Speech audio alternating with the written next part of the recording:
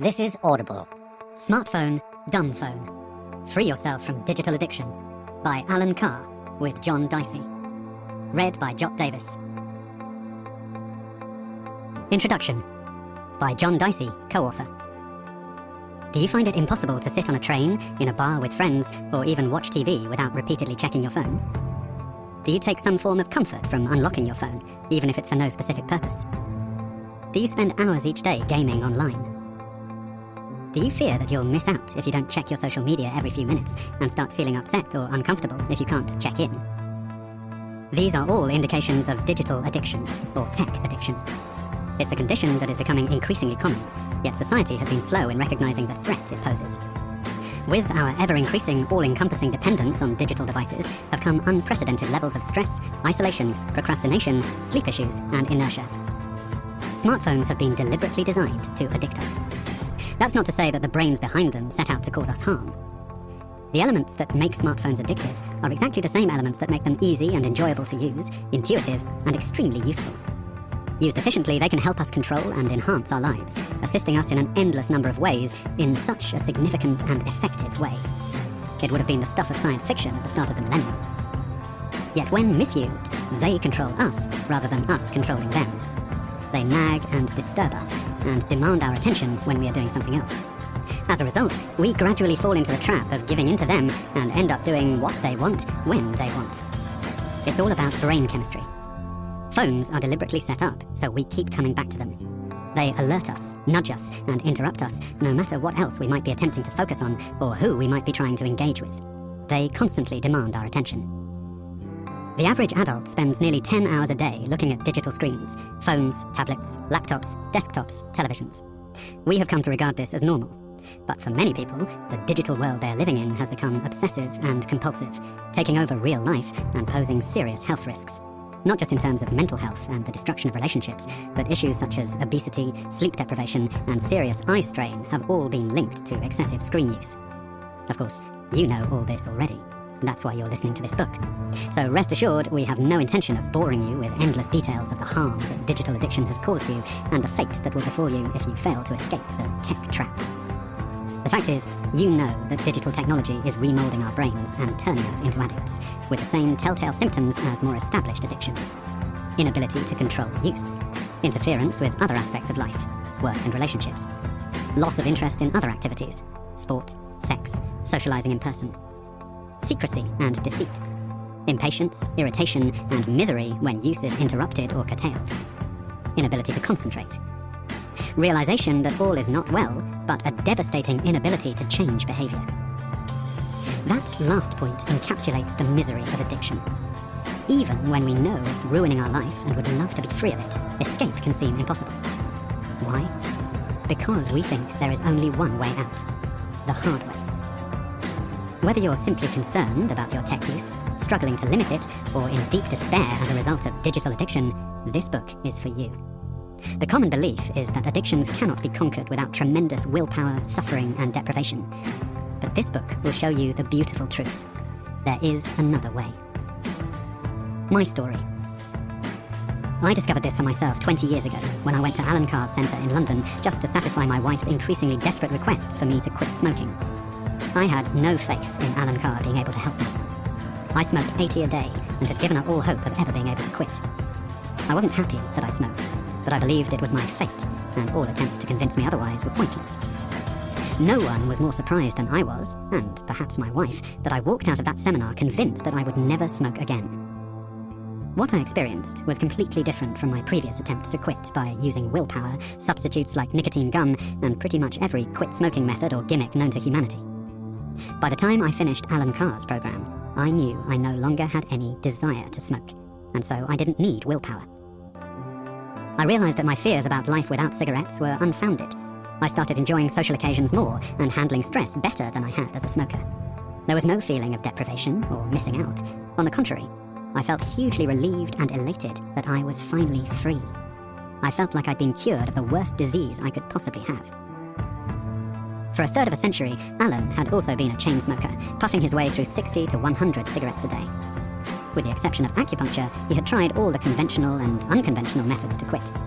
Eventually, like me, he gave up even trying to quit, believing once a smoker, always a smoker, and resigned himself to a premature death. Then he made a discovery that inspired him to try again.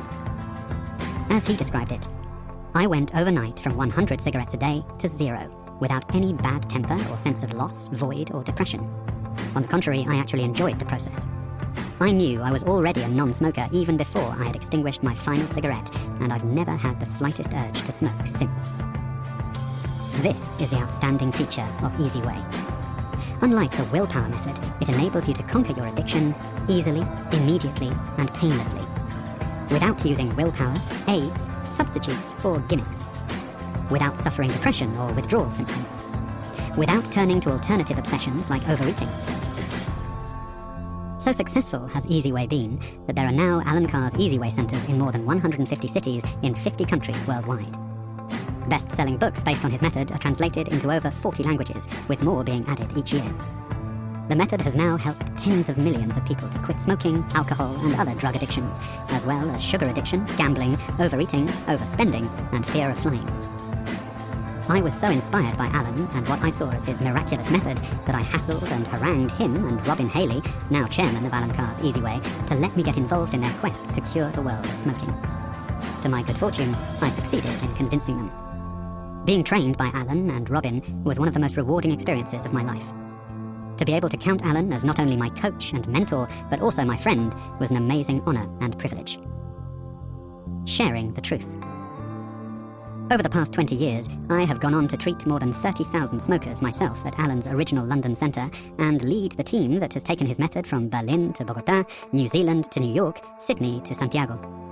Tasked by Alan with ensuring that his legacy achieves its full potential, we've taken Alan Carr's Easyway from videos to DVD, from seminars to apps, from computer games to audiobooks to online video programs and beyond. Behind this phenomenal success lies one simple truth. A truth that Alan discovered by chance and passed on to tens of millions of people like me. What connects us all is that none of us expected to be changed in the way we were. We were all skeptical, all labouring under the same illusions. The truth about addictions and compulsive behaviours like smoking and digital addiction is kept hidden from most of us by a carefully orchestrated campaign of cover-ups and falsehoods. The fact is, we are all at the mercy of organisations with a vested interest in keeping us hooked, whether it's to a drug, a device, a game, or an app. They have studied the science of addiction, and they use it callously to keep us hooked. Driven by fear of regulation, the tech, gaming, and social media giants have recently engaged in efforts that appear to assist users to be more aware of and limit screen time. Yet this is akin to a mismatched boxing bout, with a 100-pound weakling thrown into the ring against a heavyweight champion.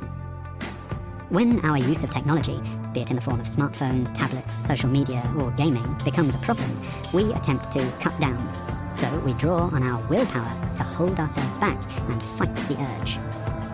Even if our willpower holds out, we still go on feeling a sense of loss, of missing out, and actually crave something we're depriving ourselves of. We never shake off the belief that we are making a sacrifice, giving up something that provides us with pleasure, or a comfort, or keeps us in the social loop. Understanding the simple truth and recognizing how it applies to you is the key to escaping the trap of digital addiction and staying permanently free from it. With straightforward drug addiction, such as nicotine, cocaine, or heroin, Easyway's objective is not only to create a situation whereby complete abstinence is achieved, but also to ensure that the former addict enjoys a sense of freedom, release, and joy, rather than any sense of loss or deprivation. It is the method's effectiveness in achieving that state of mind that has led to it becoming a global phenomenon. With digital addiction, unless you're planning to completely reject technology for the rest of your life, which even if you planned to go entirely off-grid would present almost insurmountable challenges, our objective is to enable you to eliminate unnecessary, negative, dysfunctional, and inappropriate use of technology and replace that with useful, positive, functional, and appropriate levels of use. In other words, we want you no longer to be enslaved, controlled, and used by technology, but instead to simply use it. Digital addiction equals inappropriate or dysfunctional use of technology. You're quitting inappropriate, dysfunctional use. You're not quitting technology per se, unless you really want to, of course.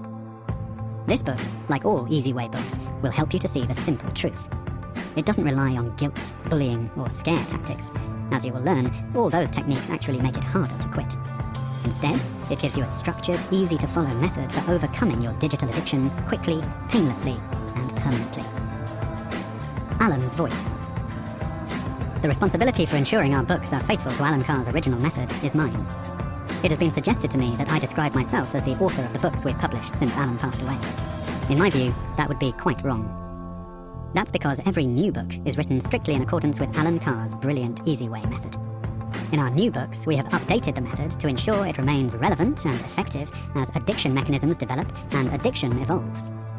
A good example of this is the necessity for us to include advice and guidance about e-cigarettes and vaping in our Stop Smoking books. Of course, we've also developed the method to allow it to be applied to a whole host of other addictions and issues, such as alcohol, cocaine, cannabis, debt, sugar addiction, weight issues, fear of flying, and new emerging addictions such as digital addiction. I'm eternally grateful for the huge support provided by our publishers, Arcturus Publishing, in particular by Tim Glyn Jones and Nigel Matheson. There is not a word in our books that Alan didn't write or wouldn't have written if he was still with us.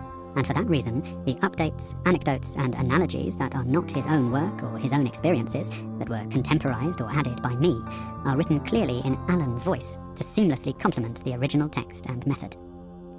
I consider myself privileged to have worked closely with Alan on so many Easyway books while he was alive, gaining insight into how the method could be applied, and exploring and mapping out its future evolution and applicability to other issues and drugs. I was more than happy to have the responsibility for continuing this vital mission placed on my shoulders by Alan himself. It's a responsibility I accepted with humility, and one I take extremely seriously. The method is as pure, as bright, as adaptable, and as effective as it's ever been, allowing us to apply it to a whole host of addictions and guide those who need help in a simple, relatable, plain-speaking way. I know from happy experience that the benefits of following this method can be life-changing. And now, let me pass you into the safest of hands, Alan Carr and his amazing Easyway method. John Dicey, Global CEO and Senior Therapist, Alan Carr's Easyway. Chapter 1. The Key. In this chapter, let me just... What are you doing? The A word. The simple truth. In confidence. A method that works. What this book will do for you. The instructions. The rapid development of digital technology and the pressure on us all to keep up has produced a new form of suffering. An unhealthy attachment to digital devices and powerlessness to detach. Behind this lies a very familiar scenario. A carefully planned campaign of brainwashing designed to trap its victims and control them. We've seen it all before, and in Easyway we have the key. Prepare to free yourself from the tyranny of digital addiction. You're sitting at a table in a favourite restaurant. Around you are friends who you've been looking forward to catching up with all day. As you settle in, the phones come out, laid on the table like guns at a Wild West poker game. There's a buzz. You reach for your phone. It's not yours buzzing, but there's a message on the screen that catches your eye. Let me just, you say, and start tapping. The friends you've looked forward to catching up with fade into the background. You thought it would just take a second to check your messages, but 3 minutes later, you're still scrolling. Your life is inside the device. The real world around you can wait. Checking your messages has become more important. And then you look up from the screen. Your friends are looking at you and shaking their heads.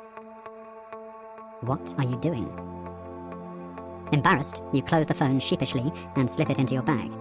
But for the rest of the meal, a little voice is calling you from your bag, dragging your attention away from your friends, nagging at you like a spoilt child, stopping you from relaxing and enjoying their company. And you know that you'll be slipping off to the toilet at the first opportunity for a secret liaison with your phone. Everybody knows that real-life relationships and face-to-face conversations are more healthy and rewarding than the things we do on our phones, tablets, or whatever other digital devices we use. We know it, but we don't acknowledge it. There is a power in these devices that makes them compulsive. You don't go to a restaurant with the thought of spending the evening on your phone, but when you get there, it just takes you over. Anyone who uses a smartphone, tablet, laptop, fitness tracker, or engages with online gaming will know how these devices and platforms can be both compelling and infuriating at once. This is no accident. The clever people who create the devices, who program them, and those who create the apps that are used on them want you to keep coming back for more, and have worked out some fiendish tactics for that very purpose. Frustration is all part of the plan. They hook you in, so that what begins as, let me just, always takes longer than you thought. If you check the amount of time you spend on your phone each day, you'll probably find it hard to believe. Everybody massively underestimates the time these devices take out of their lives. The fact is that the scene I described at the dinner table probably understates the true situation. More often than not, when you look up from your phone, all you see are the top of people's heads, as all those around you are much more engrossed in their phones than in each other. But digital devices and apps don't just devour your time, they pull the wool over your eyes too. The baffling thing is that this is not news. We joke about how our devices are controlling us, but for a growing number of digital users, it's no joke. The feeling of being controlled goes beyond mere frustration into downright misery, stress, utter confusion, and an inability to focus on the task in hand. It's a struggle that takes a heavy toll on mental and physical health. Nobody likes to feel controlled. The stress is exhausting, the helplessness damaging to self-esteem, and the compulsion to respond to the little voice, which is often prompted by a ting, a buzz, or a telltale vibration, leads to secretive behavior that adds to your feelings of alienation and lack of self-respect, threatens your relationships, and leaves you feeling isolated and dissatisfied. Now listen again to the last 90 seconds and replace digital devices with nicotine, or cocaine, or heroin. The symptoms are the same. All addictions work in the same way. The more you strive to wrestle back control, the more control you crave. So true satisfaction becomes a more and more distant goal. It's a vicious circle that's as old as the earliest drug. The good news is that it is not a situation you have to live with for the rest of your life. Next time you find yourself saying, "Let me just," remember this book rather than your phone, and you'll be on your way to freeing yourself from the tyranny of digital addiction. The A word. Once upon a time, addiction was something that happened to other people. People on the fringes of society. Drug addicts, alcoholics, smokers. It was easy to divorce yourself from the term, say, "It'll never happen to me," and carry on with your life. Today, the likelihood is that it will happen to you. And the fact that you're listening to this book suggests it already has. Some experts reckon that half the world's population are addicted to something, and many of those addictions are behavioral. In recent years, we've learned that addiction doesn't have to involve a substance like heroin, alcohol, nicotine, or other drugs. It can be based in a behavior. Gambling is the obvious example. Problem gamblers display many of the same characteristics as drug addicts: restlessness, obsessiveness, lack of self-control, denial, evasiveness, deceit, irritability, loss of perspective, lack of self-esteem. Advances in scientific research have revealed that drug addictions and behavioral addictions affect the brain in very similar ways, hijacking the natural mental processes to create a perceived dependence on the drug or behavior. Digital addiction is the new behavioral addiction on the block. It is a disorder that involves excessive compulsive use of digital devices, causing both physical and mental suffering, not just for the addict, but for their loved ones too. Later, you will learn how this addiction works and quickly turns a perceived pleasure into absolute slavery. It's actually an ingenious process which twists reality and traps you in a tangle of illusions. But when you see through the illusions, as you will, it all becomes incredibly clear. Addicts are always craving bigger and bigger doses as the perceived pleasure diminishes. Like all addicts, chronic digital addicts eventually complain of deriving no pleasure at all from their digital use, yet feel powerless to stop it. This is a classic symptom of addiction. A choice intended to relieve emotional suffering ends up causing it. It begins small, seemingly under control, but soon grows to the point where it takes you over and starts to ruin your life. You find yourself spending more and more time on devices, utilizing apps, first finding them pretty useful, then finding them essential, before becoming entirely dependent on them. The age-old morning checklist before you leave home has changed from wallet or purse, keys, coat or brolly or Mac, depending on what the weather looks like outside, to check emails and direct messages from Twitter, check Viber messages, WhatsApp messages and groups, Facebook Messenger, Snapchat, text messages, Facebook activity, Insta, Twitter, and other social media feeds, traffic alerts, train or bus alerts, the weather app, wallet or purse, keys, coat or brolly or Mac. No wonder we don't have half a second to kiss or hug our partner or kids before tearing out of the house. Now, quite a few of the above are extremely useful to engage with. Why hurry for a train that, having checked the app, you know to be running a couple of minutes late? Why go without an umbrella when you have a very good idea from the weather app that it is likely to rain later? Tackling digital addiction starts with identifying useful tech and ensuring that we use it appropriately. Feeling unable to stop, despite the harm you know it's causing, is another sure sign of addiction. As with all addictions, it's the illusion that the behavior provides a genuine pleasure or comfort that keeps you trapped. Smokers suffer from the illusion that cigarettes help them relax. In fact, they do the complete opposite. The same misconceptions are at work when it comes to digital addiction. As you get sucked into engaging with all those different apps and engagements, you're lured into believing that all of these activities are essential for staying in control of your life and being happy. Yet the more you do them, the more you feel out of your depth. Nevertheless, the illusion of pleasure remains. It's a vicious circle, and the longer you go on laboring under the illusion that unlimited use of devices and apps is the answer to achieving happiness and ending anxieties, the more miserable you become. This, in short, is how addiction works. We will explore it in greater detail later on, but at this point, while you're still wondering whether this book really can provide the solution to your problem, it's important to start by acknowledging that your problem is addiction, and there is no shame in that. Half of all the people in the world are addicted to something. The simple truth. Addiction is inextricably tied up with negative emotions: stress, depression, fear, heartbreak, worthlessness, loneliness, boredom. Any of these emotions will drive you to seek comfort wherever you think you can find it. If you think you can find it from digital devices, normally via social media and gaming, that's what you'll turn to whenever you feel negative emotions. To be truthful, not many people knowingly do this. It's all part of the trap. We gradually drift into it, normally caught up in the thrill of the first friend request, or follow, or a reply to a comment from the original poster on Twitter, or simply someone agreeing wholeheartedly with something you've posted or shared. That little lift, that small sense of gratification, is all it takes for the chase, the addiction, to begin. All of a sudden, the opinion of someone whose real name you don't know, who lives who knows where, and does who knows what for a living, begins to define how you feel about yourself. Eventually, your entire mood and demeanor is dictated by the reaction or non-reaction of strangers. That's not to say that real comfort and help and fun cannot be found in carefully selected social media groups, but the less discerning we are about the company we keep online, the more problematic and prone to suffering we become. No doubt you know this already. It's partly why you're listening to this book. Yet for some reason, you can't seem to unhook.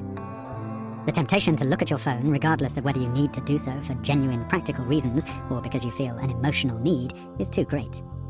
It's as if you're being manipulated by a powerful monster. The purpose of this book is to help you kill that monster and make the escape you know you need to make from the miserable, repetitive cycle of digital addiction and inappropriate use of technology.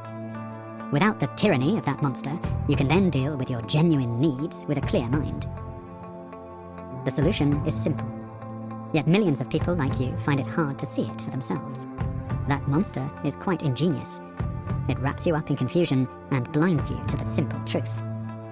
The only way to quit an addiction is to stop feeding the monster. Too simple? Of course, there is more to Easyway than knowing this simple truth. But Easyway works because it's much more straightforward than other methods. Addiction wants you to think escape is complicated and hard. It wants you to lose hope. It wants you to lose sight of the obvious.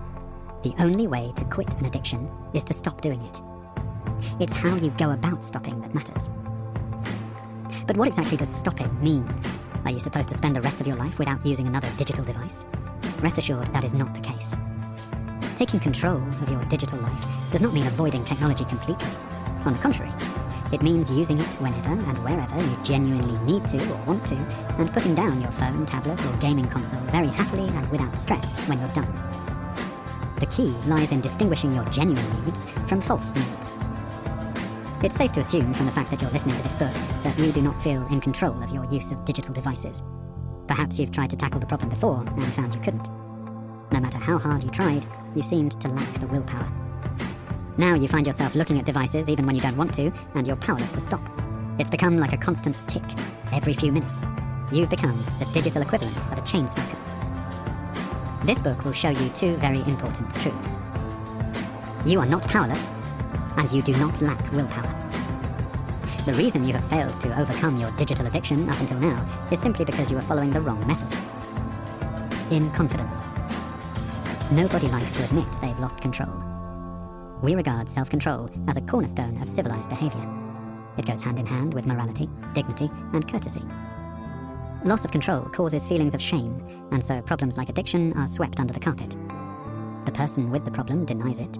The rest try to avoid it. Keeping it all to yourself creates a burden that only makes it harder to escape from the trap. This is no way to tackle a problem. It makes you feel very alone and compels you to try to conceal it from others and from yourself. Secretive behavior creates feelings of guilt and shame that deepen your misery. The first necessity when tackling a problem like digital addiction is to acknowledge that you have it, or that it has you. The fact that you are listening to this book is a good sign that you have made that vital acknowledgement. Next is to do something about it. The solution is in your hands. More accurately, it's in your mind. Curing yourself of digital addiction requires you to believe that you can cure yourself. Without that belief, you're at the mercy of your addiction, and your only hope is that you might wake up one morning and the problem will miraculously be gone. You need to break the cycle of misery.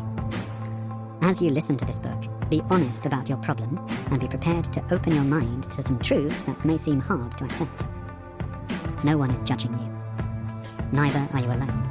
Far from it. Digital addiction is fast becoming a global problem, threatening the health and happiness of millions, if not billions, of people. As you open your mind to the truths contained in this book, it will become obvious to you. It will also become apparent that your problem is not down to some failing in your personality. The more you allow yourself to open up and unravel these myths, the more you will understand that you can conquer your digital addiction, and that you can do so without willpower. A method that works. Easyway is a tried and tested way of escaping from addictive traps like digital addiction. It is built on the realization that addiction hijacks your instincts, so that the fix you turn to for relief is actually the poison that caused your problem in the first place. That was the revelation that triggered this method. I was a confirmed nicotine addict, choking my way through 60 to 100 cigarettes a day and resigned to a premature death. I was under the misapprehension that smoking was a habit I had acquired and lacked the willpower to kick. The moment of revelation came when I realized that smoking wasn't just a habit, it was an addiction. That might seem quite obvious in these enlightened times, but back then, more than 35 years ago, it was quite a revelation. In that moment, I saw with extraordinary clarity that my inability to quit smoking was neither a weakness in my character nor some magical quality in the cigarette. It was the mechanism of addiction that had fooled me into believing that the very thing causing the discomfort and misery was actually curing it. The first cigarette created an empty, insecure feeling as nicotine withdrew from my body. When I smoked my second, that slightly uncomfortable feeling seemed to be relieved as nicotine re-entered my body. A lifetime chain had started, and every cigarette gave the illusion of relief and pleasure. It really was like wearing tight shoes just for the relief of taking them off. If you've never been addicted to nicotine or been knowingly addicted to a drug, then you probably find that revelation to be a little underwhelming. Yet it is the mistaken belief that the next shot of the drug relieves the addict's discomfort, rather than it being the previous shot of the drug that caused it, that is the cornerstone of every addictive drug known to humankind. Every feeling of pleasure, relief, and comfort derived from an addictive drug is founded on that great illusion. Of course, the addict feels better when they take the drug. They're an addict. It's their belief that there is somehow some pleasure or benefit in the drug that makes it so hard for them to get free. A little more about that later.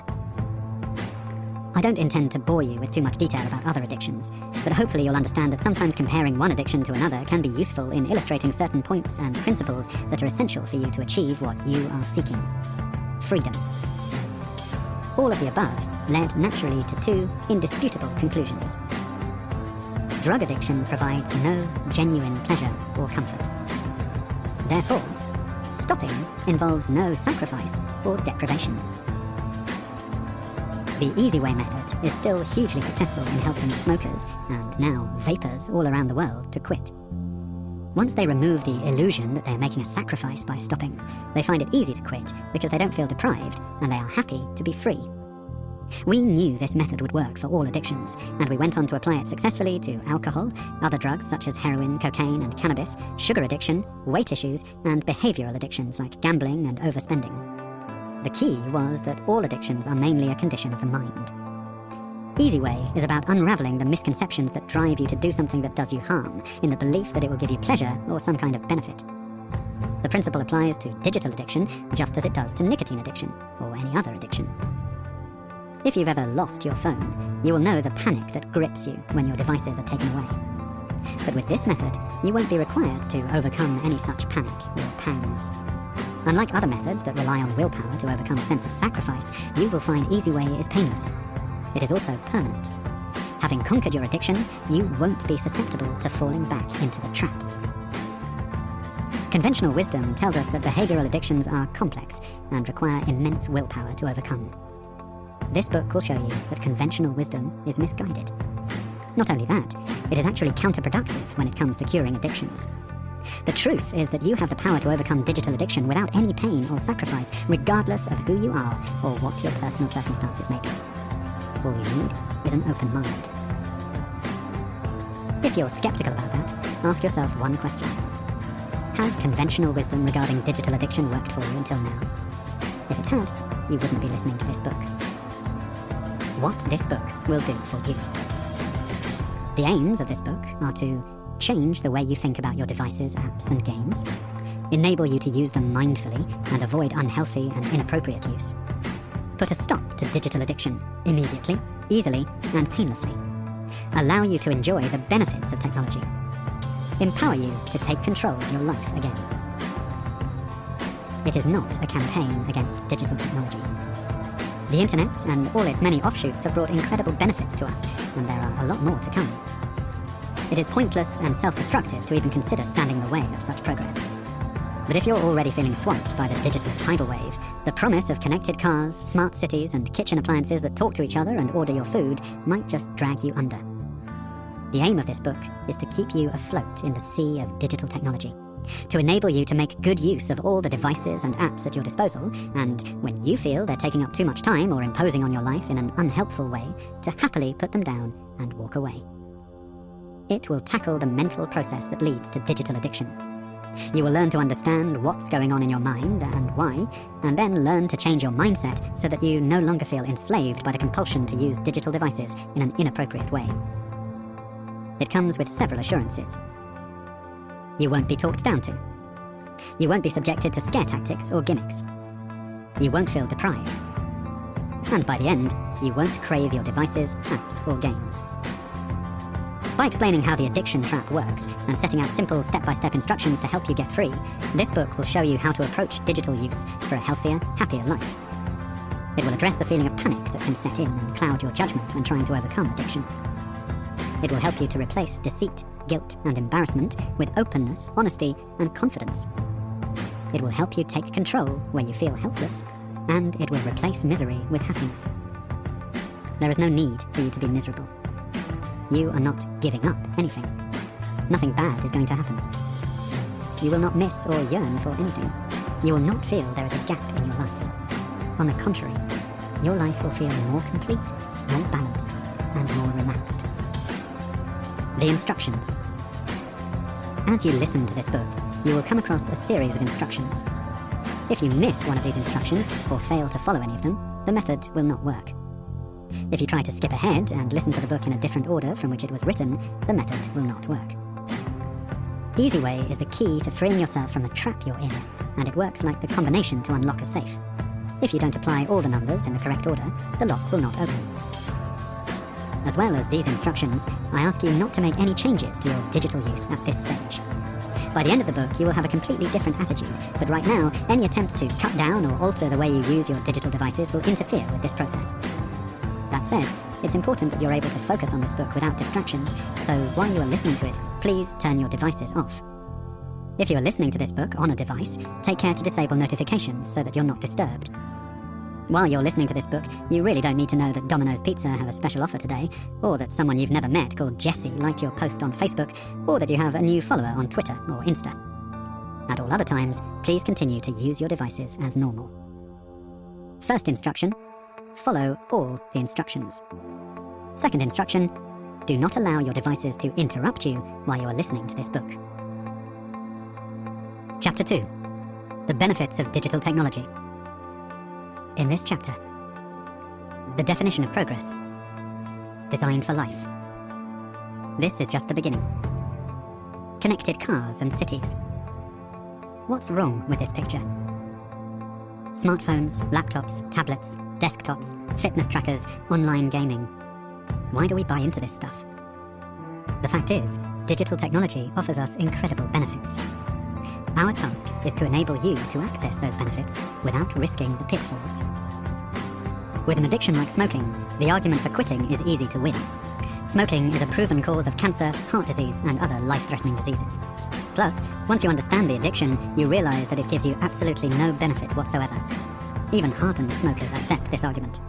The only reason they continue to smoke is because they're hooked on the addictive drug nicotine and they don't know how to get free. With digital addiction, the argument is not so straightforward because there are numerous undeniable benefits to digital technology. That doesn't mean the method for curing digital addiction has to be different from the method for quitting smoking. In fact, it's exactly the same. But it is important to acknowledge that digital technology is not in itself evil in the way that nicotine or heroin are.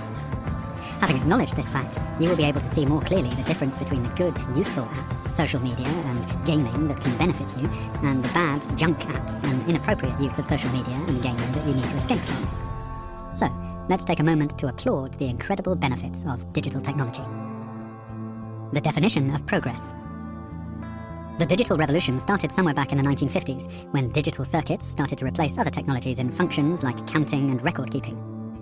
As with the agricultural revolution and industrial revolution before it, the digital revolution was driven by the natural human instinct for progress. Progress can be defined in different ways, but as far as these revolutions were concerned, it came down to three factors: the facility to do things faster, bigger, cheaper. We have a natural desire for speed. We don't like waiting for things. We're not comfortable killing time. And the more things speed up, the higher our expectations of speed become. Just think back to the speed of your home internet service 10 years ago. Imagine how frustrated you would get if it worked at that speed today. Digital technology hasn't just enabled us to do things faster, it has enabled us to save time spent travelling to places too. Shopping, seeing friends, watching sport. We can do all that and lots more via a screen from the comfort of our own homes, or even on the bus on the way home. The scale at which we do things is also important to us. The agricultural revolution was about producing more food from less land using fewer workers. The Industrial Revolution was about mass-producing goods efficiently for sale around the world, and the Digital Revolution is about reaching a wider audience, both socially and commercially, and maximising our personal and commercial productivity. Before the Digital Revolution, if you wanted to put on an event in your local town, you would print some posters and leaflets and go around putting them up on notice boards and handing them out. It was expensive and time-consuming. Today, you can post details of your event with a click of a button, and the news will reach thousands of people within seconds. Thanks to the digital revolution, businesses of all sizes can offer products and services to a global market. As individuals, we can gather information and ideas from a whole world of knowledge via an endless and ever-expanding supply of online resources. We can share our holiday photos and videos with anyone in the world who wants to see them seconds after we've photographed and filmed them. And we can access, search, and keep vast quantities of information without needing any physical space in which to store them. In 2014, it was estimated that the world's capacity to store information had reached the equivalent of 4,500 piles of printed books reaching from the Earth to the Sun. And how much do we have to pay for all this? Almost nothing. You might think you had to pay a lot for your smartphone or your TV, but in the late 1970s, the price of a colour TV was £300 to £400. Today, you can buy an Ultra HD TV for little more, and the quality is light years ahead. Back then, the idea of a phone you could leave the house with, let alone use as a TV, camera, calculator, map, music player, and just about every other function of life, was the stuff of science fiction. Digital technology isn't just cheap to buy, it opens up a world of better value too. Online shopping and auction platforms enable us to buy goods at very low prices and have them delivered the next day, or even the same day. The level of customer service is incredible. As consumers, who in their right mind would want to roll back the benefits of speed, scale, and affordability that digital technology has brought us? But it's not just in the field of consumption that digital technology has brought these incredible benefits. Information is more freely available today than it has ever been. Doctors and scientists can quickly share knowledge, which leads to new cures and inventions that benefit everyone on the planet. People are able to communicate with one another across political and geographical boundaries. As a result, we can see what's going on in other parts of the world via numerous sources, so we can draw our own conclusions, rather than relying on the broadcast news services who might have their own agenda. We can search the internet for advice on everything from building a house to diagnosing an illness. The internet has brought out the human propensity for sharing in a way that was hard to imagine 20 years ago. It has also given us immersive experiences that make our choices so much better informed. Planning a holiday? Don't book anything until you've scanned all the options and taken a good look around on their website, or taken a virtual walk around the neighbourhood using Google Street View. Most of these technologies have evolved in the last couple of decades, an era that's become known as the information age. Information technology, IT, has created new career opportunities that simply didn't exist a quarter of a century ago. Data scientists, digital marketers, data security officers, social media managers, app developers, UX designers. The digital revolution has changed the world forever, and, for the most part, it's changed it for the better. Designed for life. UX, in case you're wondering, stands for User Experience, a term that lies at the heart of the information age. User experience is the way any piece of digital technology makes you feel as you use it. You will have noticed that the design of apps and websites has changed a lot and continues to change, becoming more user-friendly all the time. In the early days of the internet, websites were often aesthetically unpleasant, awkward to navigate through, and hard to read. Consequently, visitors didn't spend long looking at them. Website developers noticed this and started designing and writing their sites to be much more user-friendly, learning all the time about the habits of their users and adapting their sites to suit those habits. Another incredible benefit of digital technology is that it gathers its own feedback. Because every action we take on an app, website, or game is recorded digitally by the product itself, digital delivers a detailed level of self-analysis, which enables developers to constantly refine their products for a better user experience. The good news for us as consumers is that the experience of using these products improves all the time. As if by magic, we find them giving us what we want, when we want it, and in a way that is increasingly easy to use. The level of convenience is constantly on the rise. This is just the beginning. Since the start of the information age, digital technology has come a long way in a very short space of time. But there is much more to come. The digital revolution may have given us new tools, but we are still the ones using them. Soon, all that could change. If convenience is your motive, you'll be thrilled at the prospect of new technologies like artificial intelligence, machine learning, 3D printing, the Internet of Things, and driverless cars. We already live in an age where you don't have to leave your sofa to do the shopping. You can go through the whole supermarket online and have your groceries delivered the same day. But you still have to do the looking and buying online. The Internet of Things could change all that. Connected TVs, music systems, digital assistants, and security systems are already commonplace. Connected heating, lighting, and electrical systems for the home are selling fast. And soon other domestic appliances, like your fridge, your dishwasher, and your washing machine, will be connected too. What this means is that they will be able to talk to each other and share intelligence without you having to take part. A favourite example is the fridge that places your grocery order for you, because it knows what you usually buy and what's running low. This sort of automation will develop most rapidly in work applications, where the accuracy and efficiency of machine learning will reap very valuable benefits for businesses. Robots have been building cars for decades, but breakthroughs in digital technology are paving the way for machines to take on manual jobs like construction on a much wider scale. This will, in theory, leave humans to focus on the more creative jobs and to provide the unpredictable element that is so important for establishing commercial advantage. The power and accuracy of artificial intelligence will enable us to refine all our commercial ventures to provide customers with exactly what they want, right down to the point of personalizing the goods we buy.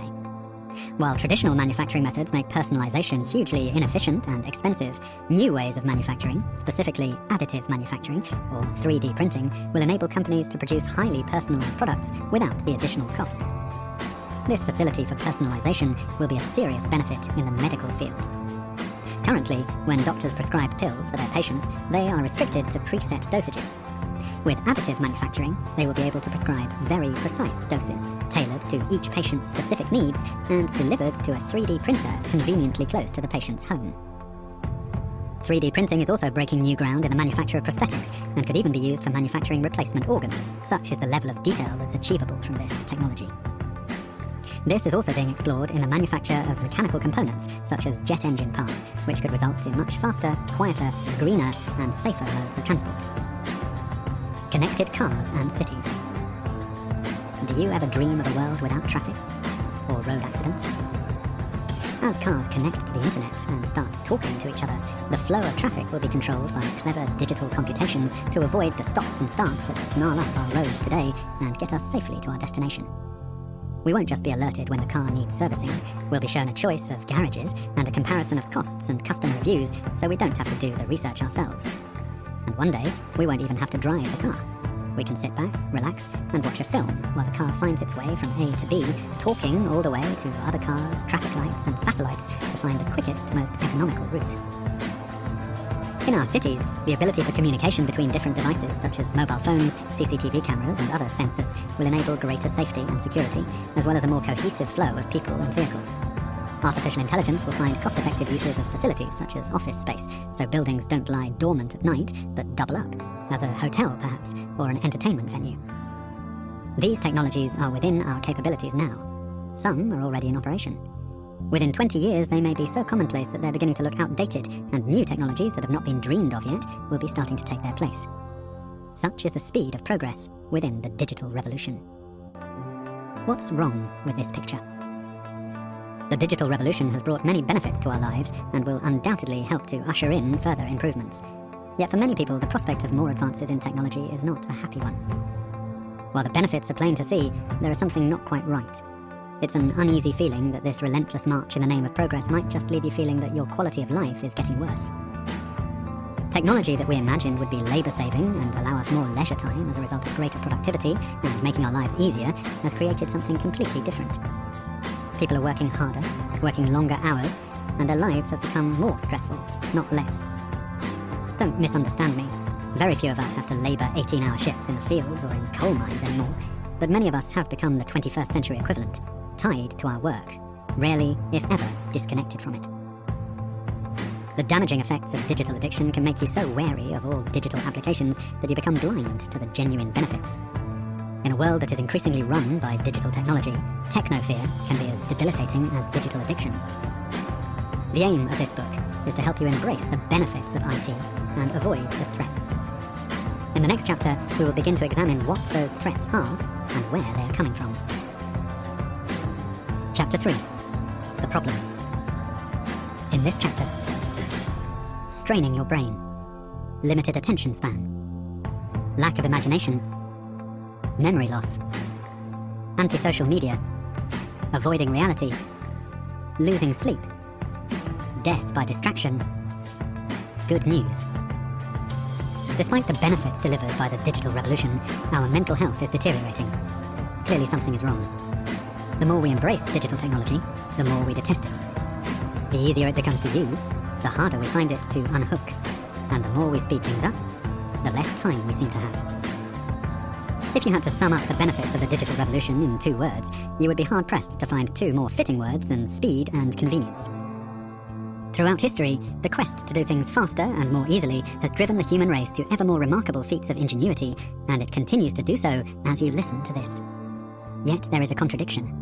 Because if you had to sum up the prevailing condition of human beings since the start of the digital revolution, the words unhurried and relaxed would not apply. Studies have revealed some very worrying effects from excessive use of technology, which should leave you in no doubt that regaining control over your digital use is important for your mental and physical health, as well as being important for your relationships. Straining your brain. Research has shown that intensive use of digital devices is having a detrimental effect on our brains. Faculties like memory, attention span, concentration, organisation, empathy and self-control have all been shown to suffer. The way online content is presented delivers a huge overload of information for us to try to sort out. Should I click this link or read on? Will that link be more useful than this one? Have I got time to watch this video? Will I be missing out if I don't watch it? We like to think we can multitask, but the fact of the matter is that when it comes to asking your brain to concentrate on 2 things at once, it can't.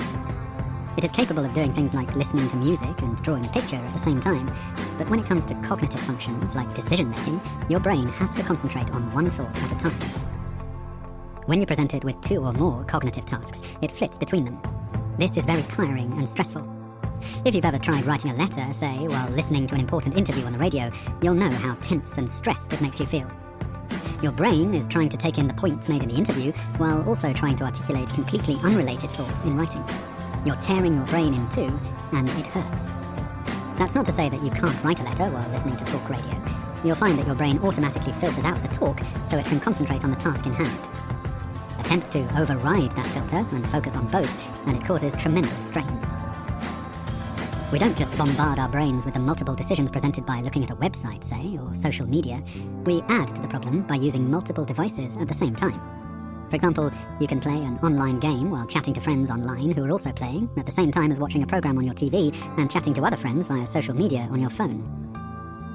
We take pride in our ability to handle all these devices at once, but what's really happening is that we're handling all of them badly. In the process, we are losing the ability to carry out any cognitive task well. Experiments have shown that people who multitask a lot and think they're good at it actually score very poorly for their ability to switch between tasks, ignore irrelevant information, prioritize, and compartmentalize. Limited attention span. In the last few decades, scientists have discovered that the brain is very plastic. Not made of plastic, obviously, but it has plasticity, meaning it can reorganize itself and be molded and remolded by conditioning. Think of it as a network of electrical connections that fire off every time you have a thought, or process information, or pull something out of your memory. This network changes shape in order to give more capacity where it is needed and less where it is not. If you are fed a lot of information on one particular subject, the network will remold itself to accommodate this information. So the more we use our brains for a given task, such as playing the piano or remembering phone numbers, the better we will become at those tasks. By the same principle, the less we use our brains for certain tasks, the worse we become at those tasks. Digital devices require our brains to practice shallow thought, constantly flitting from one quick decision to another. The result is that we are losing our ability to have deep, meaningful, considered thoughts, to focus, concentrate, work out solutions, or maybe to completely lose ourselves in a book or a movie or in music. Digital life risks us becoming superficial. Digital addiction guarantees it. As intelligent creatures, we have a natural desire for information. Whether that's share prices, football scores, or the latest showbiz gossip, we find the promise of new information hard to resist. When you look at the screen on a digital device, you are inundated with such promises.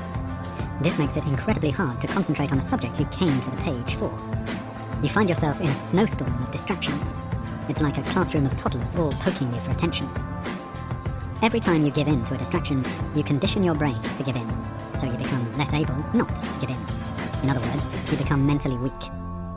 You might not be fully aware of the stress at the time, but it takes its toll. Your brain tires, your focus wavers, you make poor decisions, you become irritable. Over time, your brain's capacity for concentration is diminished and your overall mental ability suffers. We forget some simple but beautiful pleasures, such as losing ourselves in a movie. Lack of imagination. Watch an athlete before a race. They will go into a world of their own. They might listen to music, close their eyes, cover their head, look to the skies, anything to help them clear their mind of the distractions around them. What they're trying to do is get into the zone. If you're not familiar with the zone, it is the term used for that mental state when everything just seems to fall effortlessly into place. Writers have historically referred to it as the muse, a divine spirit that endows you with the inspiration to create great work. But you don't have to be an athlete or an artist to experience the zone. It is a state of mental focus and clarity that enables anyone in any walk of life to produce their best work and achieve great things. Digital devices destroy your ability to get in the zone. The zone requires total focus. Distractions take you out of the zone. In other words, they prevent you from doing your best work and deprive you of your best moments in life. Smartphones have filled the emptiness in our lives. That might strike you as a good thing. We regard emptiness as a negative. We feel uncomfortable with silence. We become restless with time ticking by unfilled, and we go out of our way to avoid boredom. Digital devices enable us to be working at something 24/7, filling our time with something apparently constructive. But how constructive is it really? That phone call you make from your car just to eat up the journey time, is it really necessary? Does the person you're calling want to take that call? That manic scrolling through your social media feeds, is it improving your quality of life? A bit of emptiness is actually very good for you. It leaves room for your imagination to flourish, ideas to hatch, or simply for your brain to rest. Without emptiness, your ability to be creative is severely diminished. Smartphones may be the work of some highly creative minds, but they are destroying creativity in their users. Memory loss. What were we talking about again? Oh yes. Digital devices are having a negative impact on memory, both short-term and long-term. There are two classic situations where the human memory typically struggles. One is numbers, the other is names. Do you know your own mobile number? You probably do. But what about your partner's number, or your kids' numbers? A lot of people don't. Have you ever suffered the embarrassment of being introduced to someone at a party and then going to introduce them to someone else and finding you've forgotten their name already, within the space of 3 minutes? But digital technology has created something that we find even harder to remember than names and numbers. Passwords. How many times have you gone to enter your password and found yourself blocked out because you've got it wrong somehow? Passwords are notorious for constantly taxing our memories, and it's no wonder, really. Passwords are a combination of names and numbers. 50 or so years ago, it was calculated that the average person could memorize roughly 7 to 9 digits, which was fine, because phone numbers tended to have 7 digits at most. Today, our memory capacity is estimated to be around 5 digits. You might not regard this as a problem, since our phones do much of the remembering for us, especially phone numbers. But that's part of the problem. The muscle is not being exercised, and so it is becoming weaker. At the same time, our memories are being constantly bombarded with new information and distractions. Like a waiter trying to carry too many plates, we end up dropping them all. Antisocial media. We seem to have developed a love-hate relationship with social media in the short time that it has been in existence. We complain about the intrusiveness. We worry about the Big Brother effect of giant corporations having access to so much of our personal information. We sneer at the sugary posts other people put up, become infuriated by political views that friends, family, and friends of friends thrust upon us, and feel intimidated, resentful, or envious of the perfect personas some of them present. But is social media really so bad? The simple answer is yes. When you sign up for a social media account, you are willingly giving yourself up to be a guinea pig. That's why all these apps are free. They don't make their money from users like you. They make it from big data. Commercial organizations have always tried to learn as much as they can about their potential customers, so they can target their advertising as accurately as possible to your tastes. Big data harvested from social media has enabled customer profiling to become so accurate that you now receive adverts for products you might want before you've even thought about them. Annoyingly, you also receive adverts for products you've just bought. Not so clever. More dangerously, in the age of the social media influencers, most commonly via Instagram and YouTube, many people aren't even aware they're being subjected to advertising by the influencers who accept payment, freebies, or other gifts from a whole host of high street brands and global corporations in return for apparently unsolicited endorsements of their products. But this profiling makes big data hugely valuable. And in order to keep harvesting it, the app designers do everything they can to keep you hooked in. Social media is incredibly addictive. Once you're hooked in, it becomes very hard to switch off for fear that you might miss something that affects your social life. The irony is that when used indiscriminately and aimlessly, social media is killing social life. Its effect on real-life relationships is destructive. For every second you spend looking at your social media accounts, you are spending a second less paying attention to the people around you. How do you think that makes them feel? And how do you feel when people do it to you? The restaurant table scenario is the classic example, and it is all too commonplace. It's an everyday occurrence to see people sitting together, all looking at their phones rather than socializing in person with one another. Why does this matter? Because statistics show that socially related mental health problems like depression, bullying, loneliness, and suicide are rising at an alarming rate. Social media is a breeding ground for anxiety. We all want to be accepted by our society, and we try really hard to present a likable persona on social media. And we are given instant feedback as to just how successful our efforts are by the likes, comments, and follows that are intrinsic to social media apps. While we constantly compare our social personas with everyone else in our network, we forget that they are carefully manipulating theirs too. The result is that everyone on social media is living in a fake world of carefully curated unreality where everyone looks fantastic, has fantastic experiences, and thinks deeply moving thoughts. Aspiring to this perfect world inevitably causes a sense of inadequacy, which can quickly lead to anxiety and depression, a state of affairs which is exacerbated by the appalling impact that unfettered use of social media has on an individual's attention span, ability to relax and unwind, and sense of calm reflection. This can cause a sense of being made to feel isolated from the group, something that happens regularly among school children, but also among adults on social media. People have always had the capacity to be cruel and scapegoat others, but social media gives us the ability to gang up, ostracize, ridicule, insult, abuse, scandalize, and blackmail, all from the virtual safety of a digital device. It doesn't have to be like that, though. Used proportionately, social media can enhance your life, nurture relationships with friends and family who live in different parts of the world, and be a wholly positive thing. Social media has become the victim of two paradoxes. 1. It is sold as a social tool, but it can actually make us more antisocial. 2. It is sold as a news-gathering tool, but it actually blurs the line between truth and fiction. The reapers of big data aren't interested in the truth. They're interested in clicks. So those story links you see on social media and other news sites are not designed to inform you about what is going on in the world, but to make you click on them. And if that means making up a story that's juicy enough to make you click, that's what they'll do. Being able to sort truth from fiction is becoming increasingly difficult, and this is something you need to have good practices for handling if you want to continue using social media once you're free from digital addiction.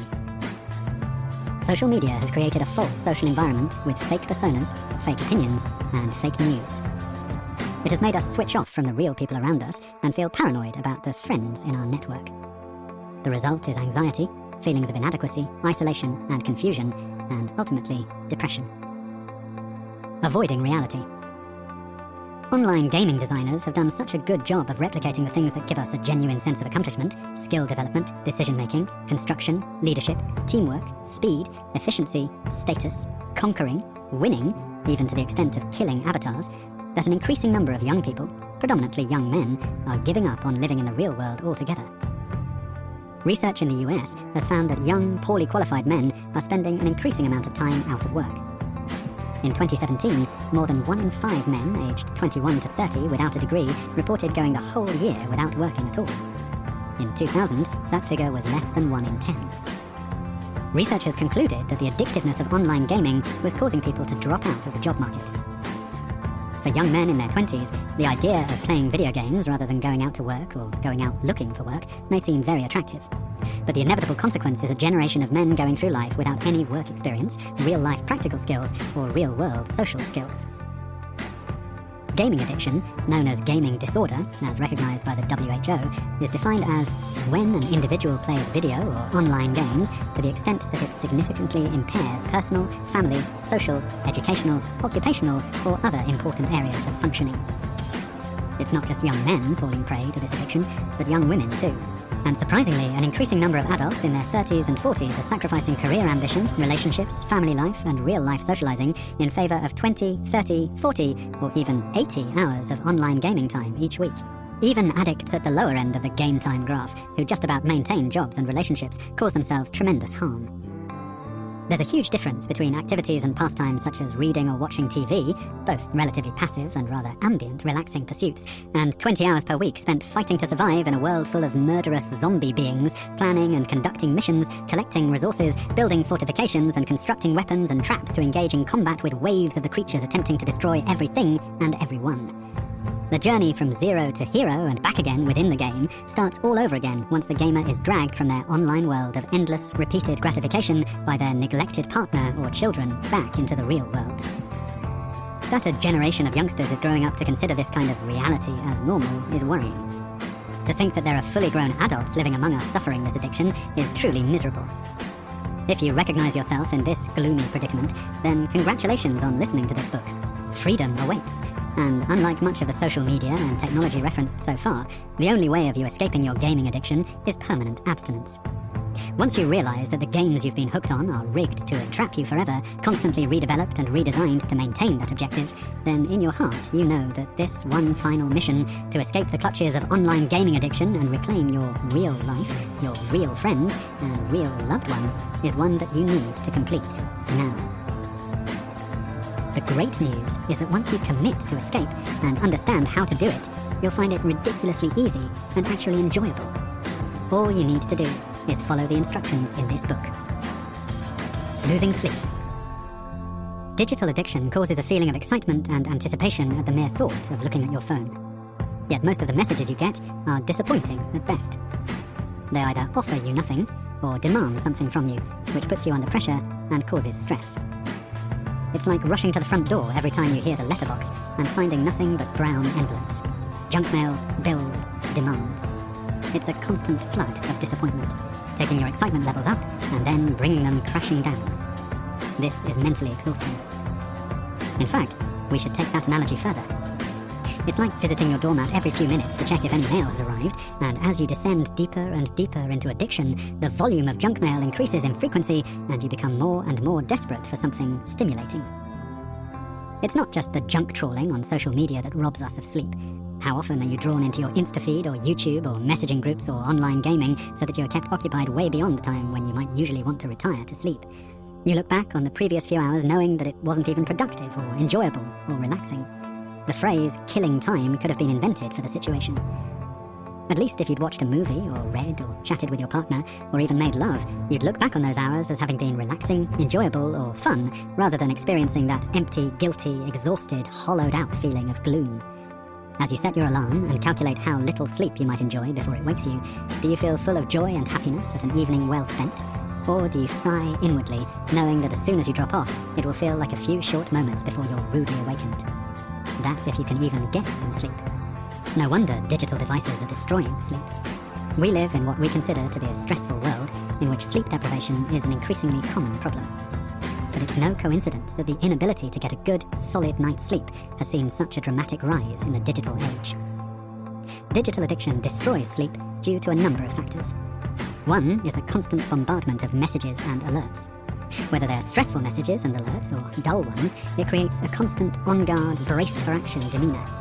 It eradicates the process of gradually winding down during an evening that culminates in a gentle, pleasing, restful descent into sleep. Instead, it becomes the emotional rise and fall of excitement followed by disappointment, and vice versa. Have you analysed how bizarrely low your standards of what constitutes excitement have become? Someone you don't know, whom you've never met and never will meet, likes something you've written or a photo you've posted, and it fills you with glee. Yet, when the kids rush in from school and want to hug you, or your partner wants to snuggle up with you, or just to be around you, real joy, you can't wait to get them out of your hair so you can carry on with your online gaming mission or pointless chit-chat. When we try to justify our excessive tech use, we use excuses like, it relaxes me, it helps me to chill out, it helps relieve stress, or it helps me wind down and get to sleep. In truth, it doesn't do any of those things. Quite the reverse. It's time to begin seeing your digital addiction as it really is. An endless chain of feeling worse and worse about yourself, drifting further and further away from the things and people that really mean something to you, destroying your ambition, your rest time, and your sleep, as well as your relationships. And then there is the blue light. Have you ever stopped to wonder why you feel tired at night and wide awake on a bright sunny day? It's not just to do with your body clock. Your brain is designed to react to light and dark detected through your eyes. At the first light of day, it releases stimulating hormones like cortisol and suppresses the sleep hormone melatonin, thus waking you up and making you feel more alert. The release of melatonin is key to feeling sleepy at night and getting a good night's sleep. But this is where the blue light comes in. The light emitted from screens is a blue light that has the same effect on your brain as daylight. It fools your brain into thinking it's still daytime, and so the release of melatonin is suppressed. That's why if you stay up late looking at screens, you are subjecting your brain to endless daytime. And that's mentally and physically exhausting. Sleep deprivation doesn't just make you feel exhausted. It can have serious mental and physical effects. It blunts your judgment, your mood, your capacity for learning, your concentration, your memory. Bad decision-making, carelessness, accidents, and arguments all become more likely when you're tired. Sleep deprivation is also linked to chronic physical conditions like obesity, diabetes, and cardiovascular disease. Your digital screens aren't just making you a bit tired, they're gradually destroying you. Death by distraction. In 2017, in the UK, it was reported that somebody was killed every 10 days by a driver distracted by their mobile phone, a 50% increase on the previous year. In the US, 9 people a day are killed as a result of a distracted driver. Among teens, the number of drink driving fatalities has decreased, yet the number of driving fatalities overall has not. Something has replaced alcohol as the killer on the road. Distracted driving is hard to prove, which means that the actual figures will be much higher than those reported. Like drink driving, people who are in the habit of using their mobile phone while driving will go on doing it until they are caught, or until they crash. If you allow your phone to be a distraction while you're driving, you run an increasing risk of killing somebody or killing yourself every time you get in your car. New phones now include apps that detect when you're driving and shut down all their notifications. This is a step in the right direction, but it serves to illustrate that digital addicts are considered incapable of self-regulation, even when it comes to a life and death situation like driving. If you need an app to keep you concentrating on the road ahead rather than your smartphone, then you are not in control of anything. Good news. The purpose of this chapter is not to fill you with gloom. The good news is that all these harmful effects are reversible, and you will see the improvement as soon as you finish this book and become a happy digital user.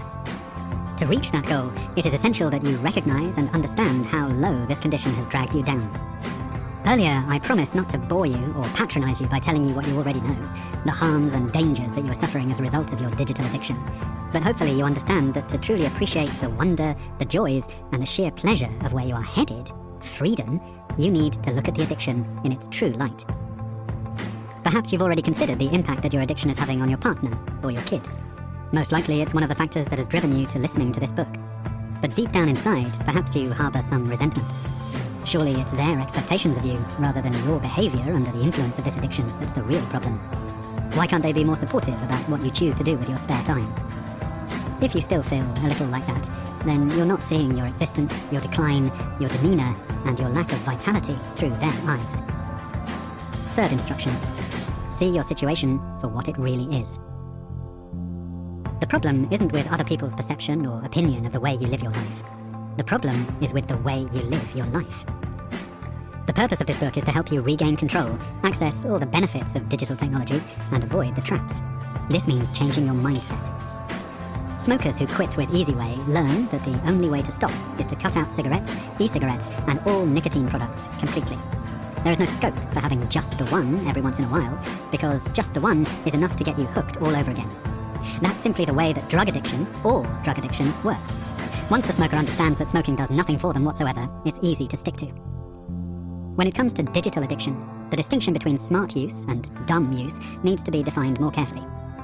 We have established that there are many benefits to digital technology, and the task is to distinguish between the applications that give you a genuine benefit and those that merely give you the illusion of pleasure or comfort.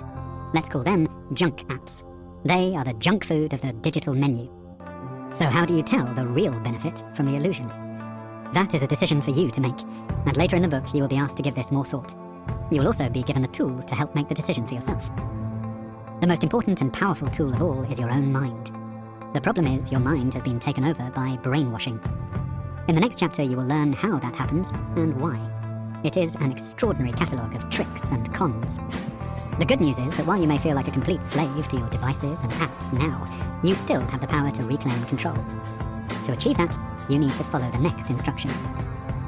Fourth instruction. Open your mind. What does that mean? It means be prepared to accept the possibility that what you're told in this book may be true, even if it seems ridiculous or far-fetched at the time. If that sounds like a recipe for brainwashing, think again. Brainwashing occurs when you are presented with only one version of the facts, a false version in the case of addiction. What Easyway asks you to do is open your mind to all versions of the facts and then allow your own logic and instincts to distinguish truth from lie. If you persistently attempt to resist or dismiss the information you read here, then you will create a mental block that will stunt your growth. However, far from me asking you to accept without question everything you read, I simply want you to be open to the idea that what you read might be true. Can you see how a closed mind is simply incapable of doing that, and how that leads to nowhere? You may already regard yourself as an open-minded person, but, like everybody else, you will have lived your life with your mind largely made up by other people. Let's face it, you can't learn absolutely everything from personal experience. You have to build your knowledge on the things you're told, rather than finding out for yourself. Here's an example. When you see the sun rise in the morning, you perceive it as a ball of fiery gases burning millions of miles away that has the appearance of rising in the sky because the Earth is turning. This is an established fact, but how do you know that's really the case? Have you been to the sun? Of course not. You've just been presented with some convincing arguments by people who you regard as experts in that field. But it wasn't very long ago that most people were convinced the sun was actually a god driving a fiery chariot across the sky. That was the explanation put forward by the learned men of the time, and it seemed to fit with what they saw. The point is that people are swayed by the most convincing evidence presented to them, and most of what we believe is based on information presented to us from other people. When we are presented with only one version, it leaves us vulnerable to brainwashing. Now, let's take a look at those tricks that got you hooked. Chapter 4. Rats in a Cage. In this chapter, no accident. Brainwashing. How addiction works. Tricks of the trade. Social media. The fifth instruction. The pull to keep checking your phone is like running to the front door every time you hear the letterbox. The result is nearly always rather disappointing. So why do you keep running to the front door? The addictiveness of digital devices is very strong. Every time your phone emits a noise or a vibration, you instinctively reach to pick it up, just as a laboratory animal can be programmed to rush to the food bowl every time it hears a bell ring. Smartphones have turned us into lab rats. In fact, these instinctive responses have always been there. What has happened is that digital devices have brought them out in ways that we have never seen before. This is no accident. There is a vast and growing industry that relies on you responding in the way you do to certain tech triggers. The more you use junk apps, or use good apps with a junk attitude, the more of your data they can gather, the more products they can push your way, and the more money they can make. This is a multi-billion-dollar industry, and it attracts some of the brightest minds on the planet.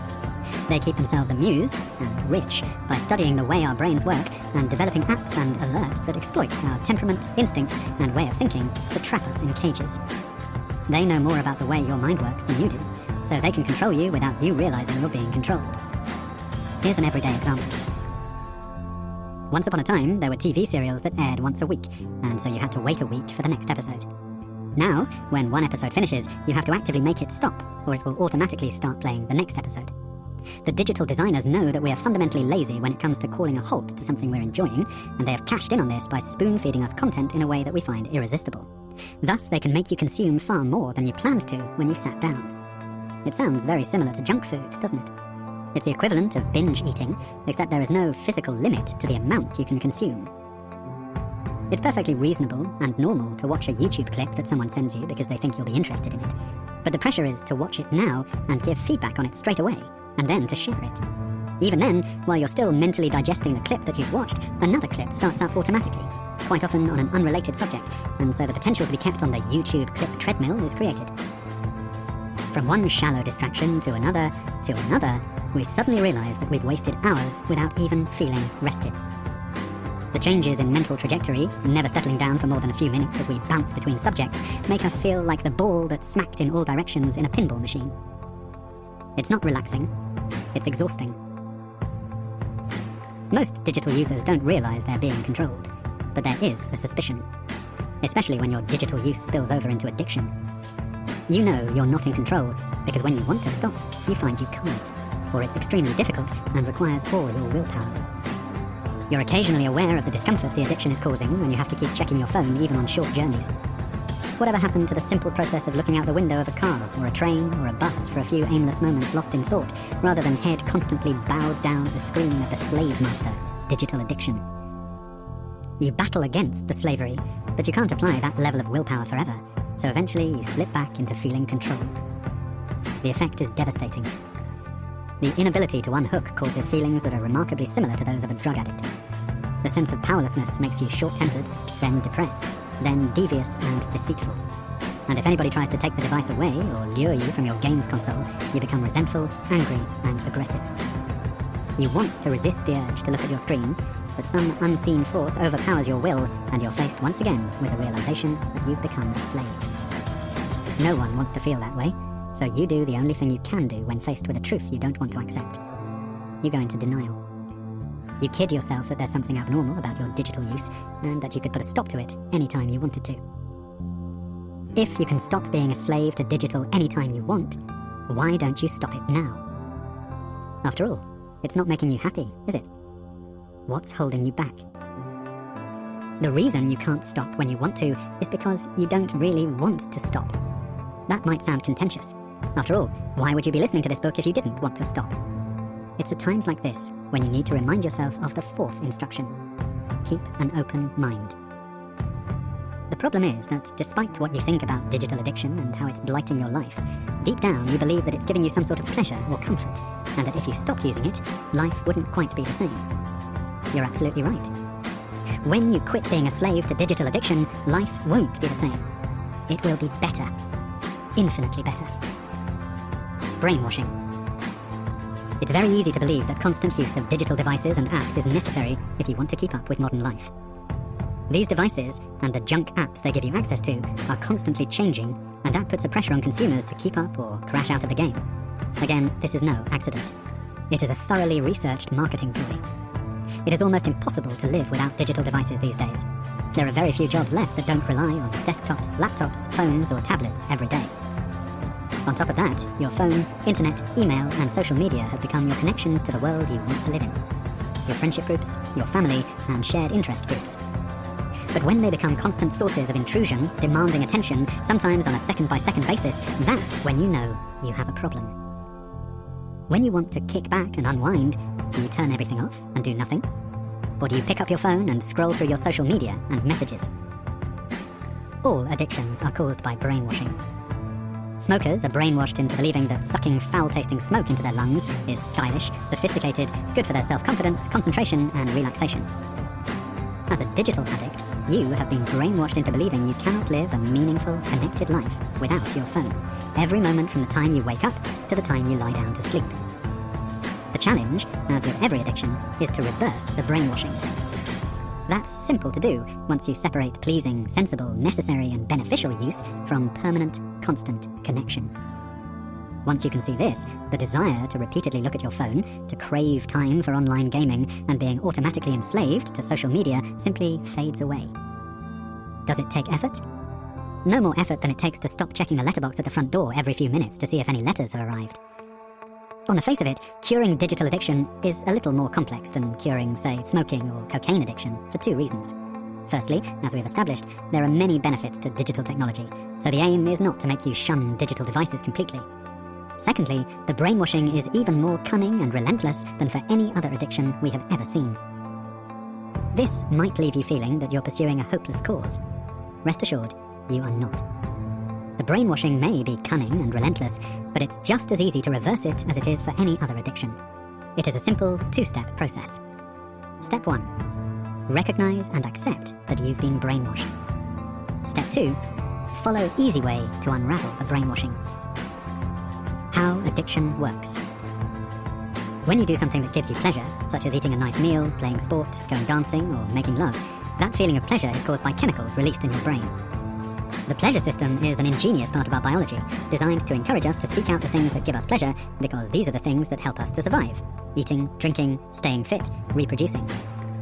Because these things are fundamental to our survival, the pleasure chemicals are not only released in response to doing these things, a reward, but also in anticipation of doing them, an arousal. For example, we begin to salivate at the thought of a delicious meal. This reaction is all part of our survival mechanism that compels us towards behaviors that are good for our survival. Let's call it excitement. It's what drives us to seek out food and water, competition, sexual partners, and all the things we desire. Addictive behaviors and substances hijack this system by triggering a release of pleasure chemicals. Not because they deliver genuine pleasure. In most addictions, contrary to popular belief, that's simply not the case, but because the ending of the discomfort of withdrawal mimics genuine pleasure. This programs the brain to get excited at the thought of these behaviors, and so you are compelled to repeat them, never realizing that the so-called pleasure associated with taking the drug is nothing more than a con. It's like wearing tight shoes simply for the relief of taking them off. Think about your phone now, and pay attention to the way your mind and body react to that thought. Your heart rate increases, and you become excited at the thought of looking at your screen. This is the impulse that keeps you reaching for your phone, even when you're desperate to quit. There is an obvious question that arises at this point for any addiction. If it gives you pleasure, why is it a bad thing? The pleasure you get is not a genuine pleasure, in the way that quenching your thirst is. It's a relief from discomfort. Addiction works by making you feel uncomfortable, withdraw, and then partially relieving that feeling, the fix. It is the illusion of pleasure and relief, rather than genuine pleasure and relief, that keeps you coming back for more. Furthermore, the addictive behaviors that create the illusion of pleasure are not essential to your survival. They are detrimental to your health and happiness. When you satisfy hunger or quench your thirst, your body tells you when you've had enough. With digital addiction, there is no mechanism to tell you when you've had enough. Your eyes might grow tired, your body might ache and creak because you've been online for so long, but still you continue. There's simply no respite. The nature of addiction is to take more and more, and digital devices are designed to make binging easy. That's not just a box set marathon or constant social media engagement, but the way online games are designed to prevent players from quitting. Like all addicts, when confronted with your behavior by a loved one, you push back, resentful and defensive. In the rare moments when you are honest about your tech use, you blame your binges on a lack of willpower. Binging on anything always leaves you feeling bad. Feelings of guilt, weakness, and disgust come with a complete lack of satisfaction. You binge in order to feel satisfied, but, as you will discover later, the nature of addiction is such that the more you take, the further you get from feeling satisfied. Addiction compels you to pursue an ever more distant goal. It's not a lack of willpower that causes you to binge. It's addiction, forced on you by digital designers whose job it is to understand human psychology and behavior and come up with increasingly clever ways to hook us and keep us hooked. The internet has given them a vast wealth of data to work with, and they use it as their laboratory, constantly trialing ideas and measuring the response. All digital consumers are part of a constant campaign of controlled experiments, a relentless sequence of A/B testing designed to learn all about our preferences and behaviors. It's all about knowing the customer to the nth degree, the holy grail of marketing. They know us better than we know ourselves. Tricks of the trade. Understanding what the digital designers know about you and the way your mind works will help you as you prepare to fight back. It's important to recognize these traits in yourself so you can begin to understand your own responses and control them. We hate vacuums. Before we had access to mobile phones, significant portions of each day would be spent in a vacuum.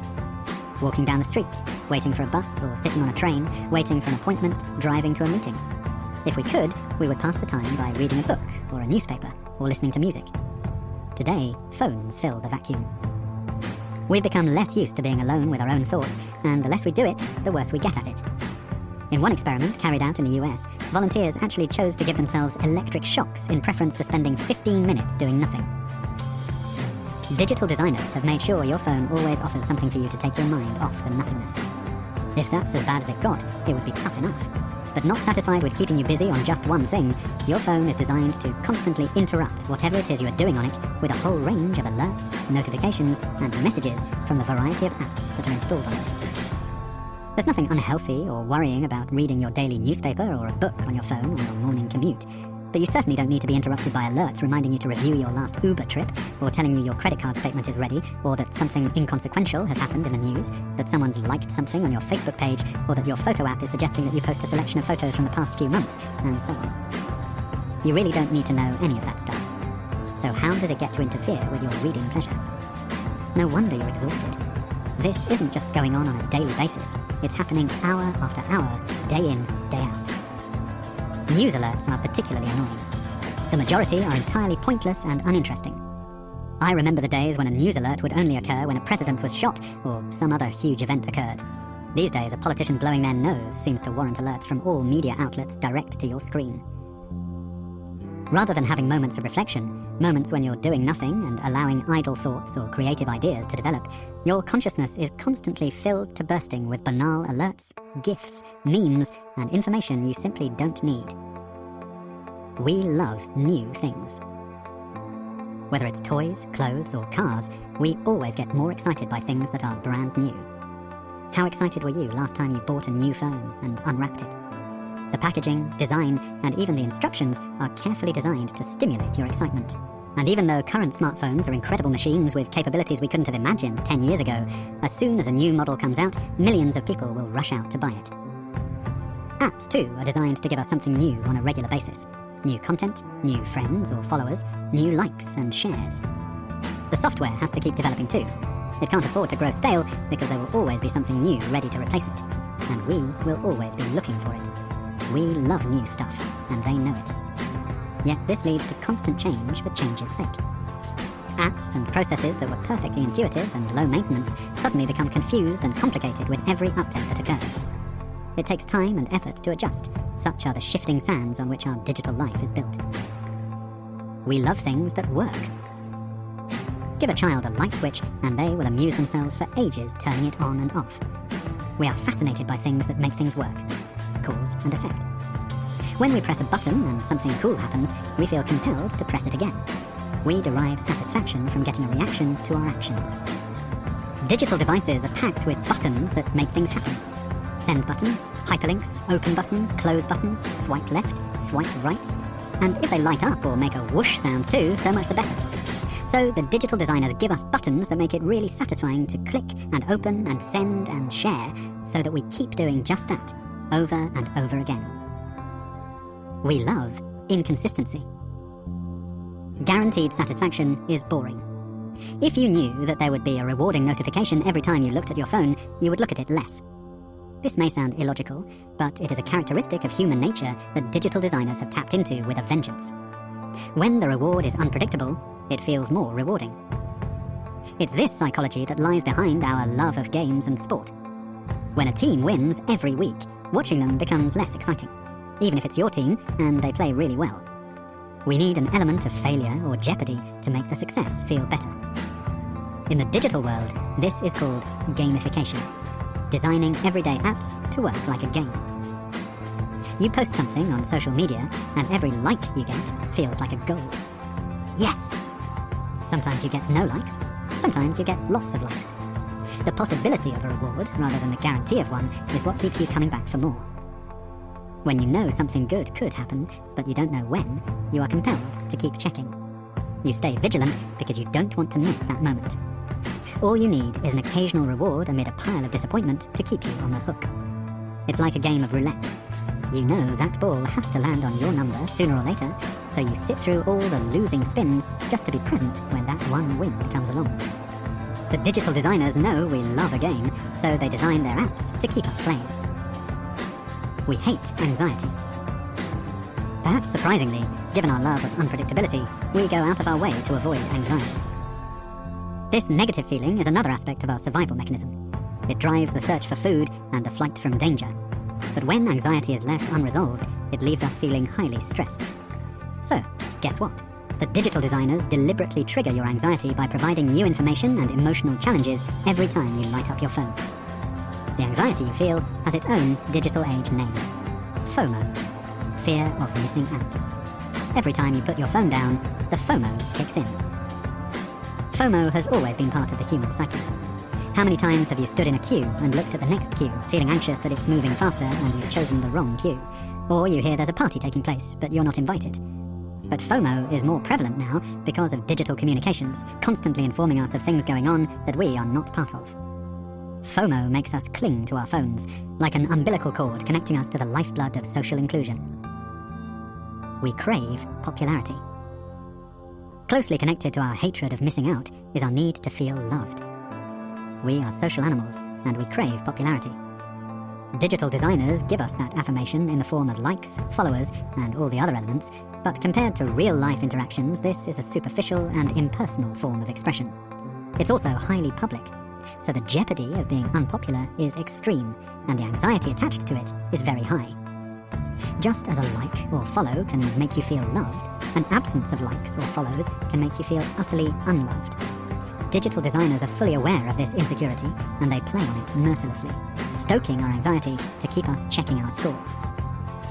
We are encouraged to ask for love and to judge one another, neither of which are good for social confidence. We are compelled to massage our profiles to look as lovable as possible, thus creating a false impression which is echoed by every other user. So while your social networks may look like a perfect world, they are a false reality in which every single profile is fake. Nevertheless, the appearance of so much perfection makes the real you feel inadequate and leads to depression and low self-esteem. Does this bother the digital designers? Not at all, because they know what you do when you're feeling low. You reach for your phone. We love personal service. Personalization is all the rage. Whether it's online shopping or just setting your own home screen, the ability to choose something unique to you is compelling. We all want our own personality to shine through, and we want that to be recognized. Personalization provides us with the recognition we need, which in turn bonds us to our devices and makes us rely on them more. But take a closer look at the settings you can personalize. You will find that the digital designers have given you lots of control over the apps that make you want to spend more time on your phone, and very little control over those that are more practical tools. Bear this in mind, because it will help you when you come to sifting the apps and alerts you want to keep from the ones you can do away with. Social media. Your digital devices are packed full of these addictive tricks, and nowhere more so than on social media. Watch out for them. The affirmations, the gamification elements, the endless lists of potential contacts, all designed to keep you hooked forevermore. The social media model is designed to attract as many users as possible and to encourage them to share information with an incredible disregard for personal privacy. You're fooled into thinking you're getting something valuable for nothing, but you're not the customer. You're just livestock, kept fat on a diet of addictive content. Think of other advertising media, such as billboards, TV, or magazines. It's easy to turn away from these things, but social media keeps you hooked every day, every hour. It's an advertiser's dream, and they pay high prices for access to your data and your newsfeed. Social media and messaging apps have done something drastic to human behavior.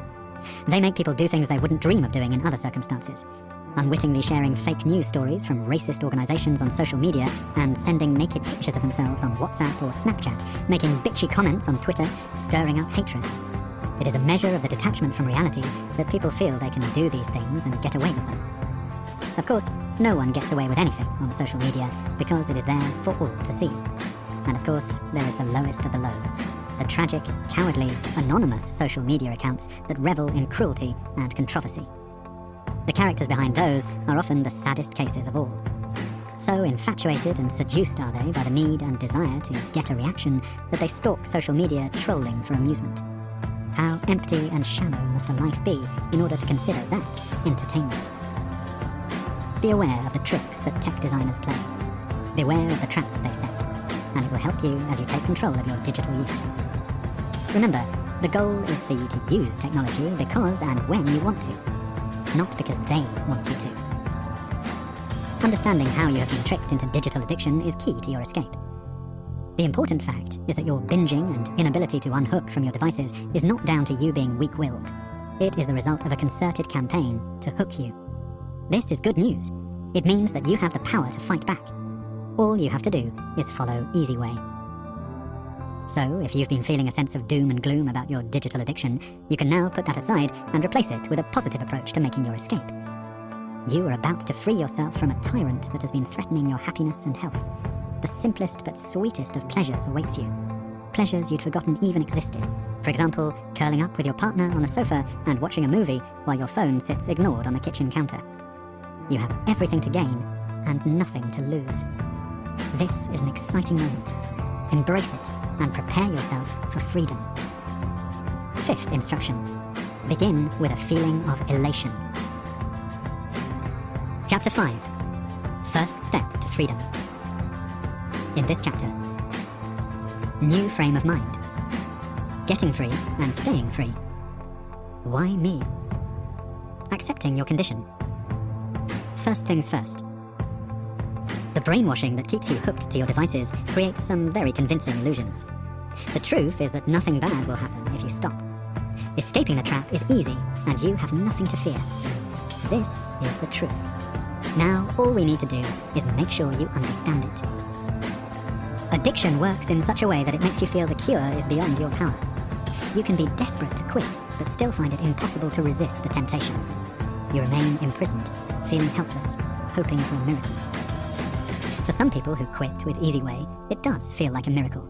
A magic formula that makes something they'd always found baffling suddenly seem obvious. Please don't be misled by anything you might have heard about Easyway. 1. It is not a secret. 2. There is no magic. It just feels like there is. Easyway works by first opening your eyes to the nature of your problem, and then using undisputable logic to help you see the way forward. It strips away the illusions and replaces them with rational thought and true understanding. With your mindset changed, it becomes easy to remove your desire to mindlessly seek comfort or pleasure in digital devices. The key to unlock your prison is the set of instructions you receive throughout this book, and it must be used like the combination lock of a safe. Each instruction must be understood and applied in order for the combination to work. You already have the first 5 instructions, and your escape plan is underway, but please be patient. The key to your escape does not lie in the final chapter or the first chapter, or any chapter alone. New frame of mind. In order to remove the underlying desire that compels you to keep checking your phone or logging into your online game, you need to change your frame of mind. The first step is to identify the flaw in your current frame of mind that makes you a digital addict. Remove that from your way of thinking, and let logic and reason undo the brainwashing. Falling back in. An addict is caught in a trap like a cage sunk into the ground. Together with Easyway, you have the 2 essentials that will set you free. You have the desire to get out, and Easyway has the key that will make that possible. All you have to do is follow the instructions. However, once you are released, there is a further danger. The trap still exists, and you have to ensure that you don't fall back into it again. Getting free and staying free. All addicts are notorious for stopping and starting again. They make a big effort to quit or cut down, and then, when they feel they've regained some degree of control, they reward themselves with a little lapse. Just the one. what's the harm? The harm is that just the one is all it takes to trigger a binge and push you back into the trap. So getting you out of the trap is not enough. We need to ensure you stay out permanently. We can do this by making sure you understand the nature of the trap you're in. It may feel uncomfortable for you to admit you're in a trap. We all like to think we're in control. But if you really were in control, surely you wouldn't feel the need to listen to this book. You would have your digital use exactly where you want it, and you would be happy and relaxed. It's the refusal to admit loss of control that makes addicts blame themselves and punish themselves by staying in the trap. When you accept that you are not in control, and that you reach for your phone or games console because you are addicted, you can take your self-judgment out of the picture and concentrate on curing the addiction. When you allow the brainwashing to go unchallenged, as most addicts do because they're not aware they've been brainwashed, it warps your perception of how things really are. To truly escape the slavery of being a digital addict, you have to recognize the trap you're in and question the brainwashing. Unlike the cage in the ground, the addiction trap is not a physical trap, but a psychological one. In other words, it exists entirely in your mind. It is an illusion conjured up by brainwashing. The trap is very easy to fall into, and just as easy to escape. When it comes to using junk apps, or using apps in a junky way, you have been brainwashed with false impressions that have created the illusion that you get some sort of pleasure or comfort from it.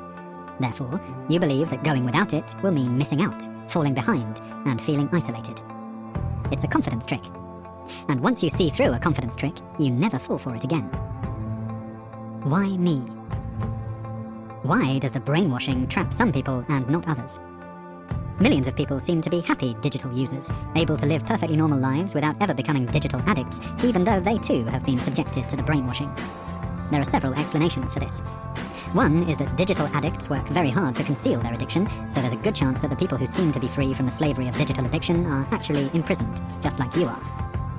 Another theory is that some people are born with an addictive personality.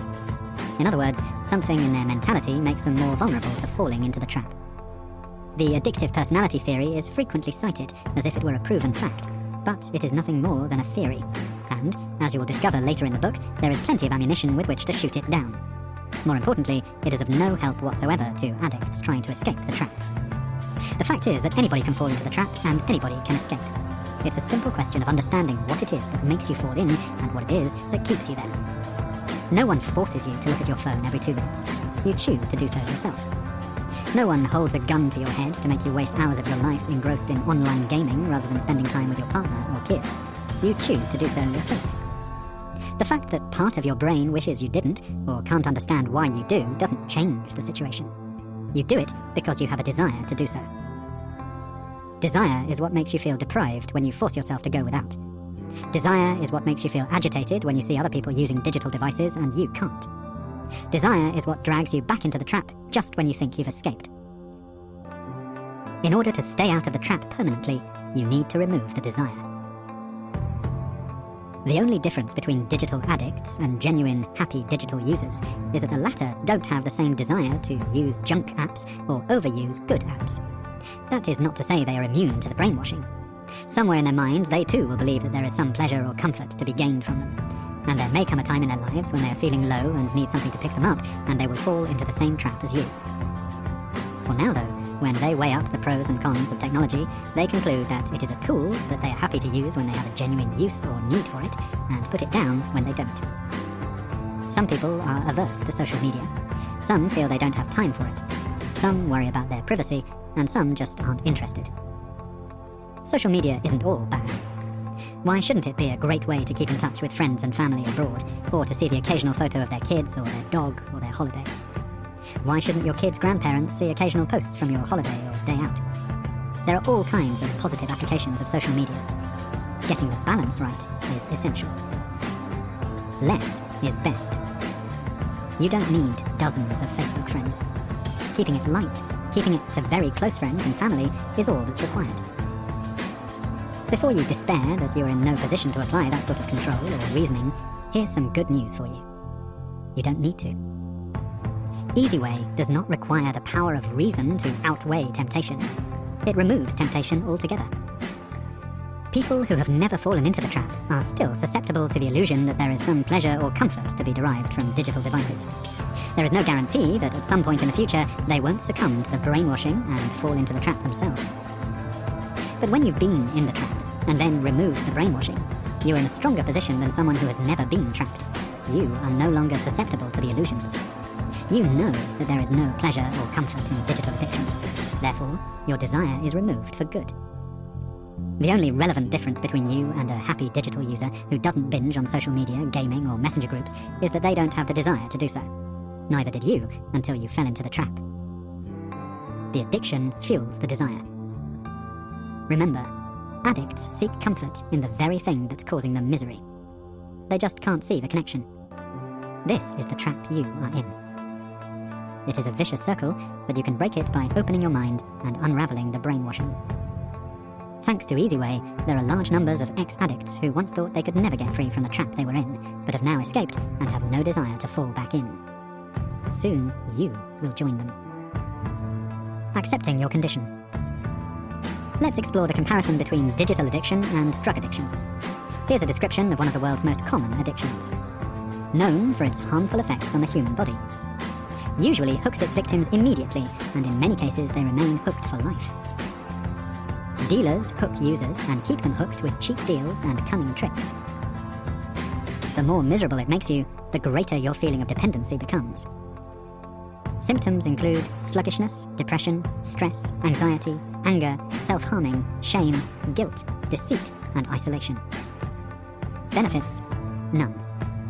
This sounds like a description of a Class A drug. In fact, it's a description of digital addiction. It could be a description of any addiction. You might assume it's a description of heroin or some other hard drug because you automatically associate those drugs with their harmful effects and see their addiction for the vile, controlling condition that it is. You don't see digital addiction in quite the same light, despite knowing very well that all the symptoms described apply. You've probably joked about the inability to unhook from your phone. You would never joke about the inability to unhook from heroin, but you need to see the two addictions in the same light. You need to understand that the trap you're in as a digital addict is the same as that of a heroin addict. It is a mental trap, not a physical one, and it is created by brainwashing. In order to escape, you need to change your frame of mind. But first, it is essential to realize that you are in the trap. It's easy to recognize the heroin trap. The media portrayal of heroin is quite clear. Addiction, slavery, poverty, misery, sickness, degradation, death. But the media portrayal of digital addicts is completely different. Happy, cool people, smiling and laughing and looking in control, showing no signs of stress, anxiety, or depression, just having fun and doing well. The message is clear. You need tech in your life, and the more you use, the better you'll get on. As you listen to this book, these illusions will unravel in your brain, so that instead of seeing your digital devices and apps as a pleasure or comfort, you start to see the true picture. Technology isn't something to thrill you, or something that you need constant connection to. It's just a suite of tools that you can pick up and put down at will. By the time you finish the book, your frame of mind will be complete, such that whenever you think about your old use of tech, junk apps, gaming, and social media, instead of feeling deprived because you can no longer do so, you will feel overjoyed because you no longer have to. First things first. It's time to decide exactly what sort of digital user you want to be. We have established that abstaining from digital devices altogether is impractical and not beneficial. Now you need to establish your goal. What does a happy digital user look like to you? Think about how you want to feel and write it down. For example, I want to feel less badgered by my phone. This needs to come from you. Put your phone aside, close your eyes, and notice the peace. Imagine yourself as a happy digital user, able to put your phone down and only look at it when you really need to. Think of it like a screwdriver, just a tool designed for certain jobs. There's nothing exciting about it, but it does have its uses. So what are they? The aim is not total abstention, but abstention from junk apps and junk use. So let's define which of the apps you use are practical and useful, and which are addictive and harmful junk. Start a list. Look through the apps on your phone and sort them into two groups: useful and junk. Useful apps are things such as maps, music, banking, weather, transport, and shopping, as well as simple communication tools such as Skype, FaceTime, messaging, and the phone itself. As you come to each app, take notice of how they make you feel. The real junk will stick out like a sore thumb. As for games, whether it's something like Candy Crush or whatever the latest trending game might be, or whether it's full-on online gaming via the latest game platform, aren't these just pointless pursuits that waste your spare time and energy, providing you with very little, if anything, in return? Oh, you might chit-chat with a variety of friends online while you're gaming, but at whose expense? Your partner's? Your kids'? If you live alone and you're genuinely happy to do so, that's fine. But is it possible that the reason you live alone is that there's no room left in your life for anything or anyone else other than your online gaming? No doubt you're nothing like a hermit, locked inside 7 days a week. But if you're spending a disproportionate amount of time on your own, alone, except for people you meet up with online, then you know you've lost control. You might console yourself with romantic notions of being a Neo-like character in The Matrix, not realizing that the game is using you rather than the other way around. You have your very own blue pill, red pill moment on the horizon, except it features escape from a phony, fake, pointless world back to beautiful reality. It's not just junk apps that you need to list. It's groups that you can easily do without. You might have once thought it was nice to be in a variety of Facebook groups relating to subjects or sports teams or hobbies that you enjoy. But is it really? Don't they all just add to the onslaught of pointless information that you're bombarded with? List as many as you can to drop out of. The same goes for WhatsApp or Snapchat groups with friends. Do you really need to be in so many? Of course not. Don't worry about anyone taking offense at you leaving a group. All you need to explain is that you're trying to trim down the number of groups you're in and that you hope they'll always shoot you a message if they want to catch up sometime. The people who count will be fine and will stay in touch. The ones who don't will disappear from your life without the slightest sense of loss on your part. As you continue through the book, keep building your list. Once you have drawn the line between the useful and junk applications of all your digital devices, the desirable and disposable groups, you will have overcome the problem of defining exactly what it is you're trying to quit. You will have drawn a line between smart use and dumb use, and you will be one step away from becoming a happy digital user. Right now, the thought of doing away with all those apps and games that you enjoy may be daunting. Rest assured, it is well within your grasp. It only feels daunting because you've been hooked into these apps and brainwashed into believing that you need them in your life. In order to unravel the brainwashing and escape, you need to have a clear understanding of the prison you've been locked in. It's time to take a closer look at the addiction trap. Chapter 6. The Trap. In this chapter, all addicts are the same. Changing your mindset. Filling the void. Ingenious but simple. An inevitable decline. So what's holding you back? Addiction is like being held in bonds, whereby the more you struggle to break free, the tighter the bonds become. In order to escape, you need to understand how the trap works and ease your struggle. When you can achieve that, escape becomes easy. Addiction is a more commonly used term than it was 50 years ago, but the popular perception of an addict has not really moved on. We may use the term lightly to describe what we perceive to be very Moorish behaviours, for example, chocoholic, shopaholic, workaholic, but in all seriousness, we tend not to regard people with these obsessions as true addicts.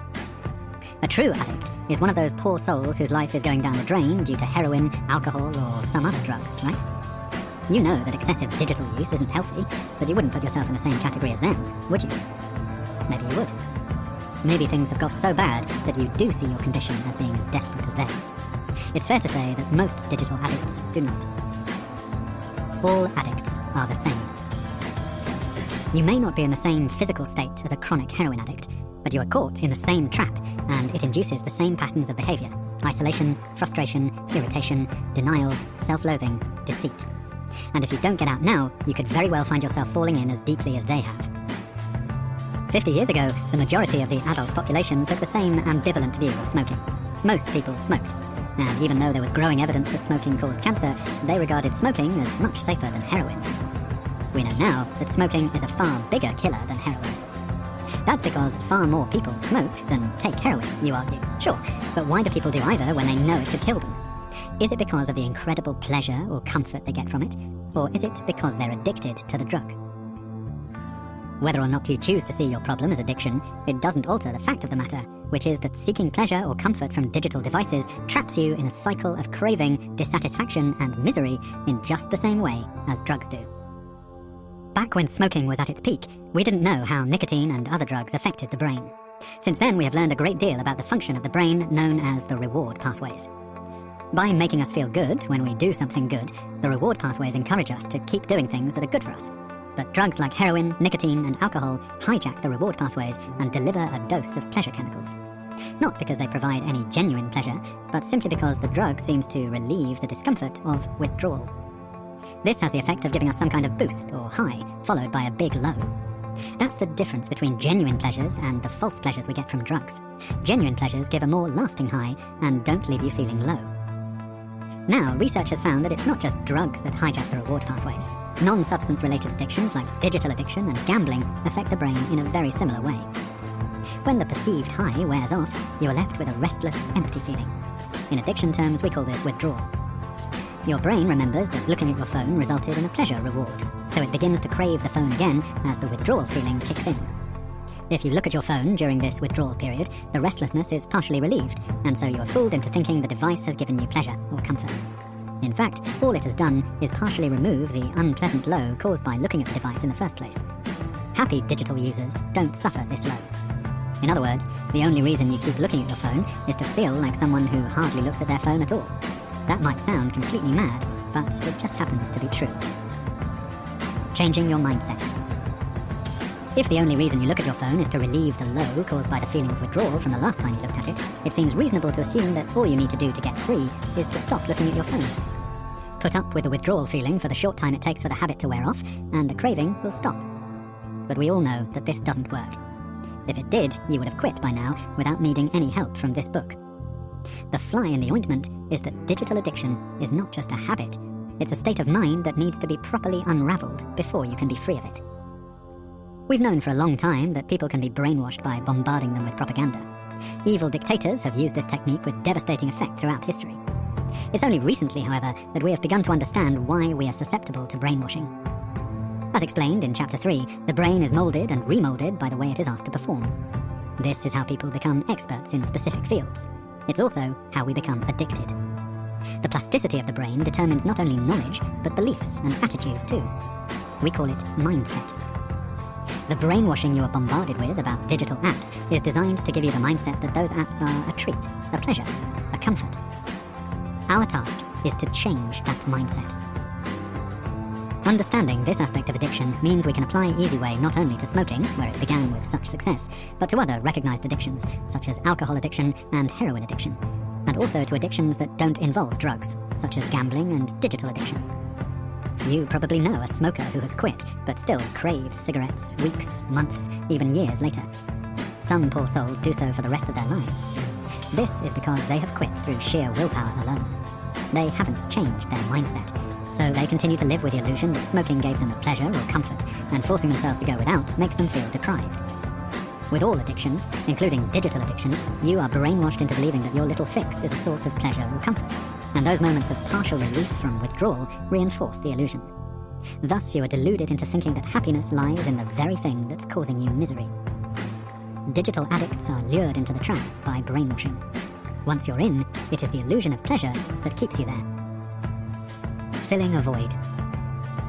It's helpful at this stage to understand exactly why we are drawn to things that we know to be bad for us. It seems to go against the survival instinct that compels us to do things that are good for us.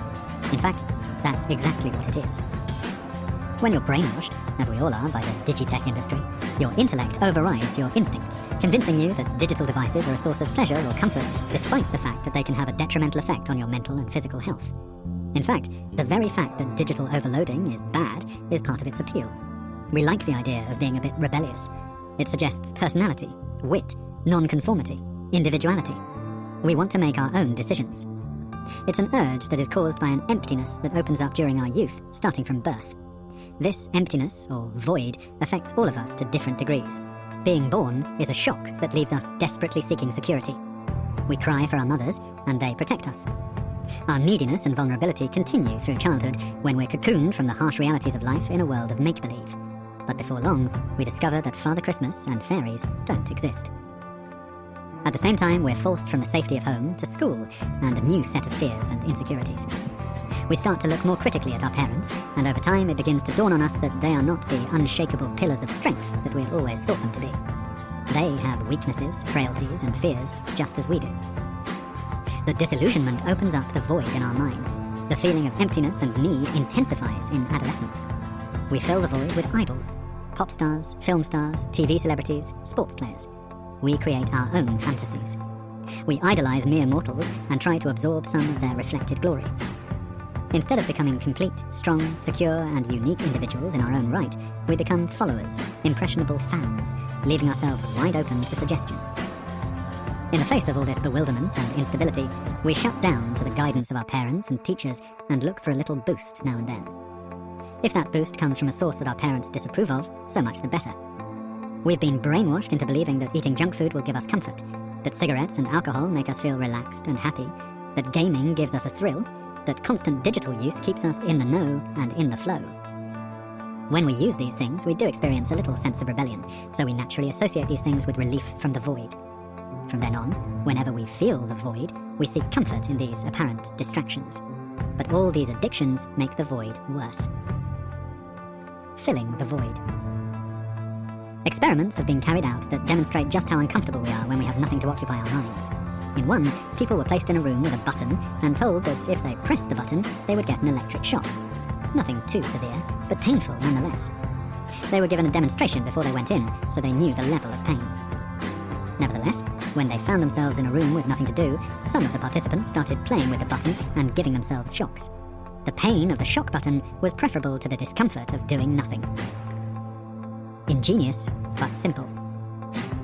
The trap you are in can be compared to a pitcher plant, the carnivorous, jug-shaped plant which catches flies with an ingenious and cruel confidence trick. The fly lands on the lip of the plant, attracted by the sweet smell of nectar. As it begins to feed, it doesn't realize that it is being lured further into the plant. The nectar tastes like the best thing in the world, but it is the very thing that is luring the fly to its death. Before you became hooked on digital devices, you were aware of at least some of the negatives. It's common knowledge that excessive screen use is bad for the eyes.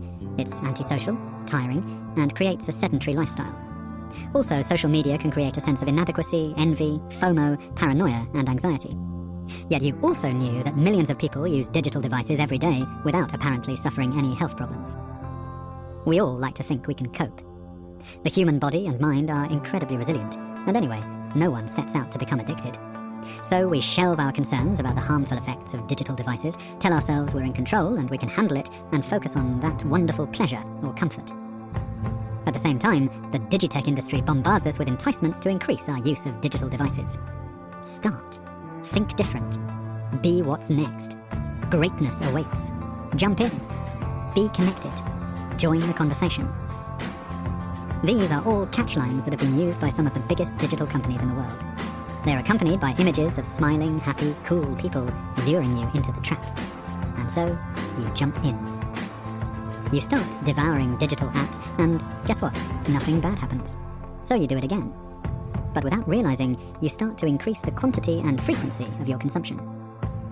Just as drug addicts increase the dose to get the same high, digital addicts increase the amount of time they spend on devices. You're already losing control. In the early days, you're able to convince yourself that you remain in control of when and how much you use devices, and that there will be no problems. But as time goes on, and the feeling of pleasure or comfort grows more and more elusive, you begin to sense that you're slipping further and further into a bottomless pit. It's an unhappy, insecure feeling that creates further anxiety and stress.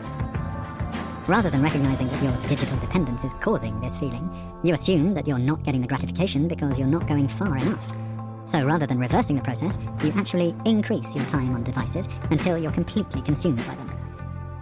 By now, you've conditioned yourself to seek comfort from anxiety and stress by looking at your phone.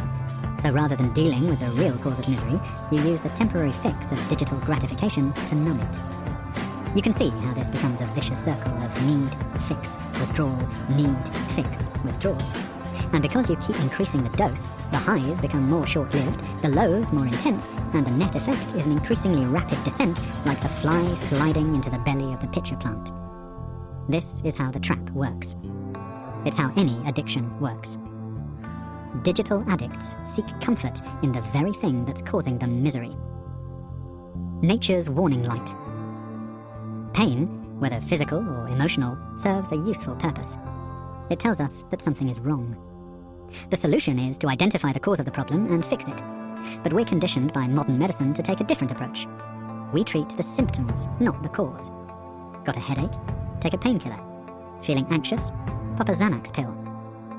Imagine you're driving a car and the oil light comes on. What do? Remove the bulb from the warning indicator, or pull over and top up the oil. Both actions will stop the oil light from flashing. Only one will prevent the engine from seizing up. An inevitable decline. Remember, happiness is the sense of well-being that we get from genuine pleasures, such as playing real games or being with friends. False pleasures erode your happiness and well-being. Before you start, you enjoy genuine pleasures that take your level of happiness above par. When the feeling subsides, you return to par. Of course, there are genuine lows in life too, which take you below par, and when you get through them, you return to par. What's the difference between real games and digital junk and online gaming? In the latter, defeat and victory are immediately disposable. There's no real element of jeopardy. It's trash. Just press restart. When you hijack genuine pleasures by using digital junk, you mistakenly think the feeling of genuine pleasure created by watching or playing sport or taking on challenges is replicated by the junk. But this is an illusion. The chemicals released by digital junk don't take you any higher, but the withdrawal from them takes you lower when they subside. Now your idea of par is lower than it was before, as you feel the uneasy symptoms of withdrawal, like an itch you want to scratch. I call this withdrawal the little monster. It's so slight as to be almost imperceptible, and it quickly passes. The little monster was created the first time you used digital junk and triggered the flood of chemicals. It feeds on those chemicals, and when you don't give it what it wants, it demands a fix. This too is barely perceptible, but the real problem is that it arouses another monster.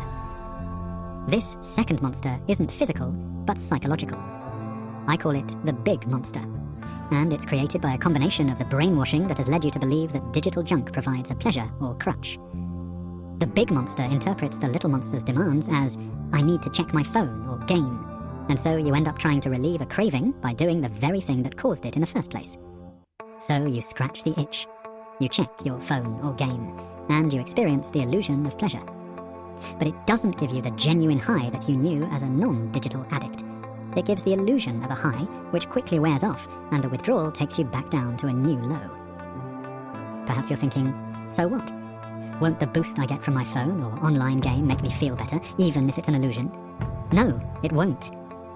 The reason you're listening to this book is that digital junk is ruining your life, taking your well-being lower and lower. As time passes, you slide further and further down the scale and feel worse and worse. As the body builds tolerance to protect itself from the chemical overloads, the quantities of chemicals you produce naturally have a diminishing effect. That's why addictions leave you feeling dissatisfied and unstimulated, more stressed, less able to concentrate, tired, lethargic, and miserable. The chemicals that normally keep these feelings in check are no longer having an effect. Now you need a bigger fix to get the chemicals to work. For the drug addict, this means a bigger dose of the drug. For the digital addict, it means more and more digital junk. The result is another false high and an ever lower low. No matter how big a fix you give yourself, you can never return to par because of your body's increasing tolerance. As long as you keep relying on digital junk to give you the illusion of pleasure, your well-being will continue to fall lower and lower. At the same time, your physical and mental well-being are also continuously being damaged in other ways. You stop taking care of your physical health, and you become more and more conscious of the miserable trap that has imprisoned you. This combination of factors means that as you go through life as a digital addict, the lows get lower, and the false high you come back to when you use digital junk goes down in proportion. By the time you're ready to accept that digital junk and online gaming are causing you nothing but harm, you're so far down in the trap that, like the fly in the pitcher plant, escape can seem impossible. The good news is that when you quit with Easyway, escape is easy. And what's more, you can very quickly go back again to your original par and the genuine happiness of the non-addict. Remember, millions of people who found themselves in the same trap and been convinced that they will never be able to escape have got free. And so will you. Like the fly in the pitcher plant, you only realize you're trapped when you're well and truly hooked.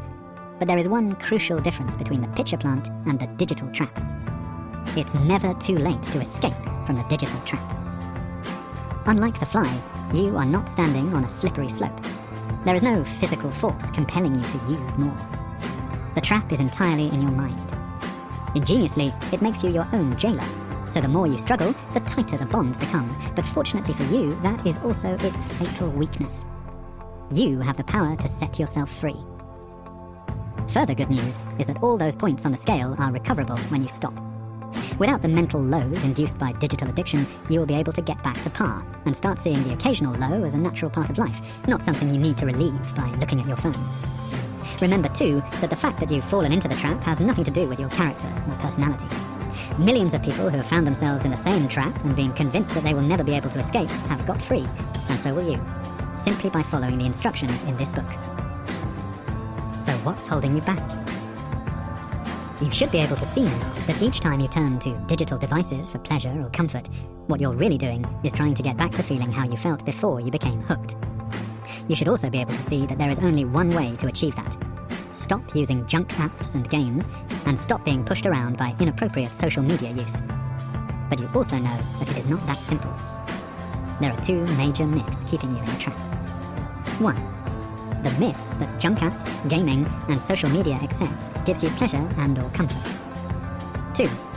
The myth that quitting them will be hard and miserable. As long as you believe these two common myths, you will find it hard to quit.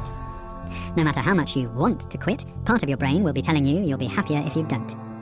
You need to change your mindset, and that means unraveling these myths. We are conned by big digital into believing that junk apps give pleasure and comfort. As you'll discover later, there is no genuine pleasure or comfort to be gained from junk apps and games. There is plenty of misery and discomfort, as you've discovered. But part of your brain will still be telling you that junk apps and games are a source of pleasure or comfort for you, and you might be thinking, does it matter that it isn't true if it feels like it is? There are two very strong arguments that should answer that question once and for all. 1.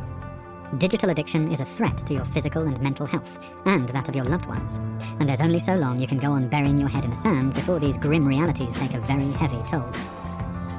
2. If you were happy about your digital use, you wouldn't be listening to this book. Sooner or later, all addicts realize that there is no pleasure or comfort in their addiction. By this stage, they are like the fly, descending rapidly into the belly of the pitcher plant. There is a point at which the fly senses that all is not well and thinks about flying out. It's nearly always too late. The fly struggles a bit, loses its footing, and falls into the digestive juices. For you, though, there is no physical force preventing your escape. So when you sense that you're being consumed by digital overkill and want to get free, you are in a very strong position to do so. You know there is no pleasure, no comfort, no reason at all to keep using it. From here, it is a short step to establishing the mindset you need to walk free. It's harder for people who still have the illusion of pleasure to change their mindset. Once the illusion of pleasure is gone, there is only one thing holding you back: fear. It's a strange kind of fear. The fear that escaping the misery of digital addiction will leave you in a more miserable place. But it's a very real fear, and we will tackle it very soon. First though, we need to look more closely at the illusion of pleasure and the false beliefs that keep it alive in your mind. Chapter 7. Buying the Con. In this chapter, Instinct the Intellect. How to spot the truth. I need my devices. Fear of missing out. I can handle it. It's my job, my competitive advantage. It's the way I'm made. People who aren't hooked up constantly to their phone, emails, social media, and messenger apps find it hard to understand why you can't just put it down or disconnect. What they don't realize is that the trap is a clever combination of lifestyle, professional ambition, and a variety of illusions that make it impossible to see the way out. Easyway enables your escape by helping you to see through those illusions. Addicts, including digital addicts, suffer a lot of negative emotions. One of these is a sense of foolishness. Why do I keep doing this? When you know you're doing something that makes you miserable but can't resist the temptation to keep doing it, you can't help feeling foolish and helpless.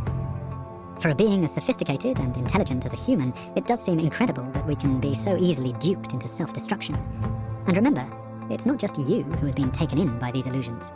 Millions of people have fallen for the same con, and millions more are falling for it every day. Much less sophisticated animals in the wild don't suffer from addiction, although scientists have succeeded in inducing addictive behaviors in laboratory animals. Addiction is a human condition. Animals also use pleasure to identify the things that are beneficial to their survival. When they find food, they use their senses to test whether it is good to eat. They look at it, touch it, sniff it, and lick it, and only if it passes the test with these 4 senses will they eat it. Animals are designed to use their senses and instincts to survive, but so are humans. So why have we become a race of addicts when animals have not? The crucial difference between humans and wild animals is that animals survive by instinct alone.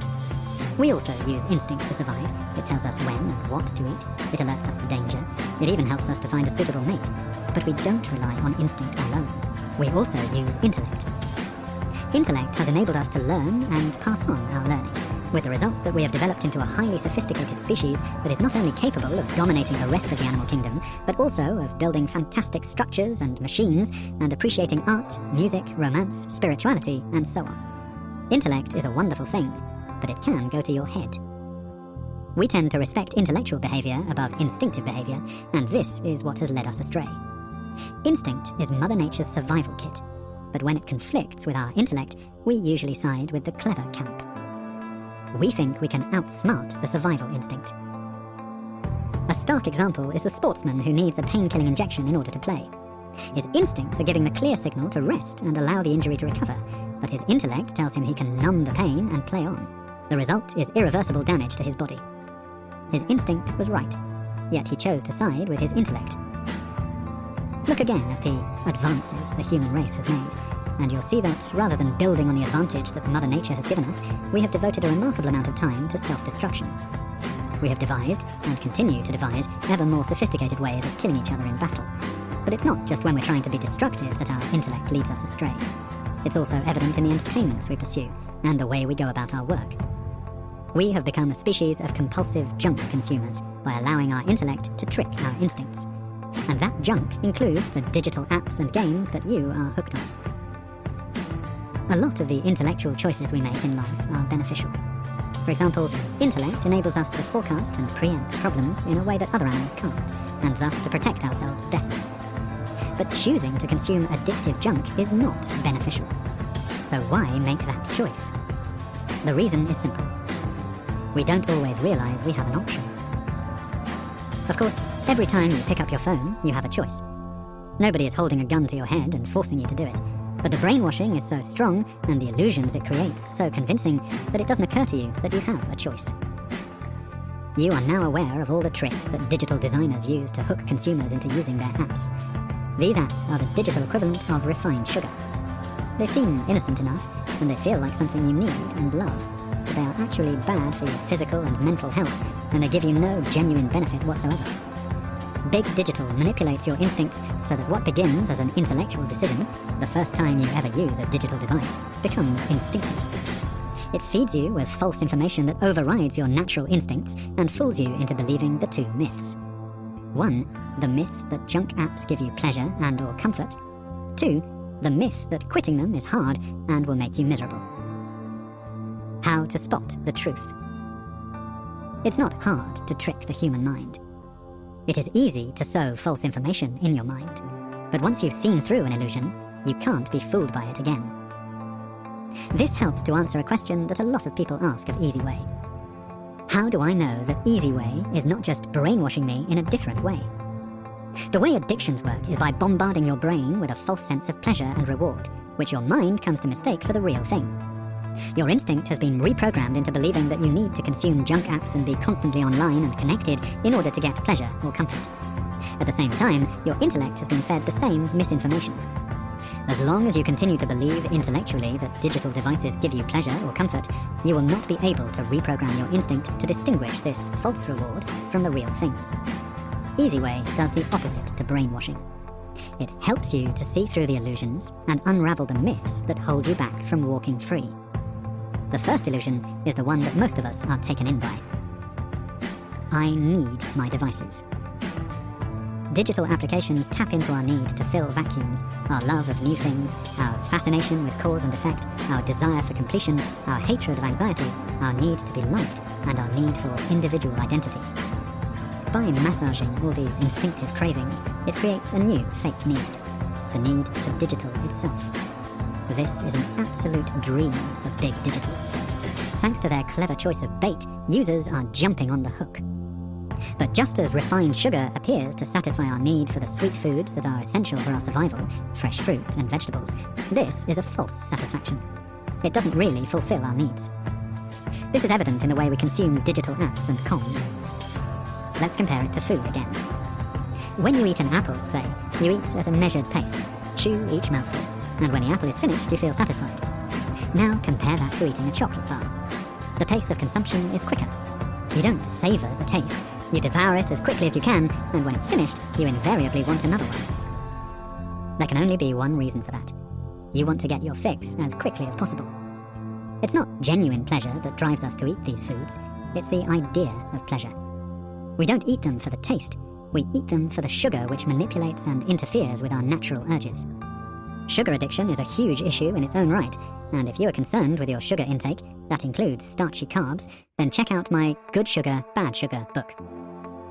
Now compare that to the way you consume digital apps and comms. Watch other people looking through their social media feeds or emails. Their movements are rapid. They scroll very quickly, stopping occasionally, then quickly moving on, all fast finger movements and twitchiness and occasional fast thumbs replies. This is not the way you behave when you're enjoying a genuine pleasure or engaging in something meaningful and constructive. It's all about getting as much as you can as quickly as possible, or getting through as much as you can as quickly as possible. Next time you use your smartphone for anything, an app, a messenger service, or just emails, pay attention to the way you go about it. Slow down. Focus on each post or message and be aware of how it makes you feel. You will become increasingly aware that you're consuming a lot of unsatisfying stodge. Most junk apps and comms provide very little satisfaction at all. In fact, apps are programmed that way because the designers know you will keep coming back in search of those occasional morsels of satisfaction. But it's not the satisfaction that keeps you coming back. It's the desire for satisfaction and the belief that the app can provide it. Fear of missing out. Even in the depths of despair, some digital addicts continue to believe their phone is the one thing that can make them happy. It never dawns on them that it is the cause of their misery. We are brainwashed into believing that junk apps and comms will make us happy by both big digital and by one another. We share digital environments whereby you either get on board or you miss the boat. Want to feel included? Join the group. Wanting to feel included is another way of saying fear of being left out. This is a very strong emotion among humans, and it's one that big digital trades on mercilessly. One of the symptoms of digital addiction is a sense of isolation. If you believe that your phone is your connection to the world, and particularly your social world, you will continue to use it in your desire to avoid further isolation. But when you hook into your phone, you isolate yourself further. You go into your own little world, blocking out the real world around you, even when that real world happens to contain the very friends you're so desperate to connect with. You've been conned into believing that you can enjoy a better social experience via your phone than you can in person. What exactly is it that you might be missing out on? Gossip? Chit-chat? A picture of somebody's cat? Someone bragging about how marvelous their children are? Every once in a while, someone posts something that is genuinely entertaining or moving. But is this really what you're looking for with your constant scrolling? Or is it just that you need to satisfy the desire to know everything that has been said because the thought that everyone else might know something that you don't makes you anxious? In other words, you're using social media to relieve the anxiety caused by using social media in the first place. The fact is that while you're desperately trying to avoid missing out by living your life through your phone, you really are missing out on the reality that is going on around you. You don't have to drop out of social media entirely. You just need to trim, in some cases quite severely, the number of people you're engaging with. The fact is, there will only be a handful of people you're connected to who you really need to stay connected to. And even then, if there was an emergency in their lives, they'd contact you directly. There is nothing better than culling 30% of your Facebook friends. In most cases, they're people who rarely share anything of interest, of use, or of relevance to you. Decluttering your friends list is an important process, and it's not unfriendly, it's just decluttering. What you're left with are close family and friends. People who, although they might post occasionally irritating or embarrassing stuff, don't impose too much social media junk on you, and on the occasions that they do so, are easily scrolled past without wasting any of your time. These are also people on whom you can rely to contact you directly in the event that there is some kind of time-sensitive communication requirement. Take your head out of the sand. Remember, the reason you believe that you get some pleasure or comfort from consuming junk apps, junk social media, and junk comms is because when you are not doing it, you feel restless and uncomfortable. When you log on, the uncomfortable feeling is partially relieved. It feels like a boost, but it is only making you feel like a happy digital user feels all the time. It is like deliberately wearing tight shoes just for the pleasure of taking them off. I can handle it. Aside from the fact that this is a bizarre reason for choosing to do anything, the evidence is that you can't handle it. You've been warned that excessive use of screens can be detrimental to your physical and mental health, and you probably feel the physical and mental ill effects on a regular basis, yet you've convinced yourself you'll be okay. You're not one of those sad people who gets completely hooked and can't detach. At least, that's what you thought. When you go to buy these devices and download the apps, no one talks about the threat of addiction and the misery that can cause. We see children permanently hooked into their phones, scrolling and typing and ignoring one another, yet we still don't label this a problem. We see statistics showing an increase in depression and suicide among young people, coupled with an increase in cyberbullying and social isolation caused by phone use, serious eye damage, and yet many schools still encourage children to have phones with them all day. The digital age is still in its infancy, and we know from the example of smoking that it takes years before we wake up to the real dangers of our addictions. But you know from your own experience how digital addiction can tangle you up in its trap and keep you hooked, even though you wish you could stop. By the time you realise the real danger of junk apps and comms, it's too late, and you're well and truly in the trap. The good news is that it's never too late to get out. Once you've seen the truth, it's easy to dispel the illusion that digital addiction is just a relatively harmless habit. Taste freedom for a moment. I bet that you've forgotten the sheer pleasure and relaxation of turning off your phone, curling up with a loved one, or even on your own, and thoroughly immersing yourself in a movie, a sporting event, or a televised music event on TV.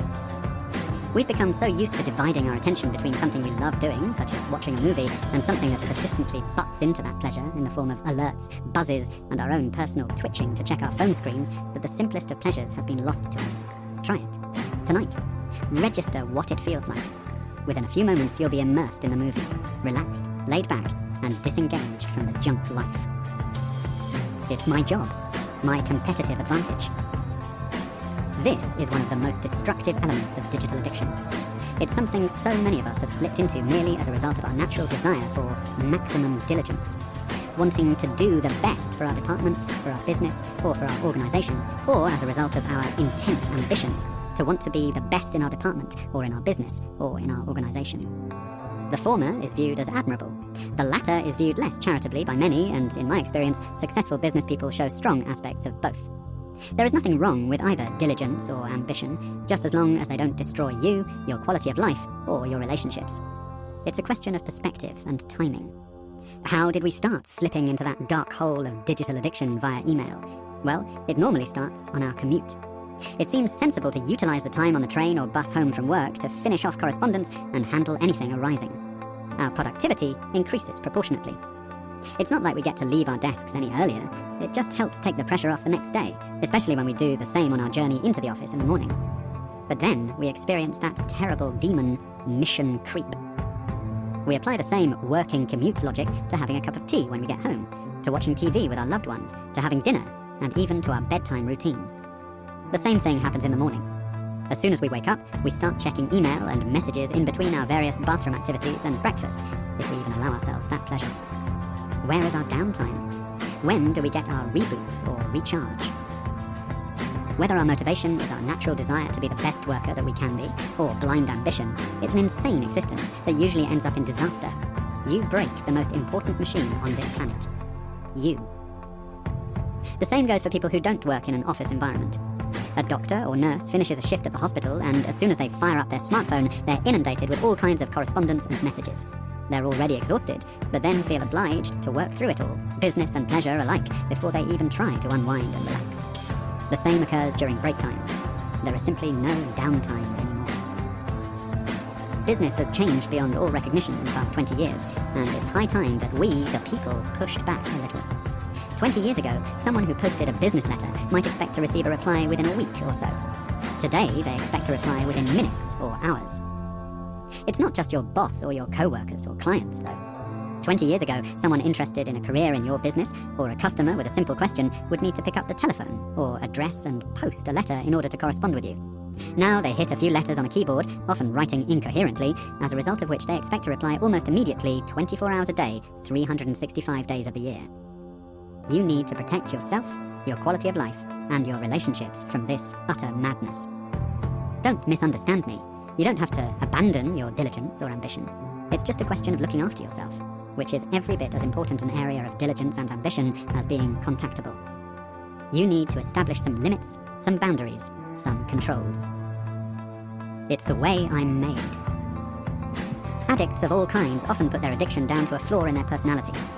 It's either a weakness in their temperament, a lack of willpower, or a predisposition to addiction, an addictive personality. The implication in both cases is that the situation is beyond their control, an excuse that suits addicts very well because it removes the pressure to stop. If this sounds absurd, that's because addiction is absurd. It drives us to make absurd decisions and to behave in absurd ways. Addicts know that their addiction is destructive and desperately wish they could quit. Yet they lie and make excuses and try every deceit in the book to make sure they can carry on. The problem is that the bulk of information we receive about addictions is that you do need willpower to quit, and that there is such a thing as an addictive personality. The fact that this misinformation is put about by many reputable organisations that exist to help addicts only adds to its potency. Why would an organisation that genuinely wants to help people put out information that serves to imprison them more deeply in the trap? The simple answer is because they too have been brainwashed and have never stopped to look at the situation another way. The absurdity of addiction is the reason why you need to keep an open mind and follow the instructions, because the truth is often the complete opposite of what you assume to be true. The belief that your addiction to digital devices is down to a flaw in your personality is a form of denial. Rather than accepting that you have an addiction and taking the necessary steps to overcome it, it enables you to say, I have no choice but to carry on doing it. But why would anyone want to say that? Why would anyone who is suffering the misery and slavery of digital addiction make an excuse that took away their option to walk free? The answer can be encapsulated in one word, which lies at the root of all addictions. Fear. Chapter 8. Fear. In this chapter, a tug of war. Projected fears. Fear of failure. Fear of success. Win the tug of war. The wow factor. Remove all doubts. Addicts are caught up in a tug of war between the fear of what their addiction is doing to them and the fear that they'll be worse off without the perceived benefits they believe they receive from it. Let's examine your fears in more detail so you can win the tug of war. How often do you hear yourself making lame excuses? All addicts make lame excuses, that's how they are. And there never seems to be an end to it. Digital addicts have to make excuses because they know there is no logical reason to keep gorging themselves on junk apps, junk comms, junk games, and junk social media. So what do you tell yourself? I'm just staying in the loop. I'll cut back tomorrow. I've started now. It'll be rude if I drop the conversation now. I'm just keeping on top of things. I might be tired, but this is keeping me going. I like online gaming. Why shouldn't I do it every night? It's a social thing too, you know. My online relationships are just as important as my real-world relationships. If my partner didn't moan so much about my online gaming, I might spend more time with her and less time doing it. You need excuses to stay hooked to your phone and gaming console because you're afraid of what might happen if you try to put them aside. You have been brainwashed into thinking that it gives you some pleasure, benefit, or comfort that you couldn't get otherwise, and so the thought of life without it is scary. But at the same time, you're aware that it's making you miserable and stressed, exhausting you, making you feel like a pathetic, helpless slave, and deep down inside, you're afraid of the damage this is doing to your relationship with your partner and kids, who you know deserve better, and to your mental and physical health in the long term. You're caught in a tug of war between conflicting fears, and it makes you think contradictory thoughts. I know it's making me miserable, but it's my one pleasure in life. Think about that for a moment. Something that makes you miserable cannot be a pleasure. Projected fears. Human nature tends to make us cover up our fears. From an early age, we're told, be brave, and we're taught to admire courage. Rightly so, courage is a virtue. But courage is not the absence of fear, it is the strength to act in spite of fear. When you deny your fears, you drive them deep where they linger unchallenged. It's time to bring your fears to the surface and challenge them. It doesn't matter if you're not feeling brave, you can remove your fear of quitting with simple logic. Fear is another instinct that is fundamental to our survival. It's nothing to be ashamed of. Fear is interesting because it can be both instinctive and intellectual. It is the instinct that drives us to fight or flight, alerting us to danger and making us wary in potentially dangerous situations. But the things that frighten us can be both real and imaginary. A fairground ride, a horror film, We know how to create fear without real danger. The suggestion of danger is enough to trigger the instinct of fear. We can imagine danger even where there is none. This is both an asset and a handicap. Our ability to learn about potential dangers also helps us to avoid them. The fears associated with losing your job, for example, are intellectual. You have learned about the possible consequences of finding yourself unemployed, e.g. having no money, being forced to sell your possessions, sacrificing the pleasures and comforts that you enjoy now, feeling worthless and unfulfilled, and so you do everything you can to safeguard your job and make yourself indispensable, even when there is no present threat of losing your job. In this case, your intellect does you a valuable service. But what if your projected fears are based on false information? You can be made fearful of dangers that don't exist too, like the fear of life without your digital fix. There is absolutely nothing to fear from not using junk apps, junk social media, and junk comms and games. It was only very recently that the world existed without smartphones and tablets. Nobody was miserable because they couldn't spend their day gazing at social media. Yet you've been brainwashed into believing that life without your regular fix will be empty and miserable. As consumers, we are bombarded with so much false information that it's impossible for us to know what to believe. We end up spending a lot of our life worrying about things that will never happen and being blasé about things that will. Fear is the basis of all addiction. It is the force that makes the trap so ingenious, convincing the addict that there is some kind of pleasure or comfort in the trap. It is ingenious because it works back to front. It's when you are not looking at your phone that you suffer the empty, restless feeling. When you pick it up, you feel a small boost that partially relieves the restlessness, and your brain is fooled into believing that your phone is providing a comfort. This is why, as a digital addict, you cannot find true happiness while you remain in the trap. When you're on your phone, you wish you weren't. When you're not on it, you wish you were. Once you understand the trap completely, you will have no more need or desire to be hooked to your phone or games console. Fear of failure. Being a digital addict is like being in a prison. Every aspect of your life is controlled by devices. Your daily routine, your hopes, your view of the world, your suffering. Of course, you're not physically imprisoned. There are no walls or bars. The prison is purely in your mind, but as long as you remain a slave to your phone, you will experience the same psychological symptoms as an inmate in a physical prison. If you've tried and failed to conquer your problem, you will know that it leaves you feeling more firmly trapped than you did before you tried. It's like that moment in a movie when a prisoner is thrown into a cell, and the first thing he does is run to the door and tug at the handle. This confirms his predicament. He really is locked in. Trying and failing to unhook from your phone or gaming console has the same effect. It reinforces the belief that you are trapped in a prison from which there is no escape. This can be a crushing experience, and it's quite natural to make your mind up that the best way to avoid the misery of failure is to avoid trying to get free in the first place. The twisted logic of addiction concludes that as long as you never try to escape, you will always be able to preserve the belief that escape is possible. It is only when you try to escape that it becomes impossible. When you hear it like this, you can accept how absurd this thinking is, and yet it's not so clear when you're the one caught in the trap. The belief that escape is possible is very important to an addict. It represents hope. And who wants to risk shattering their own hope? There are millions of intelligent people around the world who continue to keep themselves trapped in this way. They prefer to continue suffering the misery of addiction than risk the misery of failure. What they don't realize, and it's never pointed out to them until they discover Easyway, is that the person who tugs at the prison door and finds it firmly locked is using the wrong method of escape. Tugging at the door is the equivalent of using the willpower method. The trap is like a snare which tightens its grip the more you struggle. This is why it's often people with very strong willpower who find it hardest to quit an addiction, until they discover the Easyway key. The fear of trying and failing to quit is illogical. The thing you're fearing has already happened. You've become addicted. What could be worse?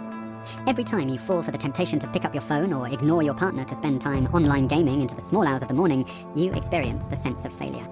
You try to ignore it, but getting this far into this book is testimony to exactly that. As long as you remain an addict, you will continue to feel a failure. Perhaps you're afraid that trying and failing to quit will only increase your sense of failure. Rest assured, it won't. Not if you follow the correct method. When channeled properly, the fear of failure can be a positive force. It's the emotion that focuses the mind of the runner on the starting blocks, the actor waiting in the wings, the student going into an exam. Fear of failure is the little voice in your head that reminds you to prepare thoroughly, to remember everything you've rehearsed and trained for, and to leave nothing to chance.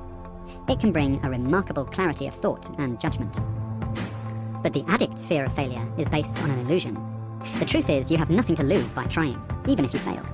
The worst that can happen is that you remain in the trap. By not trying, you guarantee that outcome. In other words, if you succumb to the fear of failure, you are guaranteed to suffer the very thing you fear. But there is another fear you have to unravel before you can make your escape. Fear of success. Many studies have been carried out into the psychological effects on prison inmates and ex-prisoners. One phenomenon that repeats with depressing regularity is the tendency for released prisoners to reoffend within a very short period after being let out. You might assume that these are habitual criminals who aren't very smart or have no moral judgment. But research has shown that in many cases, ex-cons reoffend deliberately to get caught. They actually want to go back inside. There's a tragic scene in The Shawshank Redemption when Brooks, the prison librarian, is released after serving a life sentence and finds that his life on the outside is meaningless, lonely, and degrading. He doesn't reoffend. He takes his own life. Prison life is grim, but when it's the life you know, it can be more attractive than the alternative, or less frightening anyway. Life on the outside is alien and disconcerting. It's not what you know. You don't feel equipped to handle it. You yearn for the security of the prison. This is very similar to the psychology of addiction. Addicts are afraid that life without their crutch will feel empty and pointless. They won't be able to enjoy its pleasures or cope with its stresses. They might even have to go through some terrible trauma to get free, and then they'll be condemned to a life of sacrifice and deprivation. We are all led to believe that life without our little indulgences is no fun. For digital addicts, this belief becomes the monster that keeps you in the trap. Though you're well aware of the misery that your addiction causes, you may now have come to regard it as part of your identity. Perhaps you've even convinced yourself that people like you or respect you because of it. The constant use of digital devices is sold to us as the essential route to success, sociability, knowledge, and awareness. Without them, how can we stay in touch, both with our friends and what's going on in the world? People who don't buy into this are branded technophobes, and you run the risk of being mocked if you're not up to speed with the latest news, gossip, or gaming news. Perhaps you believe this is all true. Perhaps you believe that your phone, your online gaming, your complete immersion in social media keeps you in control, thriving, and aware of where the fun is. But ask yourself, do you feel in control? Do you feel like you're thriving? Are you really having fun? Be absolutely clear about this. You have nothing to lose by escaping the digital trap. Life without the slavery of addiction is not something to fear. It is something to look forward to with excitement and elation. Choose to stay in the trap, and you will feel a failure for the rest of your life. This is not the life you were born for. You have a choice. Win the tug of war. The trap makes you your own jailer, and this is both its fiendish ingenuity and its fatal flaw. The panic feeling that makes you afraid to even try to unhook from your phone is caused by using your phone. One of the greatest benefits you'll receive when you quit is never to suffer that panic again. The tug of war is a conflict between two fears: the fear of what your digital addiction is doing to you, and the fear of life without it. One of these fears is valid because it's based on fact. The other is invalid because it's based on illusions. But the tug of war is easy to win because both fears are caused by the same thing: using junk apps, junk games, and junk social media in a junk way. The wow factor. If you could be transported forward in time to the moment you finish reading this book, you would think, wow, will I really feel this good? Fear will have been replaced by elation, the feeling of failure by optimism, self-loathing by confidence, apathy by dynamism. As a result of these psychological turnarounds, your physical health will improve too. You will look healthier, and you'll enjoy both a newfound energy, newfound vitality, and the ability to truly relax.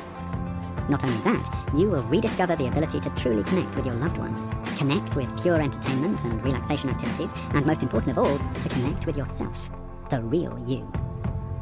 Some people manage to go for weeks, months, even years without succumbing to the temptation to go back to their old ways on social media and junk apps, but still find that they miss them. You may have been through this yourself. This method is different. Believe me, you will not miss the digital junk because you are not giving anything up. There is no sacrifice involved because junk apps, junk games, and junk use of social media do nothing for you whatsoever. All you are doing is removing something from your life that makes you miserable, dull, bored, and boring, replacing it with something that makes you genuinely happy. It's no more difficult than throwing away a pair of horribly uncomfortable tight shoes and replacing them with a comfortable new pair. You are not giving anything up. You are trading lack of control over your use of digital for total control. No choice for absolute choice. Right now, part of you feels that digital junk is your friend, your constant companion and comfort. Get it clear in your mind that this is an illusion. In reality, digital junk is your worst enemy, and far from supporting you, it's driving you deeper and deeper into misery. You instinctively know this, so open your mind and follow your instincts. Remove all doubts. Take a moment to think about all the good things you stand to gain by overcoming your digital addiction. Think of the enormous self-respect you'll have, the time and energy you'll save not having to make excuses, not having to manipulate situations so you can constantly game or be on social media or replying to junk comms. Think of the quality moments every day when you can either lose yourself in your own thoughts, or call your parents, or meet up with your kids on the spur of the moment, or stay in the arms of your lover rather than feeling compelled to sit up and check your emails, or rush off to your gaming chair while they sleep. That little boost you feel every time you reach for your phone is a mere hint of how you will feel all the time when you're free. Can you think of anything more precious than time? Time to do things that really make you feel good, feel incredible, feel extraordinary, or just feel genuinely relaxed and unplugged. The difficulty for all addicts is being able to step outside their world and see their problem as other people see it. If you saw a heroin addict suffering the misery of drug addiction, would you advise them to keep injecting heroin into their veins rather than try living without that high they get every time they get a fix? If you can see that the high is nothing more than blessed relief from the terrible craving that is caused by the previous shot of the drugs as it leaves the body, you are well on the way to understanding your own addiction. And it should be clear to you that there is only one way to stop your craving. Stop consuming digital junk. It's as simple as that. Once you can see that there is nothing to fear, that you are not giving up anything or depriving yourself in any way, stopping is easy. So far, you've been given 5 instructions to put you in the right frame of mind so that this book can help you overcome your digital addiction. 1. Follow all the instructions. Chapter 1. 2. Do not allow your devices to interrupt you while you are listening to this book. Chapter 1. 3. See your situation for what it really is. Chapter 3. 4. Open your mind. Chapter 3. 5. Begin with a feeling of elation. Chapter 4. If you are struggling with any of these instructions, go back and listen again to the relevant chapters. It's essential that you don't just follow the instructions, but that you really understand them. We have established that using digital junk does absolutely nothing positive for you whatsoever, that the beliefs that have imprisoned you in the trap are merely illusions, and that you have everything to gain and nothing to lose by quitting. Can you see, therefore, that you have nothing to fear? If you can, then you're ready to move on. If you're afraid that the process itself will be unpleasant, perhaps because you've tried to quit before and found it a torturing experience, remember that the willpower method doesn't work. It leaves you feeling deprived, which means you can never truly rid yourself of the desire to fall back into the trap. Before you're ready to move on, you need to be sure that you have removed the fear of success and the fear of failure. You need to be 100% certain about your desire to escape from digital addiction. If you have any doubts, please go back and listen again to this chapter, paying special attention to the arguments that prove that both fears have no logical basis. 6th instruction. Never doubt your decision to quit. As you continue reading this book, you will be challenged to see things in a new way, and this may cause you some doubts. It's absolutely fine to question what you listen to, because that will help you to reinforce the logic and truth behind it. But if you find yourself doubting your decision to quit, remind yourself of why you chose to listen to this book in the first place, and think about all the wonderful gains you stand to make. If you're resolute about your desire to quit, but still have doubts about your ability to do so, that's probably because you're not convinced that it's possible to quit without willpower. It's time we address this particular myth once and for all. Chapter 9. Willpower. In this chapter, the wrong method. How weak-willed are you? Crossing the line the easy way. Other quitters. There is no sacrifice. There is a widespread assumption that any personal challenge cannot be overcome without applying all your willpower. When it comes to addiction, this assumption is counterproductive. While the determination to quit is important, the reliance on willpower actually drives you deeper into the trap. We need willpower when forcing ourselves to go through pain or hardship. For example, if you run a marathon, you will inevitably experience pain in your legs and lungs, but if you want to complete it in a good time, you will push yourself through the pain. When one part of your brain is yelling, "Stop," but another part knows you need to push on, it's willpower that gets you through. So how can you possibly conquer addiction without willpower? Simple. By removing the pain and hardship.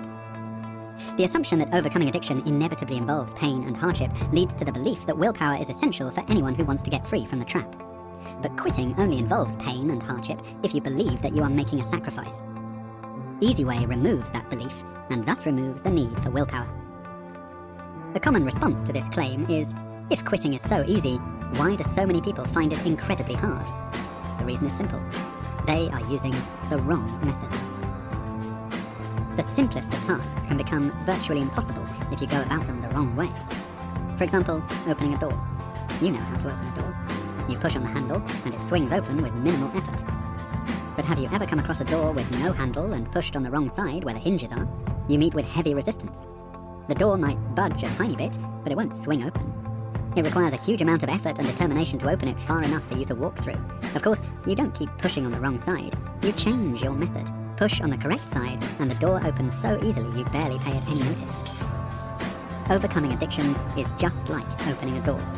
Use the wrong method, and it's incredibly hard. Use the right method, and it's easy.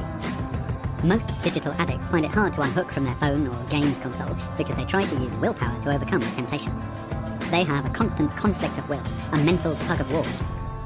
On one side, their rational brain knows they should stop because it's detrimental to their health and happiness. On the other side, their addicted brain makes them panic at the thought of being deprived of their pleasure or comfort. When you try to quit with a willpower method, you set yourself up for a series of setbacks. You begin by focusing on all the reasons for stopping and hope your will is strong enough to hold out until the desire to go back to it eventually goes. This seems logical, but there is a problem. You still regard digital junk as a pleasure or comfort. Therefore, when you stop surrounding yourself with it, you feel you're making a sacrifice. This makes you miserable. It also makes you feel you deserve a reward for your abstinence. Now, what do you do when you need cheering up, or you feel you deserve a reward? You end up going back to your old behavior. The willpower method hooks you more, not less. You only need willpower to stop if you have a conflict of will. You are going to resolve that conflict by removing one side of the tug of war so that you have no desire to use digital junk. Using willpower for the rest of your life to try to resist the temptation is unlikely to prove successful and will not make you happy. Removing the temptation altogether will. Some people do manage to stop their addictive behavior through sheer force of will, but do they ever actually break free of their addiction? Are they ever truly happy? There are countless smokers who quit for years and then fall back into the trap. In fact, it's hard to find a smoker who hasn't tried to quit at least once in their life. There is no addict who genuinely enjoys their addiction and doesn't wish they could stop. Despite having quit for so long that their addiction is a distant memory, these willpower quitters still believe that their little crutch is a pleasure or comfort. They haven't removed the desire and sense of sacrifice. All it takes is something to trigger their need for a pick-me-up or reward, and they turn to their old fix again. Their will fails, and they end up back in the trap, feeling more miserable than before. How weak-willed are you? Just as people generally assume that quitting requires willpower, those who fail to quit are assumed to be weak-willed. Indeed, addicts typically criticize themselves for being weak-willed, and this can cause a strong feeling of self-loathing. The more you criticize yourself, the more worthless you feel. Hence, the less you try to look after yourself, and the further you fall into the trap. If you think you've been unable to control your digital use up until now because you lack the strength of will, you haven't yet understood the nature of the trap you're in. Strong-willed people actually find it harder to quit because they refuse to open their mind and accept that they're using the wrong method. They would rather wrestle with the problem than accept that they've been brainwashed and are not in control. The nature of the trap is such that the more you fight it, the more tightly ensnared you become. Failure to quit is more likely to be a sign of a strong will than a weak one. Addicts are stubborn. How would you react if someone tried to take your phone away, or told you spent too much time looking at it, or if you came home and found your gaming gear locked away? Would it make you want to quit, or would it make you more determined to carry on, just to assert your will? Ask yourself whether you're weak-willed in other ways. Perhaps you're a smoker, or you drink too much, and you regard these addictions as further evidence of a weak will. There is indeed a connection between all addictions, but the connection is not that they are signs of a lack of willpower. On the contrary, they are more likely to be evidence of a strong will. Smokers, drinkers, and other addicts cling stubbornly to their little crutch because they regard it as a symbol of their individuality and they don't like being told what to do. When you consider that millions of people are imprisoned in the same trap in defense of their individuality and kidding themselves that they are doing it through choice, you can see how absurd this attitude is. But addiction makes us think in absurd ways. What all addictions share is that they are traps created by misleading information and untruths. And one of the most misleading untruths is that quitting requires willpower, because when you think something is going to be hard and unpleasant, you find excuses not even to try. It takes a strong-willed person to persist in doing something that goes against their natural instincts. You know that the digital junk you consume is having an increasingly bad effect on your mood, making you stressed and unhappy, destroying your relationships, perhaps even your sex life, and leaving you feel worthless and helpless. Yet you keep finding excuses for doing it. That is not the behavior of a weak-willed person. Addicts go to great lengths to cover up their addiction. Sneaking off to the toilet to check your messages, pretending you're expecting something important, feigning illness so you can stay at home gaming, putting your phone in your bag where you can see it every time it lights up. This level of subterfuge is stressful and requires a strong will. If you saw someone trying to open a door by pushing on the hinges, and you told them they would find it easier if they pushed on the handle, but they ignored you and insisted on pushing on the hinges, you would call them willful, wouldn't you? You might call them crazy too, but certainly not weak-willed. The prisoner who reoffends soon after being released from prison is not weak-willed. He is displaying a strong will to get back inside. Think of all the people you know who seem to spend their lives on their phone or online gaming. It might be a small list, because people go to great lengths to avoid appearing like they're hooked, but there are plenty of examples out there to illustrate that digital addiction is not exclusive to the weak-willed. When you think about people who are successful in business, they tend to be heavy digital users. Some of them carry 2 phones. You don't reach lofty positions in business without being strong-willed. Yet when it comes to unhooking from their devices, they find it as challenging as you do. When you try to quit by the willpower method, the struggle never ends. As long as you continue to believe that you're giving something up, you will always be running in pain. The stronger your will, the longer you will withstand the agony, but you never actually reach the finish line. In order to feel that sense of true escape, it is essential to remove the feeling of sacrifice. Crossing the line the easy way. With Easyway, there is a finish line, and you don't have to wait months or years to cross it. You cross the finish line as soon as you remove the fear and illusions and lose the desire to consume digital junk. That's when you are free of the addiction. You need to understand that you will not get to that line by forcing yourself through suffering. Addicts do not respond well to a hard-line approach. Rather than helping you to quit, the willpower method actually encourages you to stay hooked because, 1, it reinforces the myth that quitting is hard and therefore adds to your fear. 2, it creates a feeling of deprivation, which you will seek to alleviate in your usual way. You will fall back into the trap. Once you have failed using the willpower method, it's even harder to try again, because you will have reinforced the belief that you have a problem that is impossible to cure. People who have tried the willpower method and failed will tell you they felt an enormous sense of relief when they first gave in. It's important to understand that this relief is nothing more than a temporary end to the self-inflicted pain. It's not a relief that makes you feel happy. No one celebrates falling back into the trap. You wake up hating yourself. I'm a failure, a slave, a pathetic, weak-willed addict. That first fix after you've tried to quit is not pleasurable at all, despite what others might tell you. They're confusing pleasure with the relief of ending discomfort. Other quitters. From time to time, you come across people who are trying to unhook from their devices, apps, social media, or gaming by using willpower.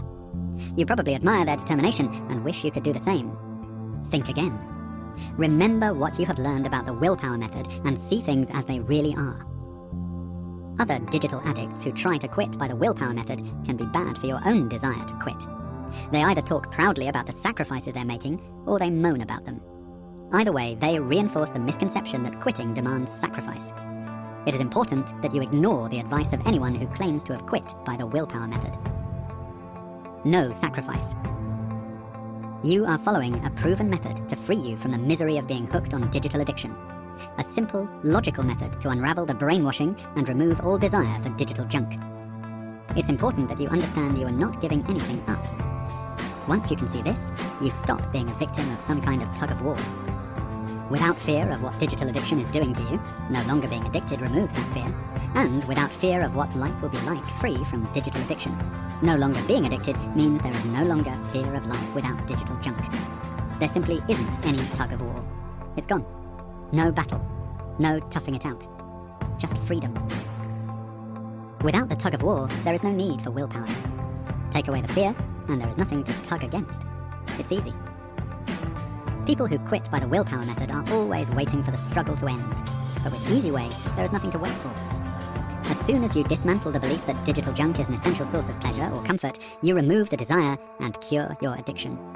This is a thrilling moment. The moment you realize you are no longer a slave. If you've followed all the instructions and understood everything you've read so far, you should already be feeling a sense of excitement and elation. You have taken a major step in solving your digital addiction, and you can see where you are going. You are regaining control, and soon you will be free. There is only one more potential hazard that could be holding you back from feeling like you're taking control. Addicts who try to quit and fail put it down to a lack of willpower.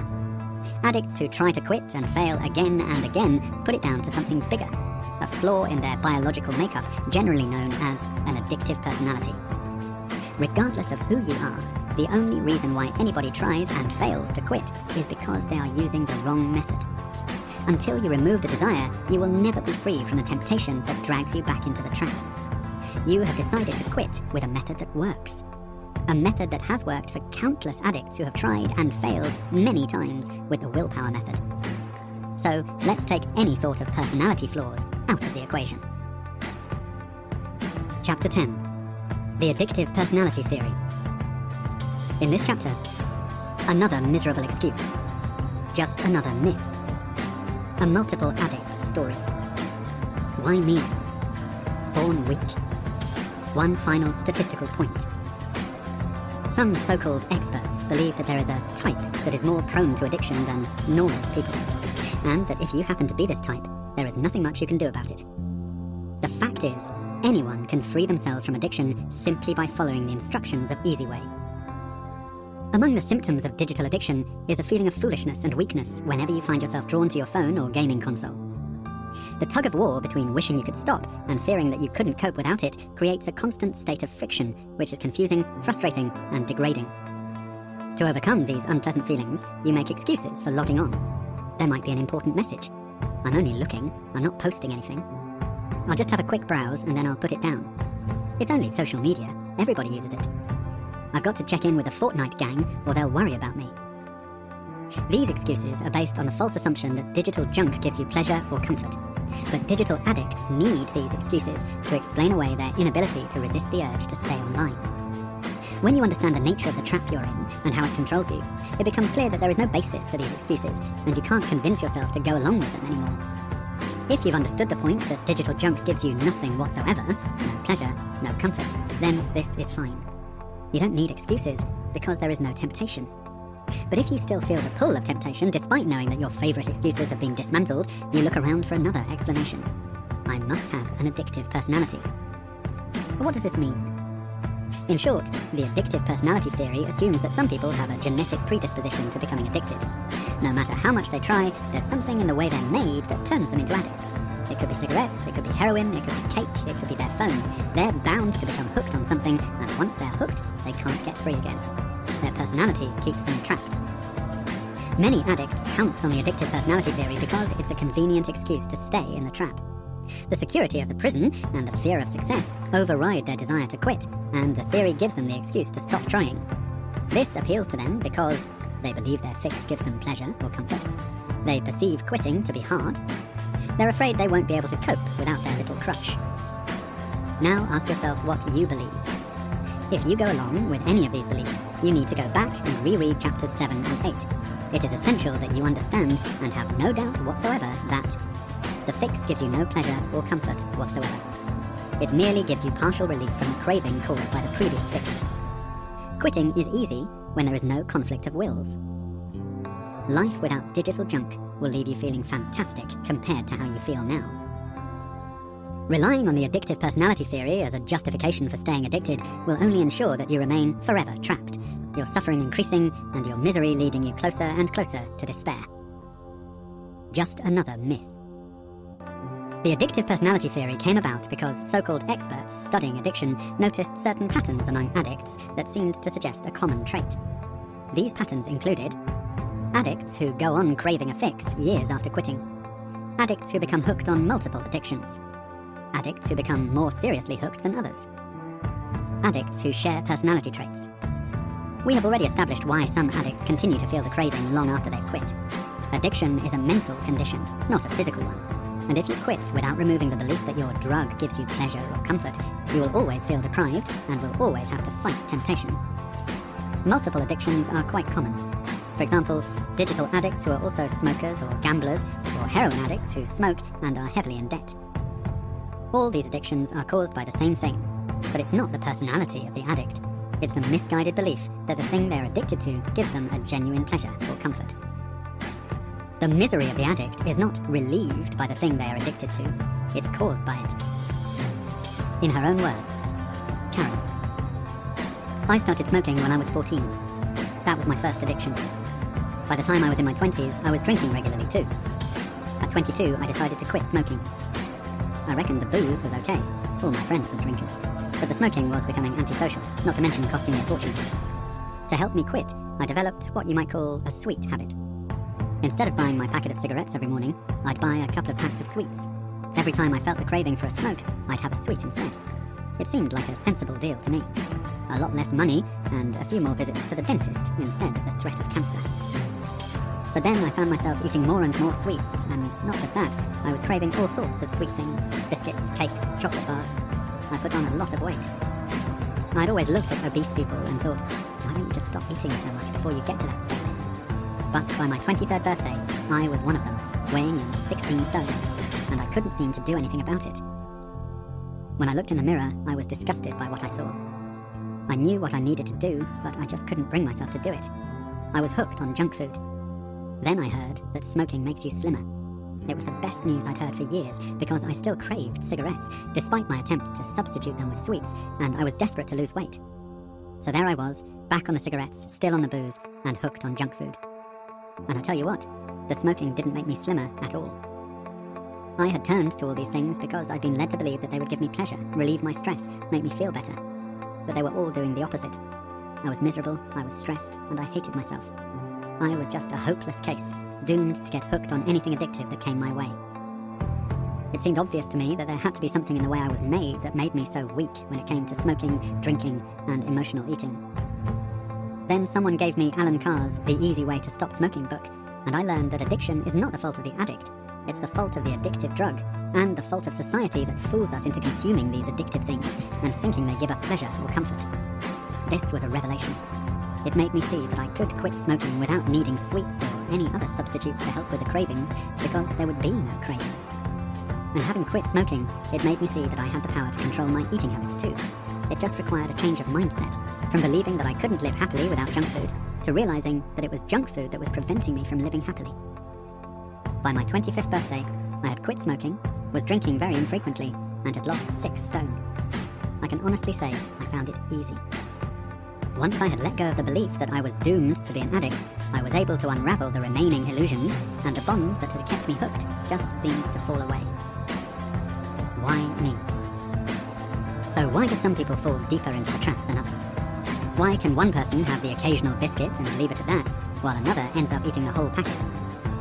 Doesn't that suggest that one has an addictive personality and the other doesn't? It does point to a difference between them, yes, but there are numerous differences between people that can explain why one person's behavior differs from another's, and none of them has anything to do with their personality.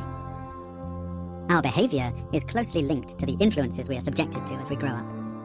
Different parents, teachers, friends, things we read, watch and listen to, places we go, and people we meet. These are all part of the brainwashing, and they will all have a bearing on how quickly we descend into the trap. People with time and money on their hands tend to fall into the trap faster because there are no obstacles holding them back. If you believe that digital junk gives you pleasure or comfort, and each time you use them you feel the partial relief of the craving caused by the previous fix, then your belief will increase, your desire will increase, and your determination to use them more will increase. It is the belief that digital junk gives you pleasure or comfort that hastens your descent into the trap. Born weak? Have you ever felt that you and other digital addicts seem to be a different breed from everyone else? Maybe that thought consoles you somewhat, especially if you're hooked on online gaming. It's like being part of an elite tribe. You come and go, drift in and out, but normally it's the same group, growing ever wider, that you interact with while you game. You might share similar character traits, an unstable temperament which swings between exuberance and irritability, a tendency towards excess, a high susceptibility to stress, evasiveness, anxiety, insecurity. Do you feel more comfortable in the company of other digital addicts? Beware the temptation to believe that these character traits are all evidence of a shared personality flaw, which has doomed you all to be digital addicts. The reality is that they are the result of digital addiction. All addicts feel more comfortable in the company of similar addicts, but not because they're more interesting, free-spirited, or fun. On the contrary, the attraction lies in the very fact that they won't challenge you or make you think twice about your addiction. Why? Because they're in the same boat. In fact, perhaps there are times when you sense that you're online more than anyone else. Perhaps people have said something like, "Yay, I always know you'll be around for a game online." And perhaps that made you feel ever so slightly worried. Even the guy who's online all the time thinks you're online all the time. All addicts know that they're doing something mindless and self-destructive. If they're surrounded by other people doing the same thing, they don't feel quite so weak. It makes them happy to think that there's someone else in the same boat, stuck in the digital addiction trap. The destructive feelings of weakness, helplessness, stupidity, and hopelessness are a terrible reality for addicts of all kinds. You will know these feelings for yourself every time you give in to the temptation to go online when you really wish you could stop. They are the chief cause of misery, and they drive you back to your little crutch time and time again. The good news is that once you're free from your addiction, you won't just be saved from all the unhealthy effects of digital overkill, you will also be liberated from the terrible impact it has on your character, your self-esteem, and your feeling of well-being. One final statistical point. The addictive personality theory is based on genetics. It assumes there is a gene that predisposes some people to addiction. On that basis, there should be a fairly consistent proportion of the world's population who are addicts. But this is not the case. Take smoking, for example, because it's the addiction that has undergone the most research over the longest period of time. In the 1940s, well over half the population and a massive 80% of the UK adult male population were smokers. Female smoking didn't peak until the 1960s and 1970s. Today, the figure for adult smokers in the UK is just under 15%. A similar trend is evident throughout most of the Western world. So are we to conclude that the proportion of people with addictive personalities has fallen off a cliff in just over half a century? While the number of smokers in the West has plummeted, the number in the East has soared. So what's happened there? Have addictive personalities migrated like some kind of virus to Asia and vice versa? Digital addiction and its related health risks are on the rise. But no one is putting this down to the addictive personality theory. They're blaming the sheer volume of addictive apps, games, and social media platforms, and the increasing brainwashing and manipulation from big digital compelling us to consume them. In the face of this barrage, you need to keep a clear head and maintain a good understanding of the trap they're trying to lure you into. Remember, when you've seen through an illusion, you cannot be fooled by it again. It's essential that you understand that you didn't become a digital addict because you have an addictive personality. If you think you have an addictive personality, it's simply because you got hooked on junk apps. This is the trick that addiction plays on you. It makes you feel that you're dependent on your little crutch, and that there's some weakness in your character or genetic makeup. It distorts your perceptions and thus maintains its grip on you. The addictive personality theory is a serious threat to addicts because it reinforces the belief that escape is out of your hands and that you are condemned to a life of slavery and misery. This is a myth created by the illusions that digital junk gives you pleasure or comfort and that quitting is hard. See through the illusions, blow away the myth, and escape is easy. Even if you did suffer from an addictive personality or an addictive gene, the fact is that Easyway makes it ridiculously easy to get free, regardless of it. The slavery and frustration of digital addiction will soon be behind you as you continue to listen to this book. Once you can see the situation in its true light, you'll wonder how you were ever conned into seeing it differently. Like millions of people around the world, you have been the victim of an ingenious trap. Recognize the trap for what it is, dismiss the idea of a flaw in your personality, and you will be ready to walk free. Just keep an open mind and keep following all the instructions. Chapter 11. Getting Hooked. In this chapter, the brainwashing begins. Forbidden fruit. Why we carry on. 2 monsters. Face your fear. Stick to your guns.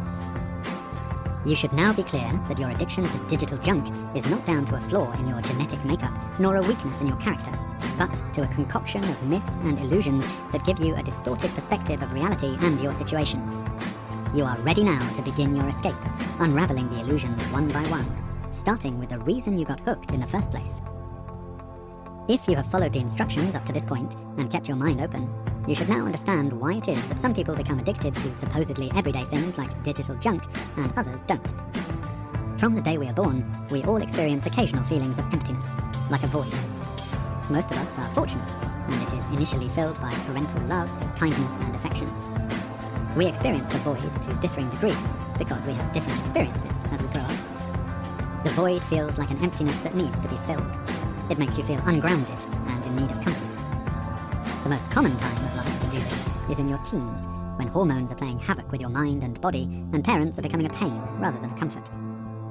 Rather than being our heroes, we begin to appreciate that they have normal human frailties and failings, that they no longer seem to be the perfect guides.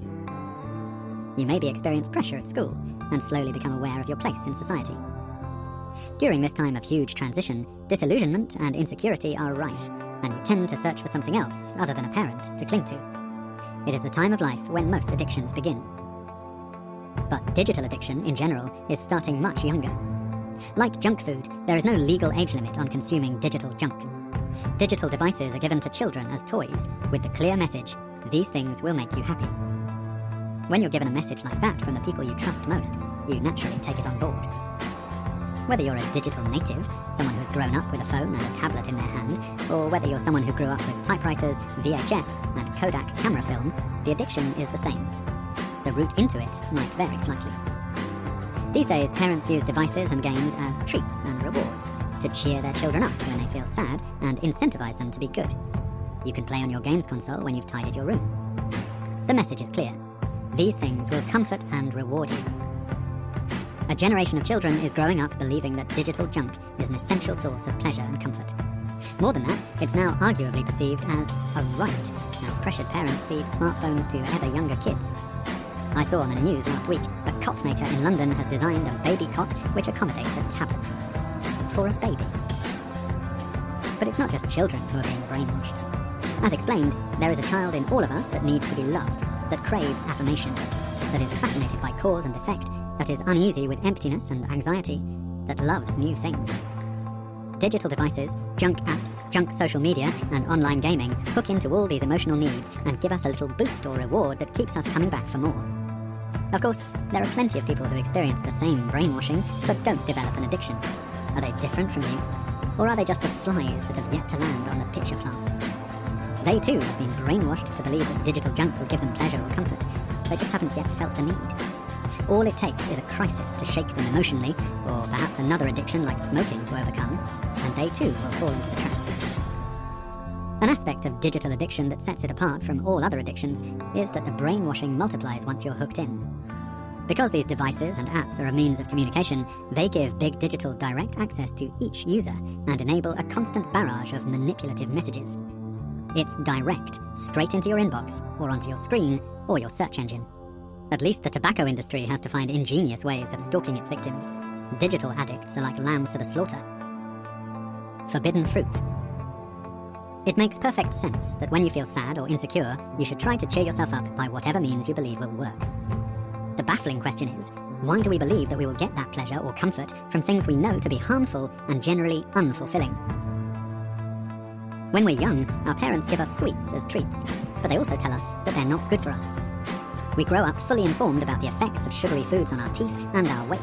Yet we also grow up seeing our parents and other responsible role models indulging in these things, so any sense that they might really do us harm is removed. At the same time, there is something about being warned away from something that makes it all the more enticing. Don't go into the haunted house. Don't lean over the railing. Don't put your head out of the window. What's the first thing you do when your parents aren't looking? The warnings against digital overuse actually increase the temptation to indulge in it. You would think that all the knowledge we now have about smoking and the risks it poses to life would be enough to make all smokers quit, or at least prevent the next generation of youngsters from falling prey to the addiction. Yet there are smokers who have had legs amputated because of their addiction, yet still can't overcome their apparent desire to smoke.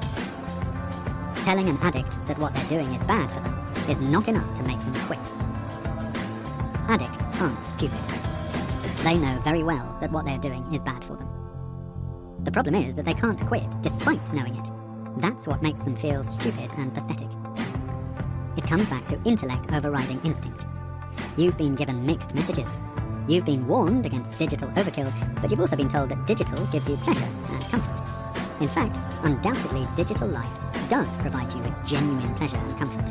It's the junk aspects that drag you down and destroy your happiness. Then you see normal, respectable people hooked to their phones, so you suspect the warnings must be exaggerated.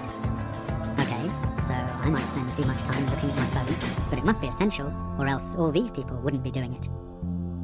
Okay, so big digital is turning into Big Brother, but it must be giving us something fantastic for so many people to take part. Rather than take the warnings at face value, your intellect looks for a hidden message. If people are doing it in spite of all the dangers I've been warned about, there must be something great about it.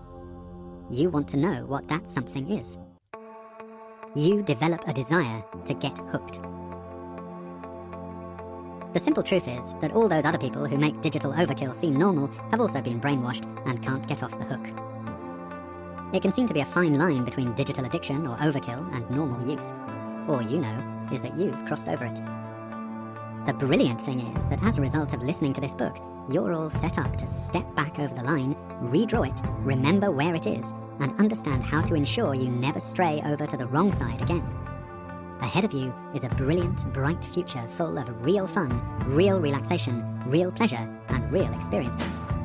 Digital life will cease to exhaust you, and instead you'll use it to save yourself time and effort while enhancing your everyday existence. Why we carry on. The next question is this.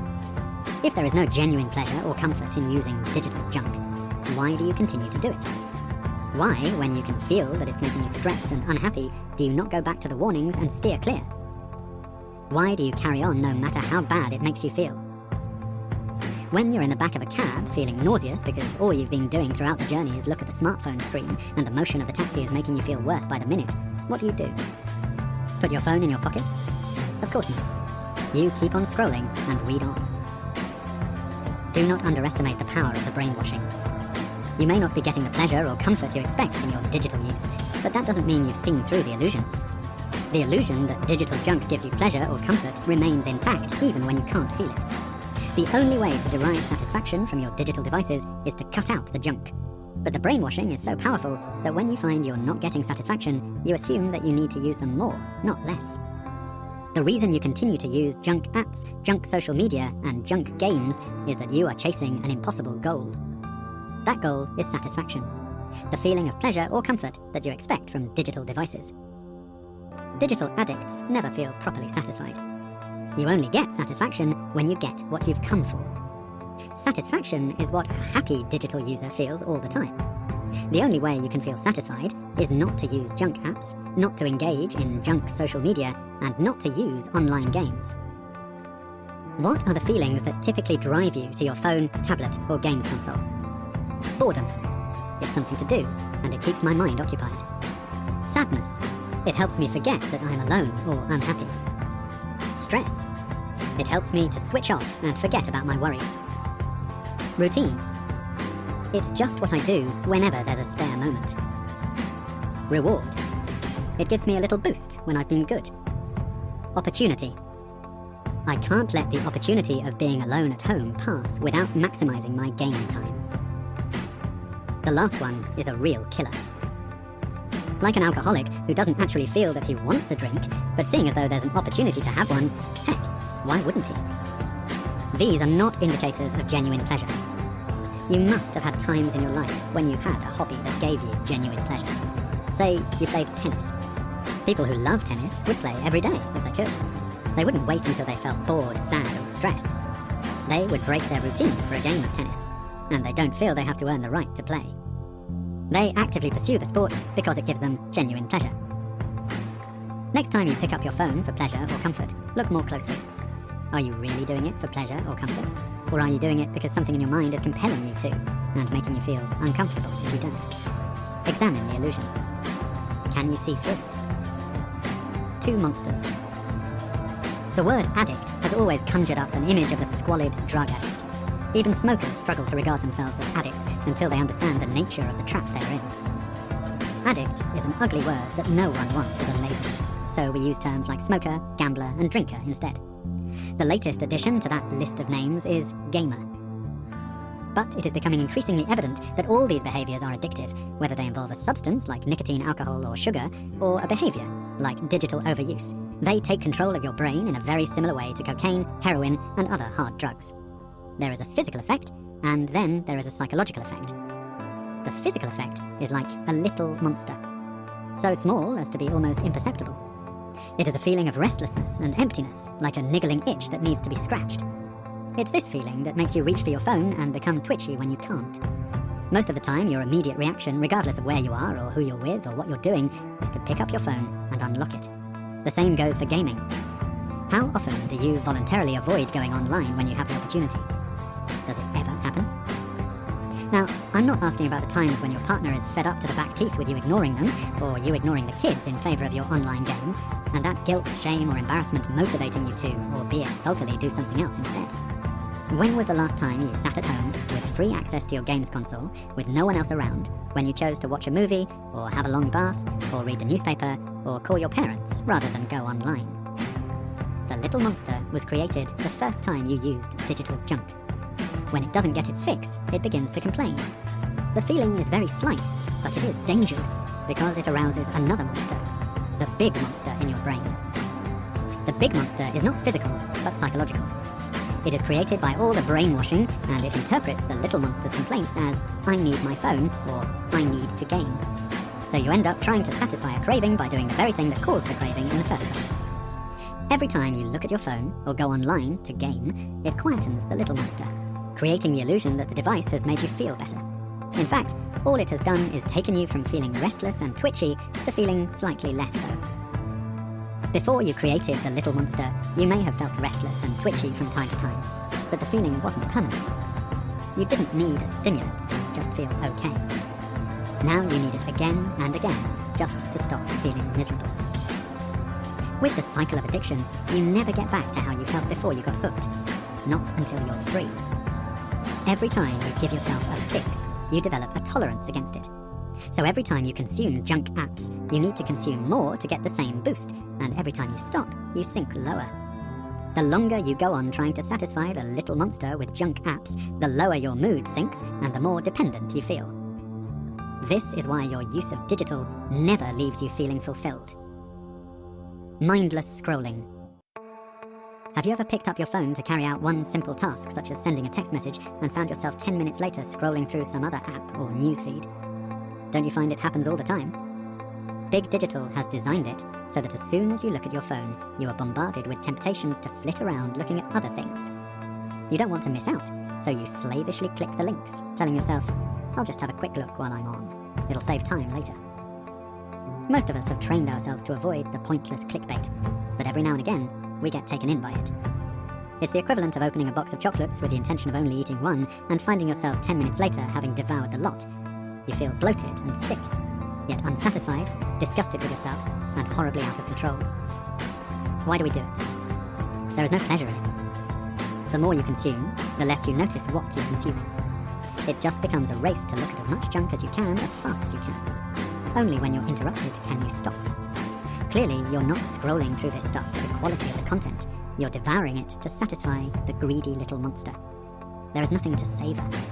The lack of satisfaction drives you to the next link and the next and the next, and the further you go without achieving satisfaction, the more frenzied and ridiculous the scrolling becomes.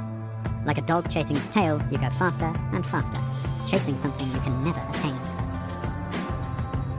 The low you feel as you experience a feeling of withdrawal, the little monster, is compounded by the low brought on by the psychological craving, the big monster. And as you slide further into the trap, the realization of your predicament brings you down even more. This triple low becomes your new idea of normal. Unlike the little monster, the big monster really can make you miserable. When it is awakened, it fills your head with the illusory feelings of deprivation, reminding you of all the false ideas you've been fed about junk apps, junk social media, and junk games being a source of pleasure and comfort, and compelling you to get another fix. The only pleasure you get is the mild relief of the feelings of withdrawal. In other words, the little monster is kept quiet for a while, but you know that when it awakes again, its cries will be louder than ever, and the big monster's influence will be stronger than before. What are you missing out on among your Facebook friends? What's happening in the WhatsApp group? What are my online gaming pals up to? Are they missing me? Are they wondering where I am? Do I count anymore? Instead of responding to the big monster by saying nothing or no or who cares to each of these questions, we imagine that we're missing out on some tremendous happenings and events. In truth, the digital junk world is where nothing meaningful, nothing genuinely pleasurable, nothing real ever occurs. Yet we still cave into it like a junkie being peddled low-grade, cheap, killer junk. This is the cycle of addiction that keeps you in the trap, even when you know you're getting no pleasure or comfort from each fix. Fixation. It's revealing that junkies use the word fix. A fix is a solution to a problem. You fix something that is broken. When something breaks and you fix it, it is never quite as good as it was originally. A fix is not an improvement. It is not a pleasure or reward. It is nothing more than a partial relief, like taking off tight shoes. Face your fear. All digital addicts wish they could feel like happy digital users. But you are afraid to give up your little pleasure or comfort. This conflict leaves you feeling helpless and stupid. Why can't you just take control of the situation and sort yourself out? Unfortunately, the usual response to this confusion is for addicts to bury their head in the sand and pretend that they don't have a problem. They lie to themselves about the state they're in, get angry and resentful with anyone they perceive as audacious enough to draw their attention towards the problem, and pretend that all they're doing is treating themselves to a bit of harmless indulgence. As long as you keep your head in the sand, you will not be able to see through the illusions, and you will remain in the trap, suffering increasing misery every time you give in to the temptation. The beautiful truth is that you can start feeling like a happy digital user anytime you want to. All you have to do is stop using digital junk. It's as easy as that, provided you understand the trap you're in and follow the right method to get out of it. You've already taken a big step. You have overcome denial and accepted that you have a problem. That's why you're listening to this book. Now, all you have to do is kill the big monster. Once the big monster is dead, you will find it easy to cut off the supply to the little monster, and it will die very quickly and painlessly. You kill the big monster by removing the illusions that create the desire to reach for your phone. Think about how those illusions were created, and by whom. The friends and colleagues who are all hooked to their phones just like you are have all been brainwashed themselves. Big Digital, which continues to peddle that message of pleasure and comfort, has a vested interest in you remaining hooked. Don't give it the satisfaction. You have a right to happiness, and it is standing in your way. Stick to your guns. Your brainwashed belief in the illusion of pleasure is what put you in the trap. Now that you understand the nature of the trap, you can see that there is no genuine pleasure in using junk apps, just an illusion that drags you into a downward spiral of misery. You understand that junk apps do not fill the void, they make it bigger. Your brain is unraveling the illusions. You have already begun to kill the big monster.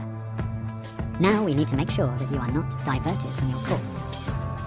There are still several things that could sabotage your escape plan. There may be a part of you that still believes you get some pleasure or comfort from digital junk. Deep down inside, though, you know the key areas that feed the problem, don't you?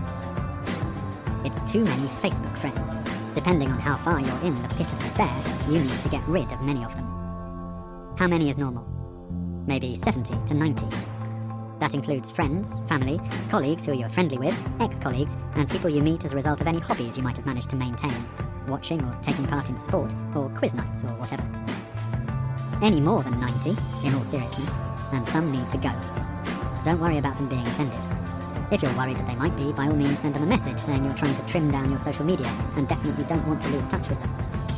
But if you're honest with yourself, they rarely, if ever, interact with you on social media and won't even notice that you're no longer Facebook friends. Too many WhatsApp or Snapchat groups? How many do you really need to be in? Do you really need to be discussing the daily gossip related to the latest reality show on TV, or your football club's latest signing, or what everyone is doing at the weekend?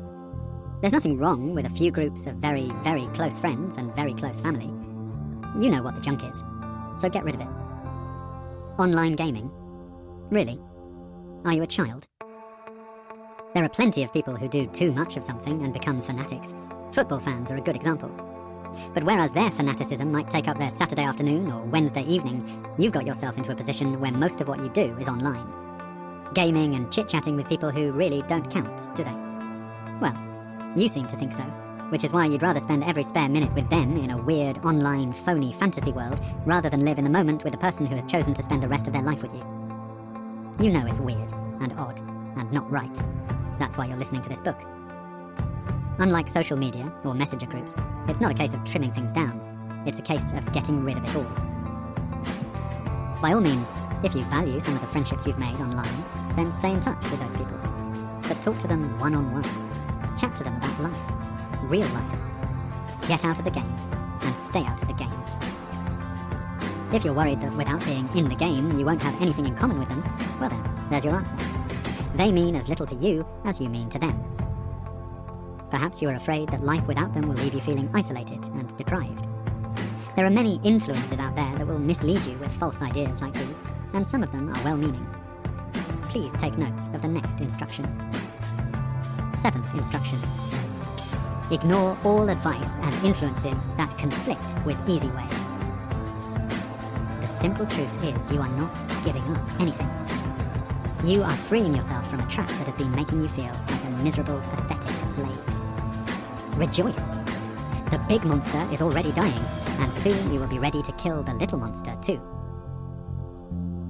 Chapter 12. Mind your digital hours. In this chapter, why you look at your phone. Feeling satisfied. Digital overdosing. What's good for you. The brainwashing has caused you to develop a relationship with your phone and other devices, apps, and gaming platforms that is not healthy.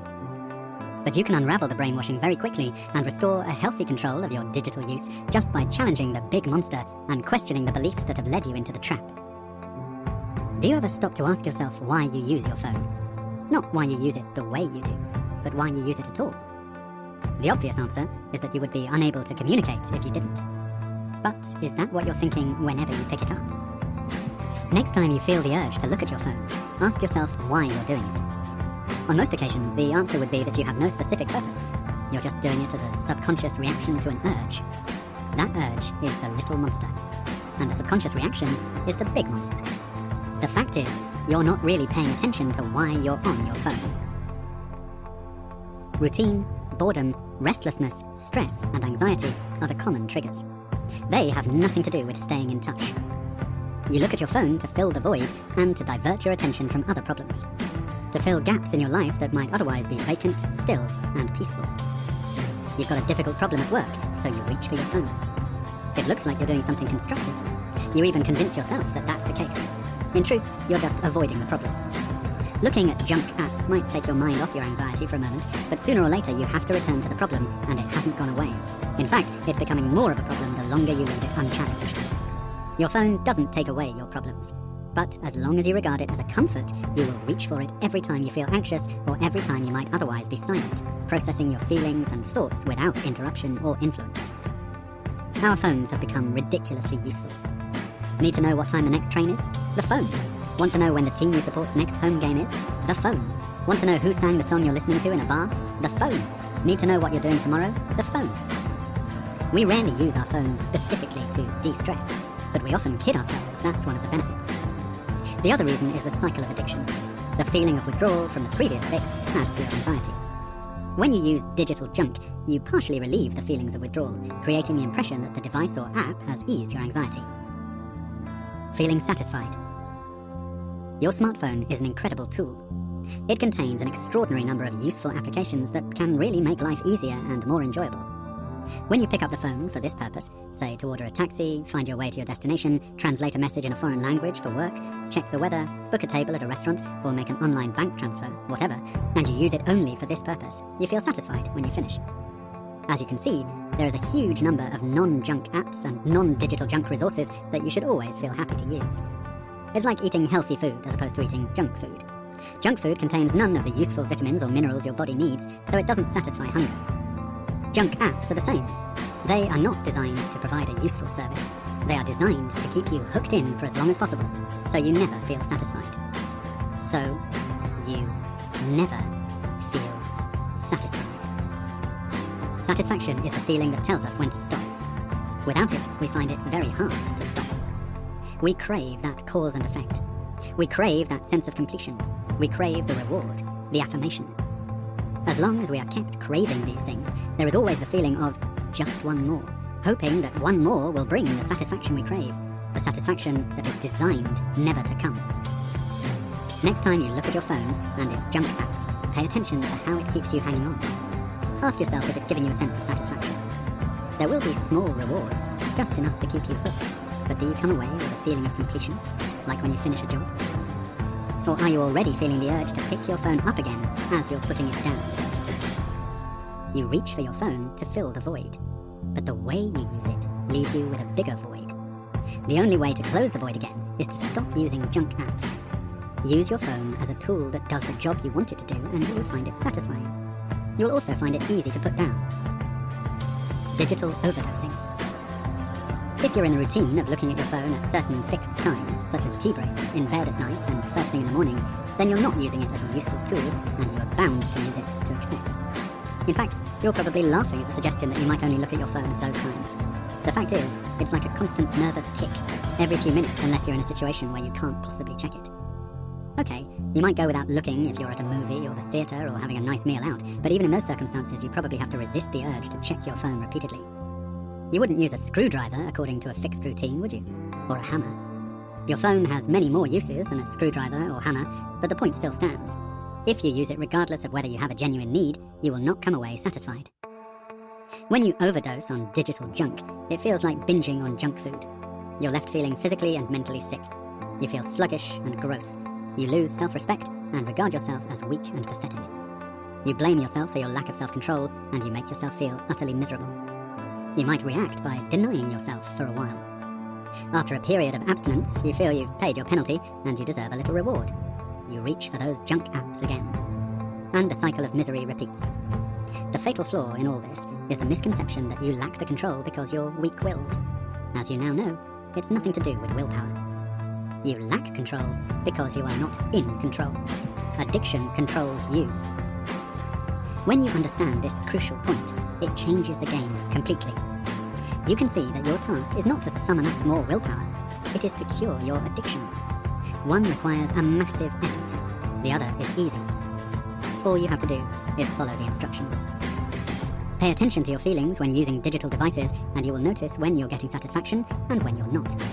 Your natural instincts will start to regain control over the intellectual desire to keep chasing an unachievable goal.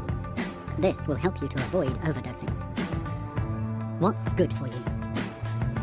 You may be thinking this all sounds rather austere. Phones are supposed to be fun, aren't they? Well, that's up to you. They can certainly give you pleasure by helping you do things quickly and efficiently. They can give you comfort too, by putting you in touch with the people you love. You can use them for entertainment, such as watching a film, reading a novel or the newspaper, or listening to music, podcasts. The list goes on and on. But do you really want to play games on your phone? Really? Do you think that's a constructive or beneficial use of your time? Okay, aside from the blue light, a game or two of solitaire before bed might be restful, but if you're playing every spare moment you have, it's causing you a problem. In order to make that decision so it benefits you, you need to be completely in touch with your feelings as you sort through your apps. And you need to remember that Big Digital has a vested interest in hooking you in any way it can. As digital users, we don't stop to ask ourselves why we're reaching for our devices, and we don't ask ourselves whether we're really enjoying the experience. As a digital addict, you can feel that you're not, and now you should have a good understanding as to why that is. Your senses haven't died, they're just being sidelined by the brainwashing. You'll be amazed how quickly they leap back into action when you give them some attention. And when you listen to your senses, you'll begin to unravel the brainwashing very quickly too. Up until now, you haven't really been exercising your own choice over your digital use because you've been brainwashed into choosing what Big Digital wants you to choose. By bringing your senses back into play, you'll be able to make a genuinely informed choice about what your favourite apps are. A choice informed by your own personal detection system. You have come a long way already, and you are well on your way to becoming a happy digital user. Congratulations! It is natural to have some questions and lingering doubts at this stage, however, and it is essential that you remove all doubts about your decision to take control. In the next chapter, we will address the questions that typically arise at this stage, clearing the way for you to complete your escape. In the meantime, why not check your notification settings? Do you really need to hear from any of your apps? Get rid of as many apps and notifications as possible. Not the junky ones you keep using, but start clearing out the dead wood and start getting rid of those notifications. Guess what? If someone shoots the president, you'll find out about it sooner or later, and you really don't need to know about the latest pizza deal or addition to your podcast library, do you? Chapter 13. Digital Dilemmas. In this chapter, how will I know when I'm cured? No escape. Replace uncertainty with knowledge. Will I be able to enjoy good times? Will I be able to endure bad times? The moment of revelation. Soon you will be ready to make the simple changes that will free you from your digital addiction and make you a happy digital user. First though, we need to make sure there are no lingering doubts that might undermine your decision to quit. Everything you've heard so far has been aimed at changing your mindset. From believing that digital junk is an essential source of pleasure or comfort, to understanding that it actually creates and adds to a void. You should be clear now that your problem is not due to any weakness in your character, be it a lack of willpower or an addictive personality, nor to anything special about the apps, social media and games you use, other than the fact that they are designed to addict you and keep you hooked. You should also be well into the process of reassessing the apps and social media you need and those you don't, recognizing the difference between useful apps and junk apps. Paying attention to your feelings each time you look at your phone will help with this. If you're listening to this book because your digital addiction revolves around online gaming, then it's understandable to have feelings of uncertainty. After all, I've already said you need to ditch the games entirely rather than sort the useful from the junk. Is that unfair? No. Whether you're addicted to stuff on your phone like Candy Crush, Angry Birds, Need for Speed, Pokemon Go, or games adapted for phones like GTA and Fortnite, or whether you're into what you consider to be more serious online gaming via console, laptop, or PC, these games have blurred the lines between fun and entertainment and addiction to such an extent that addictive qualities are ingrained and intertwined in their DNA. All online games are deliberately designed to be addictive to maximize the playing time of anyone engaging with them. There is not a game corporation boardroom in the world where the question, how do we make our games less addictive, is being seriously discussed. Oh, for sure, the subject, how do we make our games appear to be less addictive, is talked about at length. But with an insincere objective like that, it's akin to tobacco giants Philip Morris International declaring that they want to help to cure the world of smoking. Believe it or not, they're actually uttering those words. But would you believe them? Or would you understand immediately that they're up to something? A Cherokee legend. The Boy and the Rattlesnake. A little boy was walking down a path, and he came across a rattlesnake. The rattlesnake was getting old. He asked, "Please, little boy, can you take me to the top of the mountain? I hope to see the sunset one last time before I die." The little boy answered, "No, Mr. Rattlesnake. If I pick you up, you'll bite me, and I'll die." The rattlesnake said, "No, I promise I won't bite you. Just please take me up the mountain." The little boy thought about it and finally picked up that rattlesnake and carried it up to the top of the mountain. They sat there and watched the sunset together. It was so beautiful. After sunset, the rattlesnake turned to the little boy and said, "Can I go home now? I'm tired and I'm old." The little boy picked up the rattlesnake and, holding it tight against his chest, he came all the way down the mountain and took it home, where he gave it some food and a place to sleep. The next day, the rattlesnake turned to the boy and said, "Please, little boy, will you take me back to my home now? It is time for me to leave this world, and I would like to be home now." The little boy carefully picked up the snake, held it close to his chest, and carried him back to the woods to die. But before he laid the rattlesnake down, the rattlesnake turned and bit him in the chest. The little boy cried out and threw the snake to the ground. "Mr. Snake, why did you do that? Now I will surely die." The rattlesnake looked up at him and grinned. "You knew what I was when you picked me up." No escape. Online gaming is the crack cocaine of digital addiction, and it has been proven to take control of people's lives in an intrusive, destructive, harmful way that never lets you rest or escape. That's exactly what it was designed to do. If cutting down was the answer, addicts might have achieved that already. No doubt they've tried many times. It might work for a short period, But eventually your game time creeps back to where it was before, and possibly even beyond that. The more you attempt to limit something you're addicted to, the more precious it seems to be. When you eventually crack, the more you gorge yourself on it and return to unfettered use. The great news is that you're going to find it easy to stop being used by these games. Escape is easy when you follow the instructions. If you have any lingering doubts about any of these aspects, please go back and listen to the relevant chapters again. Remember to keep an open mind and listen to your instincts, not the big monster in your brain. It's essential that you achieve the right mindset to enable you to escape from the trap without a difficult struggle or any feeling of deprivation. When you started listening to this book, you were probably eager to know how long it would take to work. How long would you have to wait before you could call yourself cured?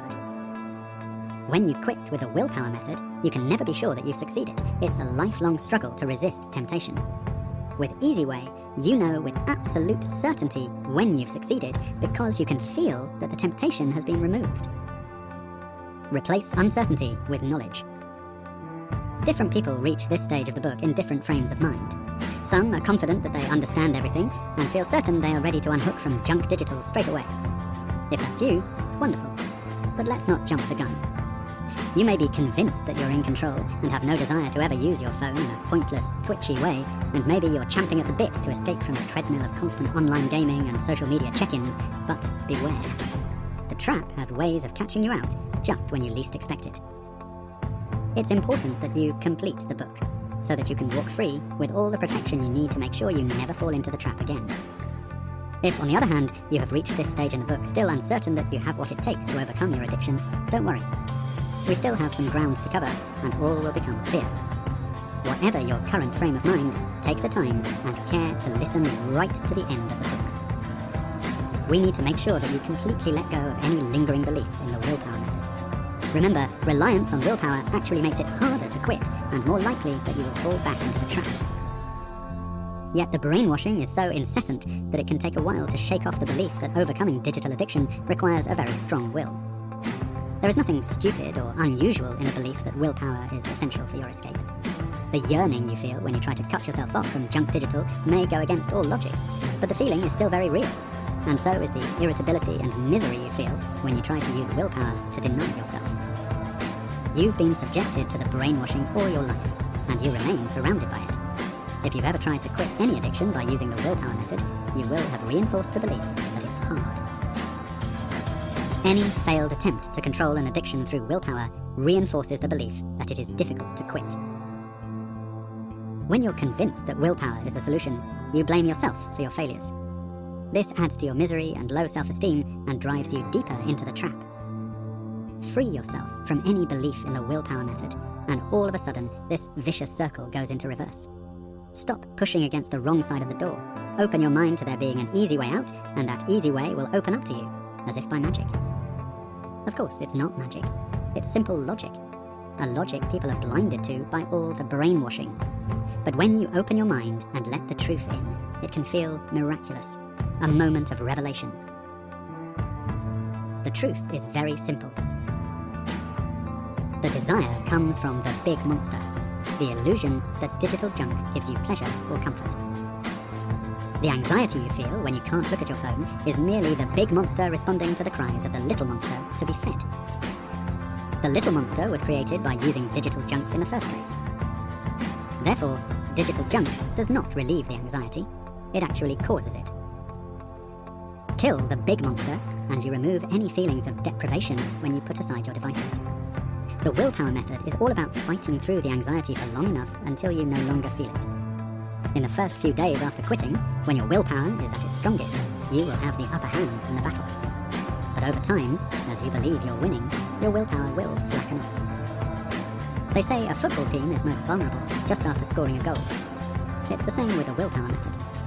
It's when you think you're winning that you're at your most vulnerable.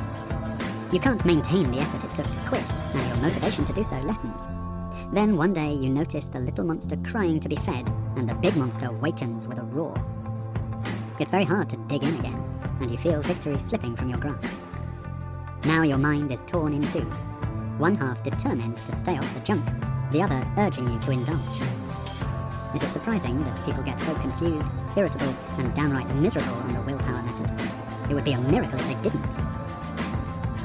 If you're worried that you might fall back into the trap at some point after you've quit, because that's what you've done before, remember that it is the big monster that pulls you back in. You have all the ammunition you need to kill the big monster. Pay attention to your senses and needs. Stay aware of all the tricks being used to hook you in. Clear your mind of the illusions. See the true picture, and you will walk free with absolute certainty that you have no desire to seek pleasure or comfort in junk apps again. Will I be able to enjoy good times? One of the big selling points of social media is that it enables you to capture and share the fun moments in life.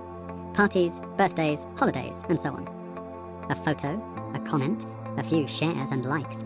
It all adds to the fun, doesn't it? Or does it? Did you not have fun before social media came along? Every second you spend taking a selfie, writing a caption, sending, and then checking to see who has responded and what they've said is actually a second spent outside the moment. Try putting your phone away and living in the moment. Don't misunderstand me. Keep taking those wonderful photos, but make sure you enjoy the moment rather than frantically posting them to your social media. There's no hurry.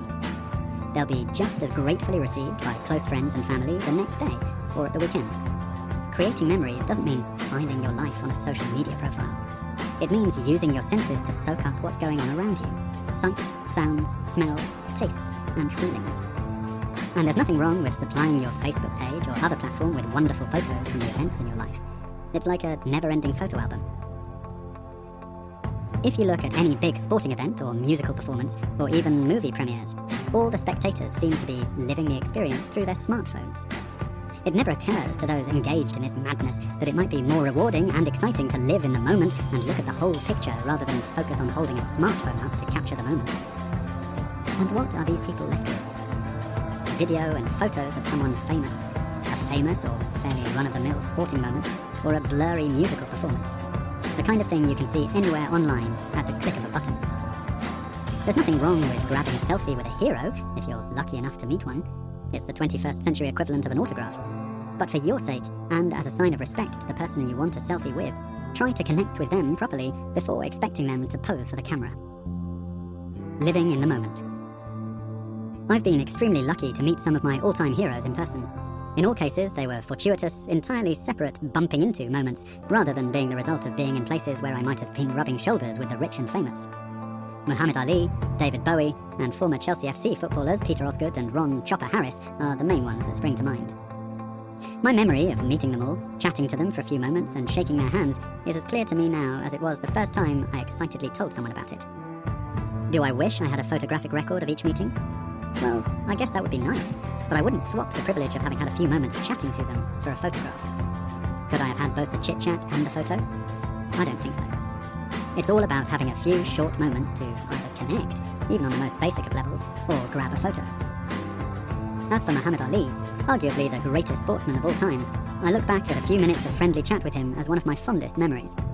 I have no doubt that the coming together, conversation, and therefore the memory would have been less significant and special to me had I been attempting to squeeze him into a selfie, not that such things existed at the time. John Dicey, co-author, Alan Carr's Smartphone Dumb Phone. This book is all about helping you put the pleasure back into your life.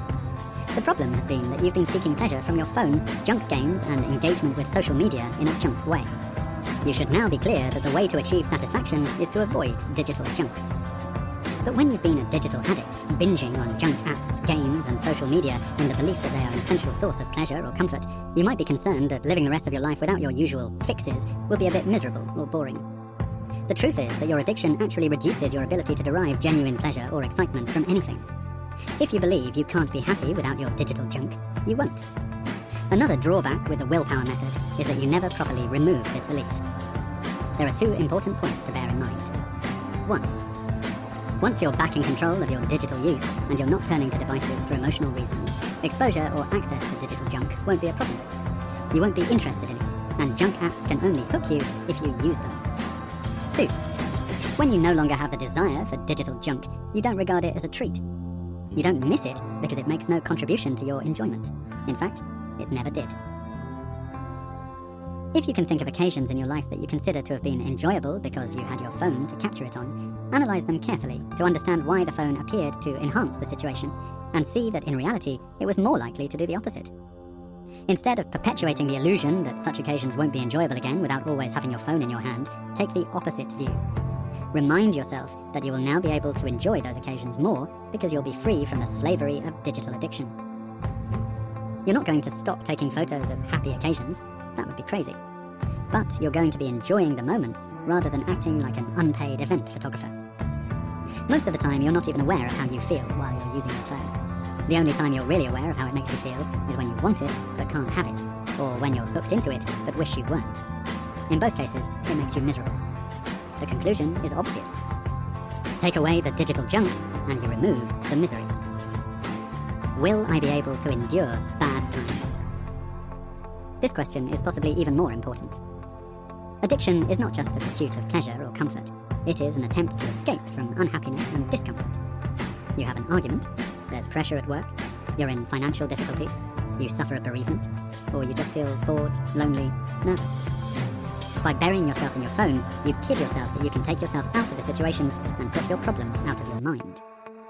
But sooner or later, you have to return to the real world, and the problems are still there. In fact, they've usually got worse. If you believe that your phone provides comfort in these situations, you will leave yourself vulnerable after you've quit. The next time you feel the need for comfort, the big monster will pull you back into the trap. Think about it. How is playing a game on your phone or console going to help you with any of the problems in your life? Have you ever found yourself in the middle of a domestic row thinking, it doesn't matter that we're shouting horrible, hurtful things at each other because I can just go and play that game and it will be all right? Or did the fact that you spend too much time on your phone or online gaming make the argument worse? All you have to do is accept that you will have ups and downs in your life after you've quit, and understand that if you start yearning for your devices in such situations, you'll be moping for an illusion, something which makes things much worse, not better. Digital addiction reduces your ability to cope with stressful situations by adding to the stress. Even when you're completely clear about this, it's possible to feel confused when hard times do occur and you find yourself feeling low again. That familiar feeling can make an addict think they're falling back into the trap. You can avoid this potential pitfall by anticipating the difficult times that will inevitably occur in life and prepare yourself mentally. Be ready to remind yourself that any stress you feel is not because you've unhooked from your phone. Tell yourself, okay, this is tough, but at least I haven't got the added problem of being a slave to my devices. I am stronger now. You will find that the stressful situations in your life will actually feel less severe once you are free from digital addiction. Being free enhances all situations in life. Good times seem better, and bad times are not nearly as bad. The moment of revelation. Soon you will be ready to apply the practical steps to freeing yourself from your addiction to digital junk. There will be a final moment when you put your phone aside and vow never again to rely on it for pleasure or comfort, and confirm that it is a functional tool. It can provide genuine pleasure, but it is not the cure-all or panacea for every situation, good, bad, and indifferent. The same goes for social media. Later in the book, if you have online gaming issues, I'll ask you to do the same, to confirm to yourself that you've put them behind you forever. After this, you will be able to say that you are no longer addicted to digital junk. You have no desire for it. You will be free from digital addiction. The purpose of this moment is to draw a line in the sand, the point at which you've walked free from the trap. When you've been trapped in a prison for a long time, and then the door suddenly swings open, you may sit and savor the moment for a while before walking out. That final vow is the act of walking out of the prison, discovering that your perception of the world around you really has changed, and beginning your new life of freedom. When you achieve something big, like passing an exam, landing a job, or winning an award, you experience a wonderful high as the realization of your achievement sinks in. A lot of people feel the same thing when they quit with Easyway, a moment of revelation. The confusion caused by addiction is suddenly replaced by absolute clarity and understanding, a thrilling realization that their desire for junk has gone. The clarity is essential. It is not enough to try or hope that you will never get hooked again. You must be certain. Easyway is designed to give you that certainty. Unlike the willpower method, Easyway doesn't leave you waiting for some sign of confirmation that you are free. You won't spend the rest of your life suspecting that there could be bad news lurking just around the corner. You know you're free the moment you experience the moment of revelation. Chapter 14. Time for action. In this chapter, get real. Pay attention. Personalize it for progress. Ignore email. Disable push notifications. Observe happy hour every day. Now that you have reversed the brainwashing and you know that digital junk is not a source of pleasure or comfort, you're ready to start taking the practical steps to unhook from your devices. This chapter contains 7 more instructions. All you have to do is follow them. Take a pen and paper and write down all the activities that used to give you the most pleasure before you became hooked on digital devices. Really think about it. Take a day or two over it if you like, and write down the things you enjoyed as they come to mind. Focus on the times when you felt most relaxed, at your happiest and most contented, when digital addiction was the last thing on your mind. This will help you to become aware of what you really enjoy and value in life. Your list might sound something like this: seeing friends, going for a walk alone or with a loved one, going for a bike ride, having a meal out with a loved one, reading a book, going to the cinema or visiting a gallery, exhibition or museum, playing or watching sport, gardening or sitting in the garden, listening to music, listening to it and not doing anything else, playing an instrument, making love on a weekend morning, being cuddled up on the sofa watching a movie, reading a newspaper, a real one made of paper, kicking back and enjoying watching the world go by, daydreaming. The following practical steps will put you in control of your digital use so that you can enjoy these genuine pleasures again. 8th instruction. Get real about your digital use. Do you know how much time you spend looking at your phone and or gaming online? Have a guess. 2 hours a day? More than that? Less? Nearly all users underestimate their daily phone use by a significant amount. Digital addicts underestimate by as much as half. So, if you think you spend 90 minutes on your phone each day, the chances are you spend 3 hours. Online gamers who are forced by family life to resist game time during normal hours tend to go online at around 9 PM and finish at perhaps 2 AM as many nights as they can get away with, some even longer. It's important to recognize the extent of your digital use. All addicts play down the severity of their problem because the alternative is the daunting prospect of having to do something about it.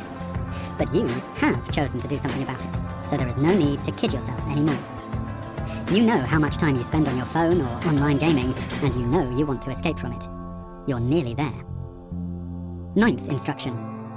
Pause and pay attention. It's time to say goodbye to mindless digital use. As instructed in Chapter 5, you should be compiling a sorted list of useful apps and junk apps, useful or essential WhatsApp or Snapchat or other groups, and junk ones. Each time you look at your phone and other devices, pay attention to your feelings. Ask yourself why you're looking, what you're looking for, and how long you intend to spend looking. Don't be afraid to challenge yourself in this situation. Ask yourself questions like, do I really need to look at my phone now? Who am I doing it for? What am I expecting to gain? What will give me satisfaction? Why am I part of this group? Is it really necessary or desirable? Simply asking these questions will introduce a pause in what would otherwise be the headlong, mindless rush to the front door to see if the mail has arrived. This could be enough to divert your mind towards a different decision, which in turn could save you the disappointment of finding all those brown envelopes. At the very least, it will put a check on the impulsive, mindless use that is symptomatic of digital addiction. It will always make you more aware of the amount of time you're spending on the device and the distractions that are leading you off from your original purpose. Being more aware of your phone use will also help you to recognize the logical reasons for controlling it, which then makes it much easier to do. This is the basis of Easyway. Once you see the logic, you can remove the desire, and it becomes easy to quit. Use this new awareness to make a note of how each app you use or group you're part of makes you feel. Good or bad, stimulated or numb, satisfied or frustrated, distracted or focused. Use this to complete your list of useful apps or groups and junk apps or groups. This list will determine which apps you choose to keep and which you choose to get rid of. But I get great chat on my hockey WhatsApp group. Well, that might be the case. Although if you analyse the historical chat, you'll probably realise how utterly banal it is most of the time. Consider the cost of engaging in this group. Of course, it's not financial. But if you're engaging with that group, who are you neglecting as a result? Loved ones? Work? Other friends? There's nothing wrong with being in a few groups, but be picky. Less is best. 10th instruction. Personalize it for progress. We all like to personalize our phones. How you arrange your apps, the picture on your home screen, the sounds it makes for each type of notification. Personalization is one of Big Digital's tricks for hooking you, but you can use it to turn the tide and help you with your escape. Start with your home screen. Instead of setting it up with some enticing image of a tropical beach that makes you want to dive in, notice how the default images that your phone came programmed with are all beautiful and aspirational. Choose something that reminds you to stop and think. A question mark, say, or a statement like, pay attention. Your home screen is the gateway to the digital world of wonders where Big Digital wants you to spend the rest of your life. Use it as a reminder of the dangers that lie within. Over the coming weeks, this will act as an instant reminder to think twice about checking your phone. Once you feel completely free, there's absolutely nothing wrong with changing your home screen back to your favorite photo again, whether that's a beach shot or a family pic. The next thing to do is arrange your apps to suit you and your needs. Referring to your list, remove all junk apps, keep any borderline ones as far from your home screen as possible, and have only useful apps on the home screen. For example, phone, messages, map, calendar, settings. If there are other useful apps that you use regularly, such as contacts, clock, and so on, try to place these on your home screen too. The less you have to swipe to find the things you need, the less likely you are to be distracted by things you don't need. 11th instruction. Ignore email. Email is a useful thing, but it is also one of the most intrusive of all apps. If you can do so, turn off the alert and move the app from the home screen. The problem is that it delivers new messages every few minutes, so whatever you happen to be doing, you feel obliged to stop, read, and reply. This is hugely distracting, wastes a great deal of time, and can be immensely stressful. Instead, treat your email like a really good snail mail service that makes 3 deliveries a day. Schedule a time for emailing in the morning, at lunchtime, and near the end of the day. This will enable you to see anything that needs your attention during the day, catch anything that may come in mid-morning, and then tie up any loose ends before you finish work for the day. If you have a separate email account for personal emails, apply the same technique. Only log on at certain times. Once a day should be enough for personal emails. Remember, if people need an answer from you urgently, they can phone you. For the rest of the time, ignore it. That means when you're at home, too. Some countries are already imposing restrictions on the use of company email after hours. They have recognized not only the need to curb the intrusiveness of email, but also to curb the demands of employers who use the omnipresence of digital media to keep their staff at work all hours of the day, every day of the year. This is not only an abuse of the employer-employee relationship, it results in bad work. It's often not even the employer's fault, as diligent employees strive for ever greater productivity. We voluntarily take our desk home with us on the train or bus and set it up in our living room, bedroom, and even bathroom. A scheduled approach to email will enable you to do all your emailing much more efficiently because you'll be doing it in blocks rather than in dribs and drabs. Your mind will be able to focus on one activity at a time, which will make you faster at processing your messages. If you worry that switching off your email will make you miss something important, put it to the test. Try it for a couple of days and see how many emails you receive are obsolete because you didn't read them immediately. It is highly unlikely that there will be any. If there are, ask yourself just how important the thing was that you missed out on, and how likely is it never to come round again. Despite our reliance on email, when something is absolutely time-critical, we still pick up the phone. Think about it. If someone you know needed urgent medical attention, would you send the hospital an email? Of course you wouldn't. Make it a rule that if somebody needs to get hold of you urgently, they can call you. Don't regard email as a medium for instant responses. It was no more designed for that than snail mail was. If the last few minutes have infuriated you because you have a job or business that requires constant vigilance regarding emails and messages, or you receive so many emails on a daily basis that your work consists almost entirely of email handling, you have my deepest sympathies. Advice such as only check emails 3 times a day simply doesn't apply to you. But you can do something to ease the strain. You must. 20 years ago, even relatively junior managers would have access to a typing pool. The more senior you became, the closer you got to having your own PA. The route normally included sharing a PA with a few other managers. Of course, these days we'd probably find it impossible, and actually harder, not to handle our own correspondence from receipt to reply. If things had stayed the same, it wouldn't have caused so many problems. But things never stay the same. The volume of written correspondence has increased many times over, not just 10 or 20 times more. No one needs to handwrite a note, address an envelope, attach a stamp, and post anything anymore. All it takes is someone to find an email address, and off they go. Any query, no matter how mundane or how pointless, can land in your inbox. Often it comes to you via a colleague's inbox. It's becoming almost impossible for businesses, large or small, to cope with the volume of written correspondence, much of which is quite pointless and unnecessary. Suddenly, you're not only taking all the big decisions in your department or business or organisation, but you end up dealing with endless reams of minutiae, trivia, and frivolous inquiries or feedback. Get help. At some point in all this madness, you need to make a little room for yourself. Don't forget that 20 years ago you might well have had your own PA helping to take the strain.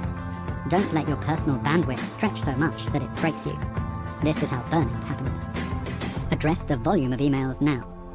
It's not something you can fix overnight, but it is something you can plan for and handle over the coming months.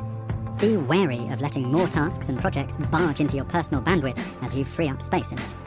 This is a real discipline, and one performed by every successful person on the planet. Well, those that live to tell the tale, of course. 12th instruction. Disable push notifications. Any app that you have on a mobile device can send you messages, regardless of whether you're using the app at the time.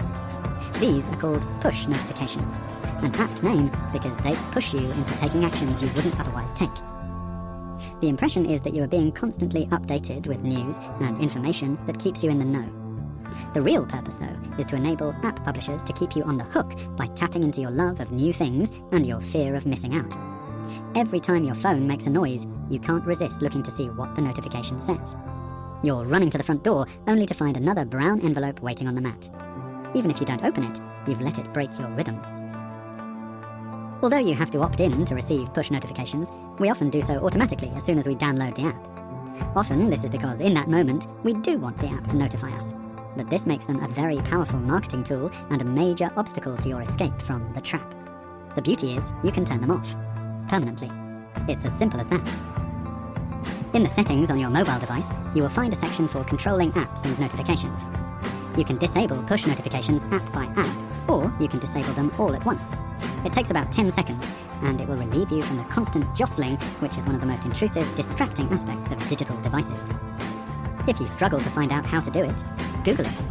Tech can be so useful sometimes. 13th instruction. Observe happy hour every day. Happy hour is the hour before you go to sleep, spent doing things other than looking at screens. It makes you happy because it enables you to get a good night's sleep.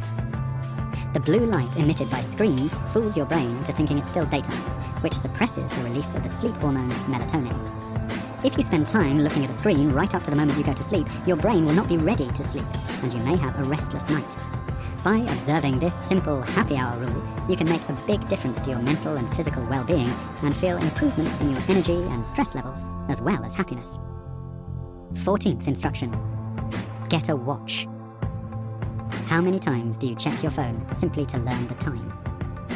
Go old school and get a watch. It takes time to get used to, but it's a great way of avoiding unnecessary looks at your phone, and it's a fabulous use of old technology. These practical instructions are the start of your escape from slavery. Follow them with an open mind, and while you may be skeptical to begin with, you will notice an improvement in your relationship with digital devices. You will make your digital experience an altogether more peaceful, relaxed, and fulfilling one, and you will develop a keen awareness of how the digital experience affects you. You will also enjoy the feeling of regaining control.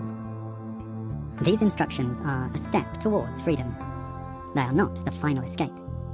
For that, we will need to go further and purge yourself of all the junk that has trapped you in a cycle of stress, dissatisfaction, and misery. First, we just need to make sure that you are in the right frame of mind to reclaim absolute freedom. Chapter 15. You have nothing to fear. In this chapter, what you've achieved so far. Seeing the real picture. Control is in your hands. Time to take the reins. Know your enemy. Reprogram your brain. In order to achieve the certainty required to conquer your digital addiction painlessly and permanently, you need to remove any lingering fear you might have about your ability to cope after getting free. Approach the subject with an open mind and try to be relaxed, logical, and rational. Then your fears will dissolve. Easyway works like the combination to open a safe. In order to use the combination successfully, you need to know all the numbers and apply them in the correct order. When you began listening to this book, you may have found that information frustrating. You are no doubt eager to discover the cure and apply it as quickly as possible. But you have followed the instructions and have quickly arrived at the stage where you stand on the brink of becoming a happy digital user. You have come a long way towards achieving the state of mind necessary for you to quit and remain free for the rest of your life. Pat yourself on the back for your achievements and remember how great you will feel when you're free. Allow yourself to feel excited about that. You're releasing yourself from a trap, a prison that has brought you nothing but stress and misery, and you're choosing a solution that will enable you to feel happy and in control of your life again. Perhaps you think you have no reason to congratulate yourself. Perhaps you're still struggling to convince yourself that you can really live happily without your junk apps, and that escaping the trap permanently is going to be easy. It's time to address the fear of success. Seeing the real picture. Fear of life outside jail can keep the prisoner trapped. The prison feels secure because it's familiar. Even though it's grim inside, the prisoner fears it less than the world outside, which is alien and riddled with uncertainty. In the context of escaping from digital addiction, we have also established that the fear of success is caused by illusions. These illusions have been put in your brain by many influences, some of which have a vested interest in you remaining hooked. The brainwashing. You also fear that escape from the trap will be hard and may leave you feeling more miserable than you do now. You fell into the trap easily and assume that it will be incredibly difficult to get out. But the trap is not a hole in the ground covered with branches and leaves into which you stumbled unwittingly and now find yourself in above your head. Though it may feel like a deep, dark hole, there is no physical effort required to escape. You simply need to make a choice. It's a simple choice between taking a step backwards or a step forward. You can either choose to remain a slave to your phone, to social media, and to online gaming for the rest of your life, feeling more and more trapped and miserable, or you can choose freedom. Some of our fears are instinctive. For example, the fear of heights, fire, or the sea are instinctive responses that protect us from falling, getting burnt, or drowning. There is nothing instinctive about the fear of getting out of the digital junk trap. The fear of coming off digital junk is created by using it in the first place. Control is in your hands. Once you're free from the digital trap, you'll be amazed at how easy it was to escape. You'll feel much happier and more relaxed. At the moment, you may still feel like someone stuck at the bottom of a deep pit, unable to see a way out. But once you get out, you'll realize there was no pit. All you had to do was take a step forward instead of a step back. It's as simple as that. In order to achieve success, you need to remove all doubt. You must understand and accept that your fears of trying to live without your junk apps are based on illusions created by those apps. In reality, you have nothing to fear. Perhaps you question whether it's possible to know for certain that something will not happen, i.e., even if you do manage to get out, how do you know you won't fall into the trap again? What if something happens in your life that makes you feel weak and vulnerable, and you get seduced back in? After all, the chances of being struck by a meteorite are infinitesimally small, yet nobody can say with absolute certainty that it will never happen to them. That is true. However, you have a considerable advantage over potential meteorite victims. If a meteorite is going to hit you, there is nothing you can do about it, whereas only you can make yourself go back to digital junk. But why would you want to when you can see it does absolutely nothing for you? Addicts only think they need junk for pleasure or comfort because they've been brainwashed. But once you see through the illusion, you can never be fooled by it again, for the rest of your life. There is absolutely no reason to be tempted back into the trap. Remember the rattlesnake. You knew what I was when you picked me up. If you still have doubts about this, then there is something you have not understood, and you need to go back and listen again to the relevant chapters, in particular, chapter 7. It is essential that you understand that any desire you had for digital junk was based on an illusion, and that once you have seen through the illusion and removed the desire, all you have to do is stop using digital junk and you will never feel the desire to use it again. You will not miss it. You are not giving up anything. If you have followed and understood all the instructions, and your desire to quit is as strong as ever, yet you still feel a sense of nervousness, don't worry. That's perfectly normal. It's the excitement of knowing you're about to do something amazing. time to take the reins. You have already come a long way in the process of unraveling the brainwashing that has made you a slave to your devices and putting yourself in the right frame of mind to escape.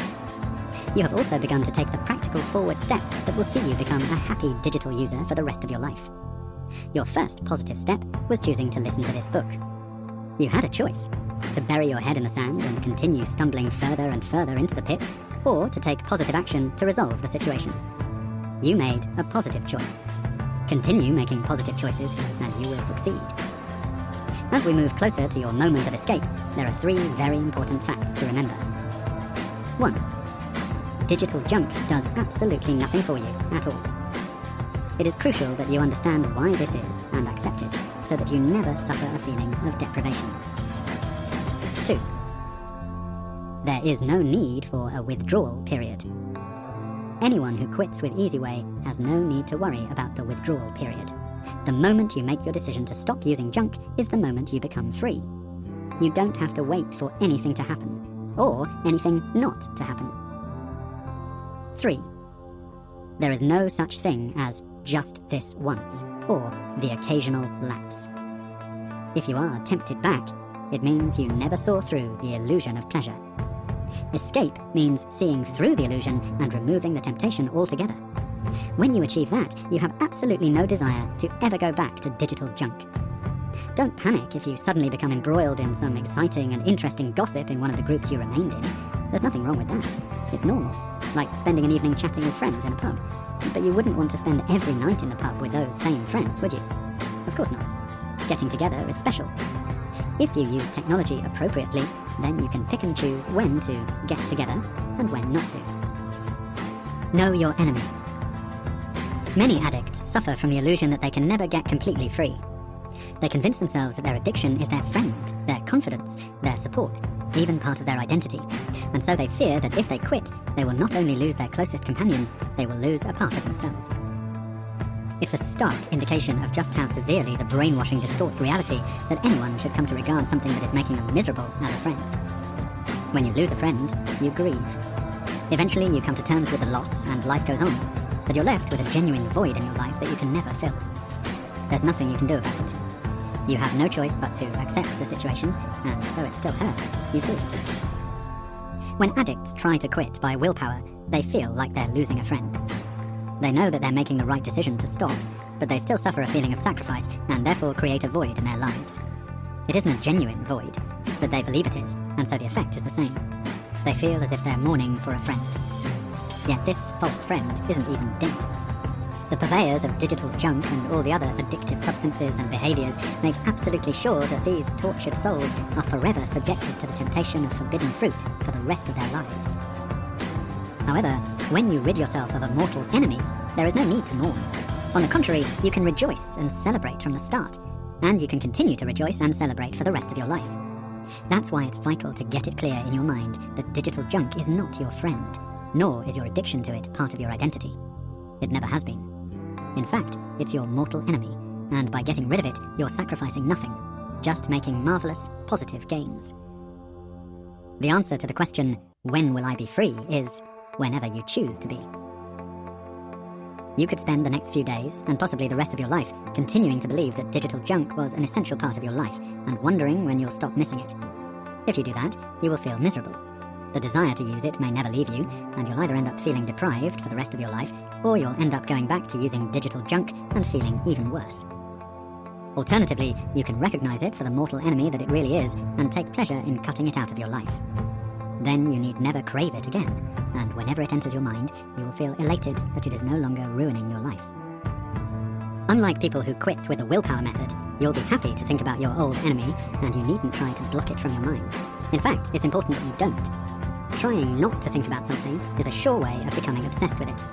If you're told not to think about elephants, what's the first thing that comes into your head? You see? So you don't need to avoid the subject. On the contrary, you can enjoy thinking about your old enemy and rejoice that it no longer plagues your life. Reprogram your brain. Approaching this process with a relaxed, rational, and open mind helps you to understand the digital trap and the little monster that complains when you don't satisfy your cravings. During the first few days after you quit, the little monster will keep grumbling away, sending messages to your brain that it wants you to interpret as, I want to check my phone, or I want to go online to game. But now you understand the true picture, and instead of complying or getting into a panic because you can't, pause for a moment. Take a deep breath. There is nothing to fear. There is no pain. The feeling isn't bad. It's what addicts feel after every fix. In the past, your mind interpreted these feelings of withdrawal, the little monster, as, I want to check my phone, because it had been brainwashed into believing that doing so would satisfy the empty, restless feeling. But now you understand that, far from relieving that feeling, constantly checking your phone actually caused it. So just relax. Accept the feeling for what it really is, the death throes of the little monster, and remind yourself, happy digital users don't have this problem. This is what addicts suffer, and they suffer it all their addicted lives. Isn't it great? Soon I won't have to suffer it ever again. At moments like this, take a look out of the window, take a look across your office, take a look at the street outside, not as a substitute activity. That would be pointless and perpetuate a feeling of deprivation, but to live in the moment. For just one moment, notice your surroundings. The beauty of a cloud, a tree, a passing dog walker, the architecture of your surroundings. This is life. This is real. Becoming more mindful in these moments is good for your brain, your spirit, and your well-being. It's the complete opposite of looking at your phone screen. The withdrawal feelings will cease to feel like pangs and will become moments of pleasure. You might find that, particularly during the first few days, you forget that you've quit. It can happen at any time. You think, I'll just check my phone, or I'll go online gaming tonight. Then you remember you don't do that anymore. You have no need or desire for digital junk. But you wonder why the thought entered your head. You were convinced you had reversed the brainwashing. Such times can be crucial in whether you succeed or not. React in the wrong way, and they can be disastrous. Doubts can surface, and you may start to question your decision to quit and lose faith in yourself.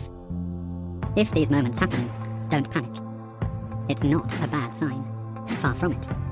Rather than having been obsessed by it, it means you momentarily forgot you'd even got rid of digital junk. Imagine you had a regular parking space at work, or if you moved home after a few years of being in the same place. If your parking space moved, or you moved home, would you be surprised if you occasionally drove into the old parking space, or took the route towards your old home over the first few weeks of adjustment? Of course not. Would it mean that you dearly missed your old parking space? Of course not. Would it mean you missed your old home? Well, it might, but normally we're lucky enough to move somewhere better, not worse. These momentary lapses are perfectly normal, and do not mean that you're missing the parking space, the old home, or digital junk.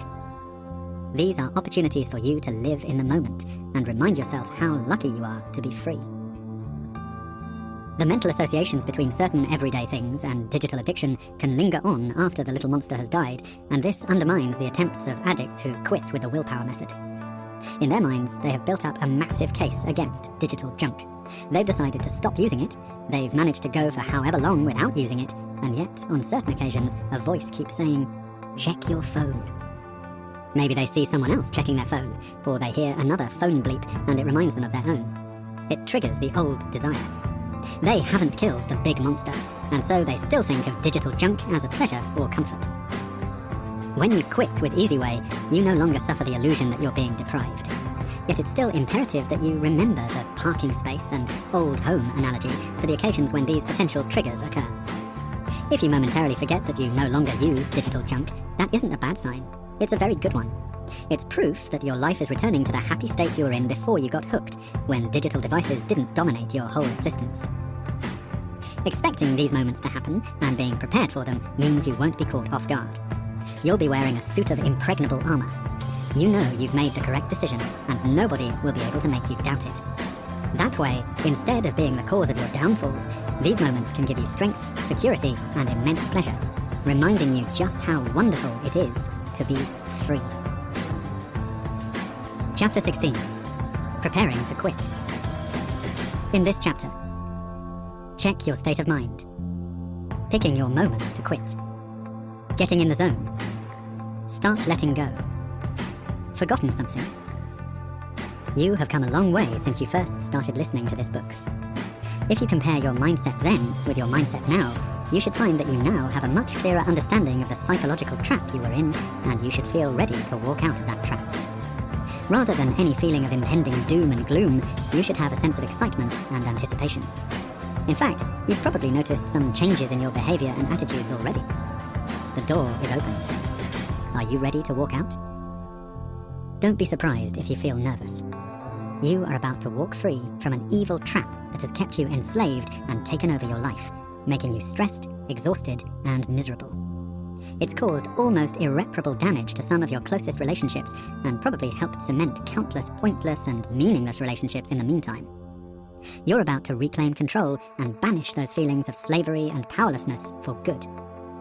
If you've collected some negative influences in the form of an acquired cyber family, then jettison them. There's nothing wrong with maintaining friendships with people you've met online.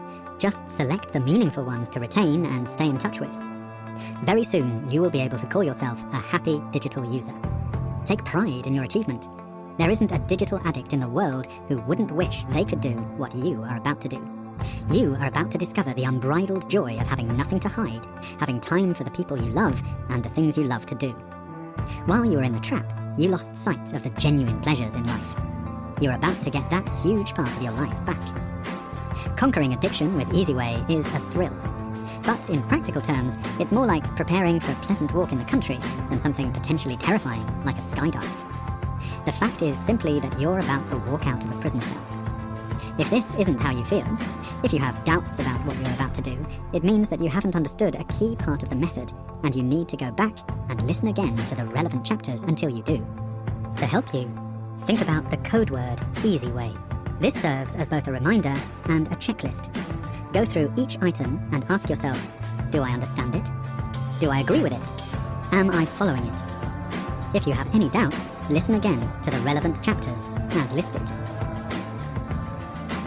Here's the code word, Easyway. E. Escape. It's easy when you use the right method.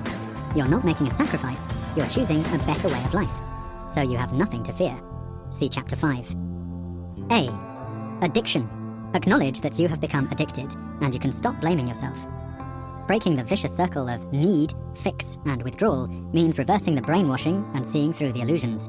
Remember, the circle started as fix, withdrawal, need. See Chapter 6. S. Sacrifice. There is no sacrifice. Digital junk does nothing for you whatsoever, so you're not giving anything up. The only things dying are the two monsters that have kept you enslaved. See Chapters 7 and 8. Why? You. There is nothing wrong with you. You don't become an addict because you have an addictive personality. You become an addict because you take an addictive substance or begin an addictive behavior and engage in activities that are specifically designed to addict you. You are your own jailer, and you have the power to escape. See Chapter 10. W. Willpower and withdrawal. Relying on willpower makes it harder to quit and highly unlikely that you will stay free. You only need willpower if you have a clash of wills. Withdrawal is what addicts feel after every fix. When you quit with Easyway, there is no unpleasant withdrawal feeling or withdrawal period. You become free the moment you change your mindset and remove any desire for a fix. Enjoy the feeling of being free. It is the little monster dying. See Chapters 9 and 15. A. Action. Don't wait for a miracle. It's time to act. Follow the instructions and you cannot fail to get free. Keep an open mind. Let common sense and logic replace illusion, and very quickly you will find your relationship with digital devices has changed completely. See Chapter 1. Why? Yes. Enjoy the thrill of being free. Never doubt your decision. You are not depriving yourself or losing a friend. You are destroying a mortal enemy and getting your life back. See Chapter 15. Stopping with Easyway is not difficult. All you need to do is follow the instructions and you will succeed. Any resistance you feel is brought about by the brainwashing, which tells you that quitting cannot be easy. Unravel the brainwashing and the resistance evaporates. You have already done the work that was necessary to put yourself in the right frame of mind. Your training and preparation are almost complete. You are fully equipped to succeed at something that other ex-addicts regard as the most important and significant achievement of their lives. If you feel like a dog straining at the leash, eager to get on with it, that's great. But you still need to concentrate carefully on the rest of the book. Very soon, you will be ridding yourself of the junk that has kept you enslaved and making a vow never to fall into that trap again. you may be wondering when would be the ideal moment. Picking your moment to quit. There are two typical occasions that tend to trigger attempts to quit any sort of addiction. One is a traumatic event, such as a health scare or a tragedy that strikes someone close. The other is a special day, such as a birthday or New Year's Day. Let's call these meaningless days, because they actually have no bearing whatsoever on your digital addiction other than providing a target date for you to begin your attempt to stop. That would be perfectly okay if it helped, but meaningless days actually cause more harm than good. New Year's Day is the most popular of all meaningless days, being a clear marker at the end of one period and the beginning of another. People who try to quit on New Year's Day also happen to have the lowest success rate.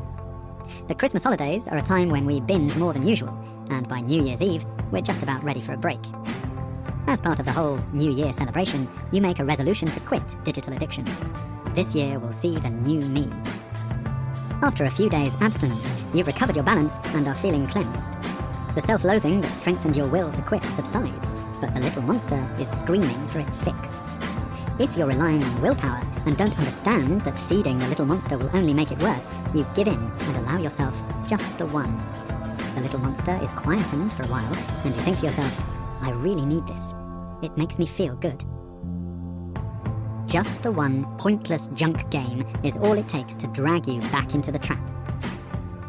Meaningless days only encourage you to go through the damaging cycle of half-hearted attempts to quit with willpower, bringing on the feeling of deprivation, followed by the sense of failure that reinforces the belief that stopping is very difficult.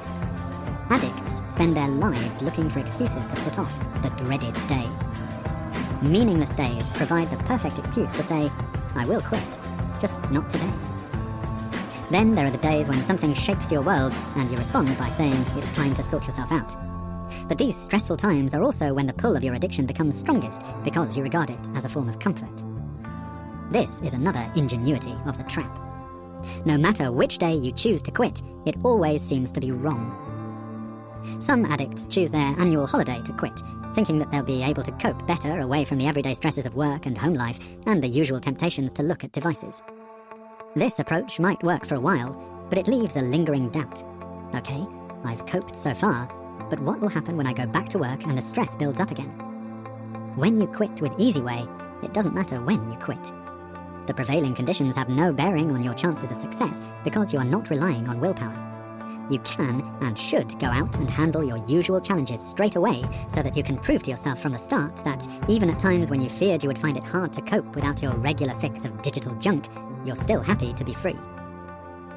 When you're stuck in the trap, trying to will yourself free, it's like trying to open a door by pushing on the side where the hinges are, rather than the side that swings open.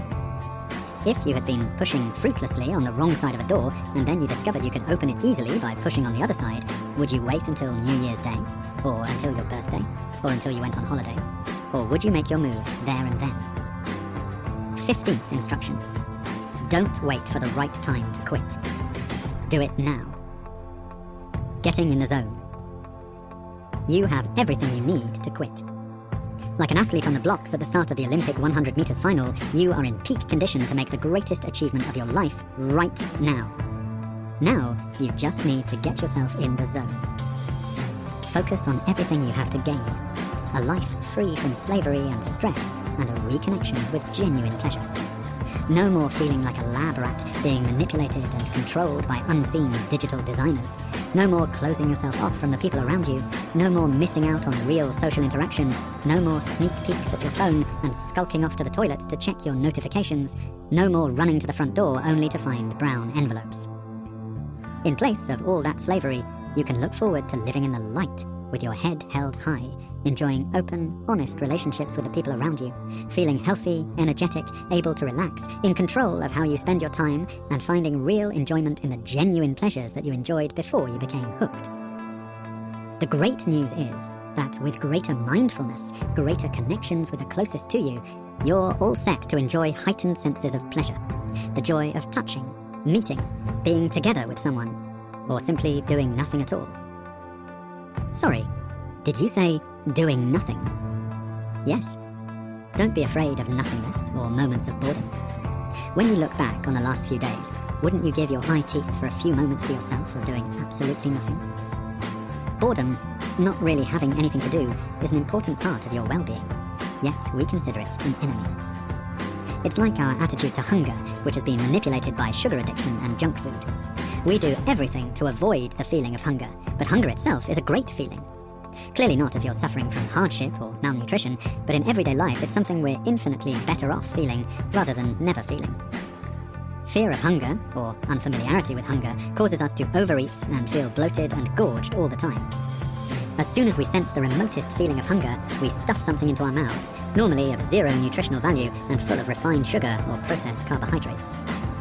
We don't realize that by gorging all the time, we completely lose touch with one of the gentlest, most pleasing aspects of our existence, feeling slightly hungry and enjoying letting that feeling develop until our appetite naturally indicates that it's time to eat. We then eat sensibly, in a planned way, and rather than become bloated on junk food, we become genuinely satisfied without that awful, heavy, bloated feeling. The same goes for boredom. Silence, solitude, and quiet nothingness can be a beautifully calming thing. Make friends with those wonderful moments rather than run away from them. Taking a moment to recognize your surroundings, looking at a picture on the wall for the first time in years, or taking a look outside in the garden is the complete opposite of digital junk. If you are clear on all the points in the Easyway checklist and have followed and understood all the instructions, then you should be feeling the relief of knowing that the illusions that surround digital addiction, the big monster, have been destroyed. If you haven't had an amazing moment of revelation, don't worry. For most people, this occurs a few weeks down the line when they suddenly realize that they're completely free. Either way, you are ready to quit. Start letting go. The following instructions will help you to regain your independence from your devices. 16th instruction. Boundary your devices. The 13th instruction in Chapter 14 was to observe an hour of screen-free time before going to sleep at night. This was to allow your brain to unwind and to avoid the confusion caused by the blue light emitted from screens. Now you need to go further and banish your devices from the bedroom altogether. If you sleep with your phone by the bed, your first instinct when you wake up is to reach for it and start checking your notifications. Even when you've killed the big monster, this behavior can persist, especially if you're sleepy and not fully aware of what you're doing. It doesn't mean you're still hooked or that you've fallen back into the trap.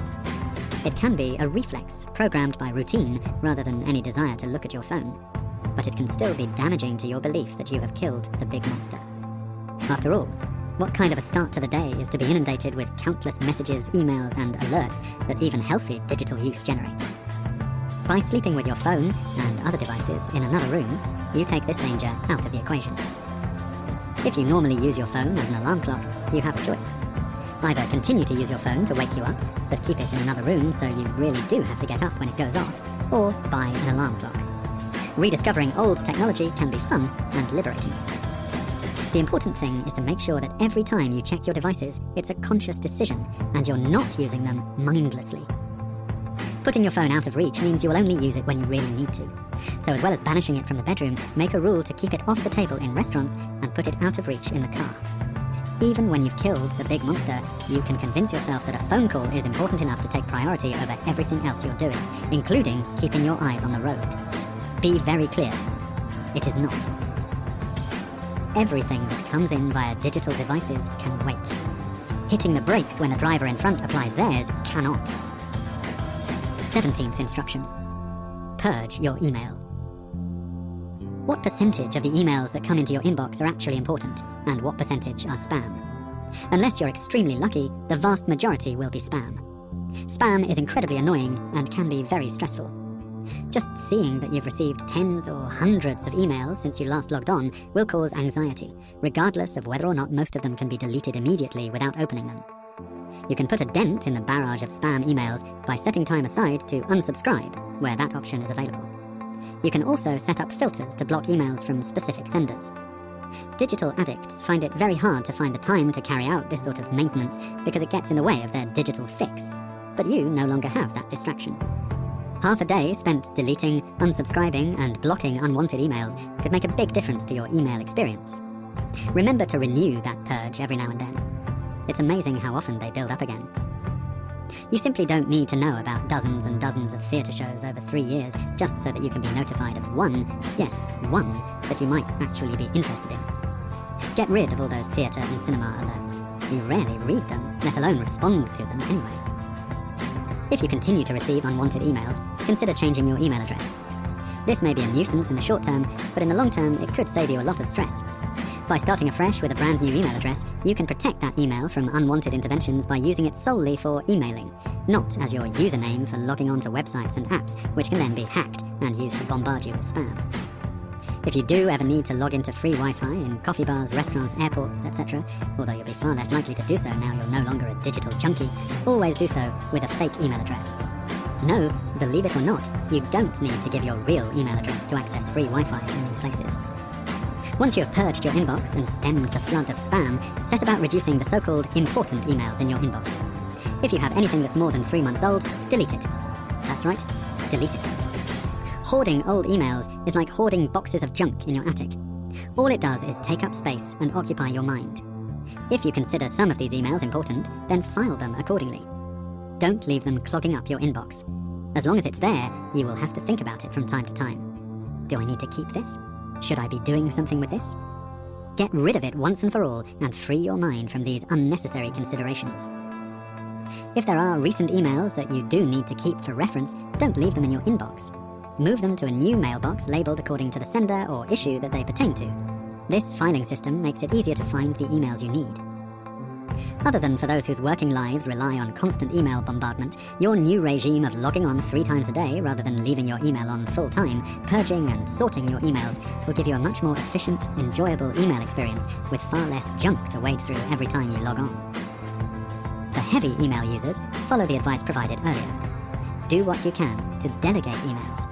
Resist having unnecessary emails forwarded to you, and get help. It's amazing how many businesses fall into decline because the business owner, this applies just as much to a sole trader as to a bigger business, skimps on having someone to field telephone calls and emails. Use tech to your advantage. You can now have virtual assistants that cost a fraction of a full-time employee. You might even become so much more productive and profitable that you do need to employ someone full-time. What an absolute joy that is. Building something for the future rather than simply making do or surviving. 18th instruction. Go naked. Sleeping with your phone in another room is the start of the process of separation that proves you have broken free of your addiction to digital devices. The next step is to spend your waking hours apart. Start in the evenings. Try turning your phone off 2 hours before going to bed, then 3 hours, then 4. Turn it off and put it somewhere out of sight. Get used to going about your everyday routines, cooking, cleaning, relaxing, socializing, without having your phone constantly to hand. Enjoy the freedom, the space. Did you watch that first movie with your phone turned off yet? What a beautiful, relaxing, joyous release. As long as you chose the right movie, of course. At first, you might feel naked without your phone. That's not a bad thing. Being naked can be a very liberating feeling. In this case, you're not really naked, so you don't have to worry about the consequences of being seen. Focus on the feeling of being without your phone and rejoice in the knowledge that you have come this far. You have learned how to survive on your own again, without your perceived crutch. At the weekend, try going without your phone for a whole day, then both days. It's not so long ago that this was the norm. Apart from the home phone, no one had any form of telecommunication to keep them in the loop. It's slightly scary to even think about it, but why not do it just once to see what it feels like? If you need to call people, buy a dumb phone and use it purely for making and receiving calls. The important thing is to get back to the feeling of independence that you had before you became reliant on your phone and other devices to keep you in contact. The same applies to other devices like fitness trackers. Do you really need a digital device to tell you whether you're in good shape or not? Isn't that something you feel for yourself? Tracking your steps and other biometrics can quickly become obsessive and affect your natural inbuilt self-monitoring program. You can feel fit and healthy, but if the tracker shows you're falling short of your targets, you won't be happy. Conversely, you can know inside that you are overweight, but if the tracker shows that you're hitting your exercise targets, you will kid yourself that you're in good shape. Put the trackers and other digital devices aside and reconnect with your sense. You will feel empowered, and the results will be more in line with what you really want. If you really want to stay connected to your tracker, then be sure to turn off all the notifications, reminders, and alerts.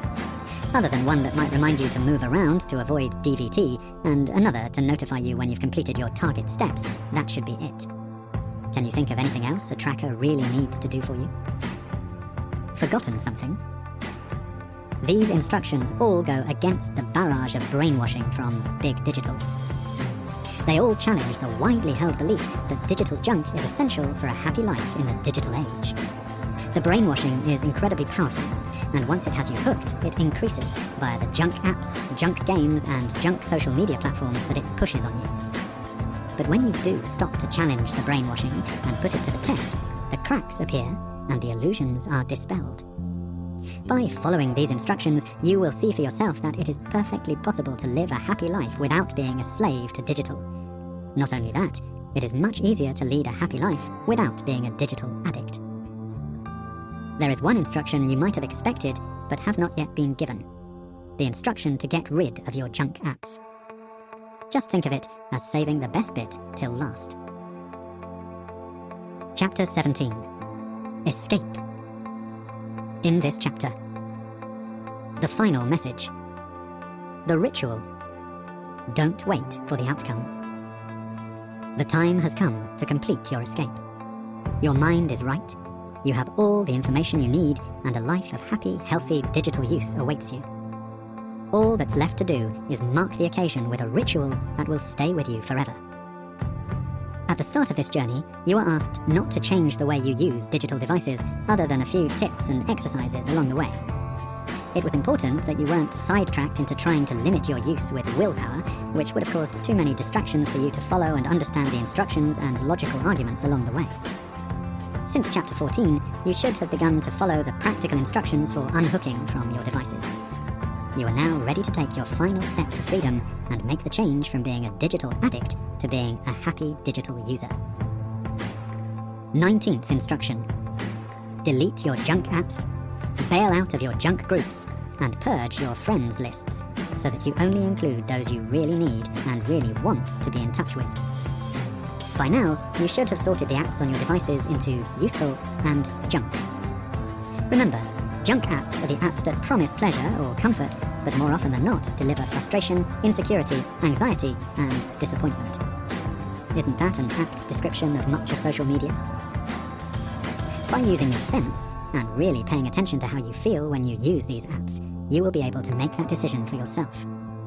You don't have to withdraw from social media unless you really want to, but be sure to only retain the elements that inform, inspire, and help you stay in touch with loved ones.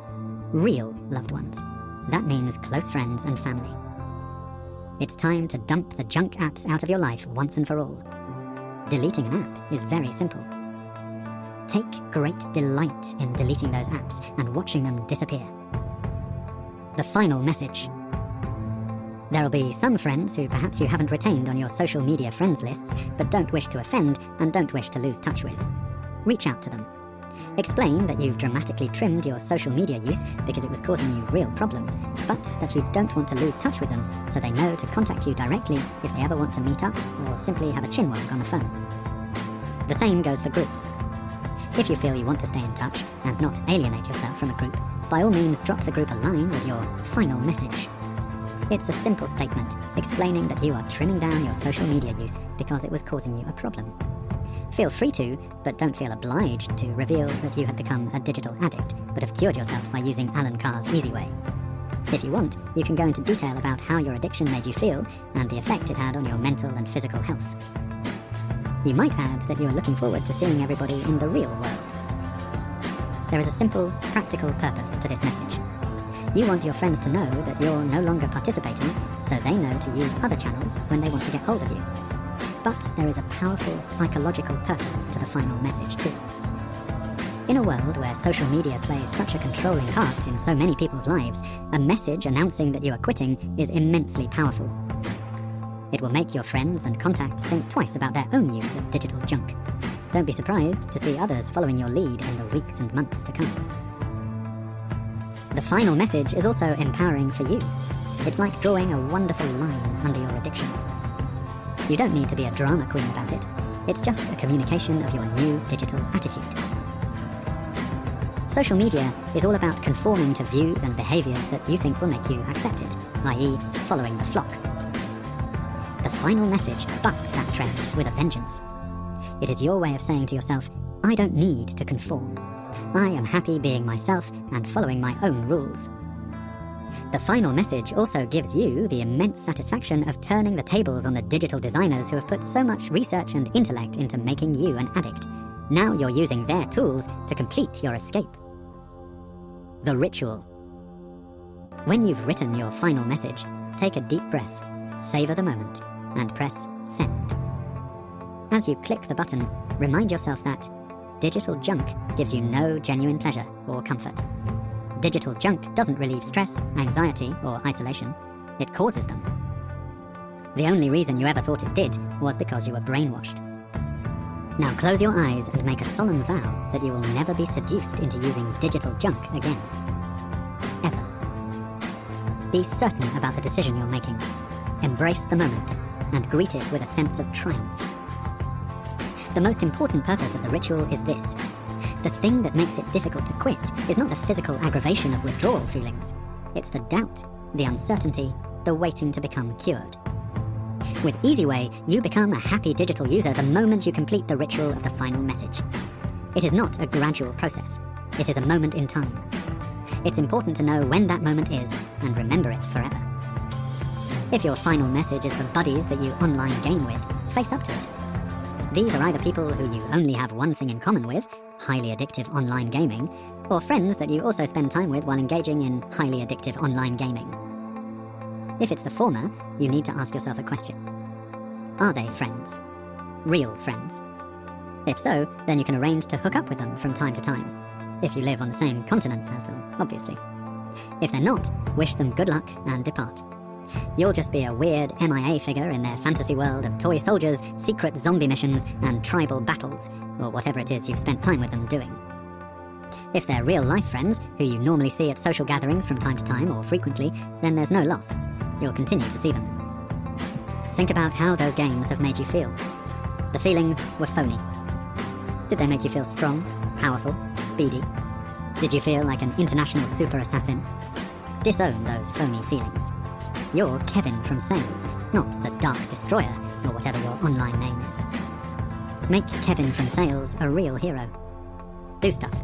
Enjoy real life. Wake up and smell the coffee. Spend time and energy with your loved ones.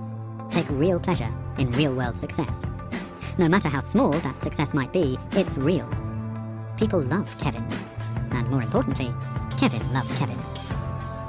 And holding your partner's hand, or calling your parents, or visiting your brother or sister, or just chilling out watching a movie is valid. Scoring the winning goal for the Sunday pub team, or even losing 7-0, will provide 100 times the pleasure, real pleasure, than scoring for Barcelona versus Real Madrid on FIFA 20. If you're getting on a bit, try walking football, or just watch a real football match. Taking your son, daughter, nephew, or niece to the park to play on the swings makes you a real hero, not the phony fakery of slaying a zombie warlord and his psycho-killer army. Ditch it. Forever. And say goodbye to those you leave behind. Have others left before you? Probably. Will you be the last to bail out? Definitely not. If you don't have a job or a partner and feel lonely and isolated, get out there in the real world and lap it all up. Take small steps. But out there is a wonderful world of real experiences, real fun, real enjoyment. Even the occasional pain is real, and something that will make you stronger rather than just selecting Ready Player One. Whether your digital addiction has been via social media, junk apps, smartphone games, or full-on online gaming, or all of the above, it's completely normal to feel nervous at this stage. If you have a few butterflies in your stomach, that's fine. It's no threat to your chances of success. Rather like making a parachute jump, your nervousness will quickly turn to exhilaration as you realize that everything you've learned and prepared for is working exactly how you've been told it would. The feeling is one of incredible freedom and elation. Imagine the thrill of simply walking out of a dark, damp, cold dungeon and walking into a world of sunshine, fresh air, happiness, and freedom. It's far from a parachute jump. You are simply standing by a prison door, ready to push gently on the correct side of the door. You have all the knowledge and understanding you need to make this the best, easiest experience of your life. The nerves are perfectly natural and normal. Soon you will be free. Don't wait for the outcome. Your escape is complete from the moment you finish your final message and make your vow. The ritual marks the start of your new life, the breaking of the cycle of addiction. And that's it. There is nothing to wait for. You're now a happy digital user. Enjoy your victory. This is one of the greatest achievements of your life. It's important that this moment is firmly implanted in your mind. Right now, you are fired up with all the powerful reasons to stop, but be aware that in a few days your resolution will fade and you will relax into a normal life. As the days, weeks, and years go by, your memory of how miserable digital addiction once made you feel will dim. So fix those thoughts in your mind now, while they are vivid. Write them down. Describe how low digital junk dragged you down and affected your life, and every now and then take a look at that description. Not to scare yourself from going back, but to smile and reflect on the joy of your freedom. Congratulations! You're free. Chapter 18. Enjoying life free from digital addiction. In this chapter, withdrawal. When things go wrong in life. Start living now. You have done a wonderful thing. You are now ready to get on and enjoy the marvelous pleasures of life free from the worthless constraints of digital addiction. Just make sure you remain aware that there will be moments when you need to remind yourself of the key points that have helped you reach this happy day. For a few days after you've quit, you may still feel the little monster crying as it goes through its death throes. There is no need to fear this feeling, but you shouldn't try to ignore it either. Now that you're aware of what it is, you can congratulate yourself on taking control and enjoy feeling the little monster die. This is the withdrawal feeling that is made out to be such an ordeal for addicts, especially by people who have tried to quit with the willpower method. For them, it often is an ordeal, because they respond to the little monster's death throes by thinking, I need to check my phone. This triggers a mental struggle, which causes the physical symptoms associated with withdrawal. Without that mental struggle, the withdrawal period is no problem. Living with the death throes is no harder than living with a slight itch, and they last only for a few days. They only become a problem if you start to worry about them, or interpret them as a need or desire for digital junk. If you do feel them, picture the little monster searching around the desert for food, and you having control of the supply. All you have to do is keep the supply line closed. It's as easy as that. Instead of thinking, I want to check my phone, but I'm not allowed to, think, this is the little monster demanding its fix. This is what digital addicts suffer throughout their addicted lives. Happy digital users don't suffer this feeling. Isn't it great? I'm a happy digital user, and so I'll soon be free of it forever. Think this way, and those withdrawal pangs will become moments of pleasure. Remember the parking space and new home analogy. Thinking about something doesn't mean you have a problem with it. Enjoy those moments of realizing that you're free. Remember to pay attention to what your senses are telling you. Focus on the feeling and allow yourself to become aware that there is no physical pain. The only discomfort you might be feeling is not because you've stopped using digital junk, but because you started using it in the first place. Also be clear that if you were to try to stop the feeling by using digital junk again, far from relieving that discomfort, you would ensure that you suffered it for the rest of your life. Take pleasure in starving that little monster. Revel in its death throes. Feel no guilt about rejoicing in its death. When things go wrong. Of course, there will be days when you find it hard to see the joy in life. That's perfectly normal. Everybody has days when everything that can go wrong does go wrong.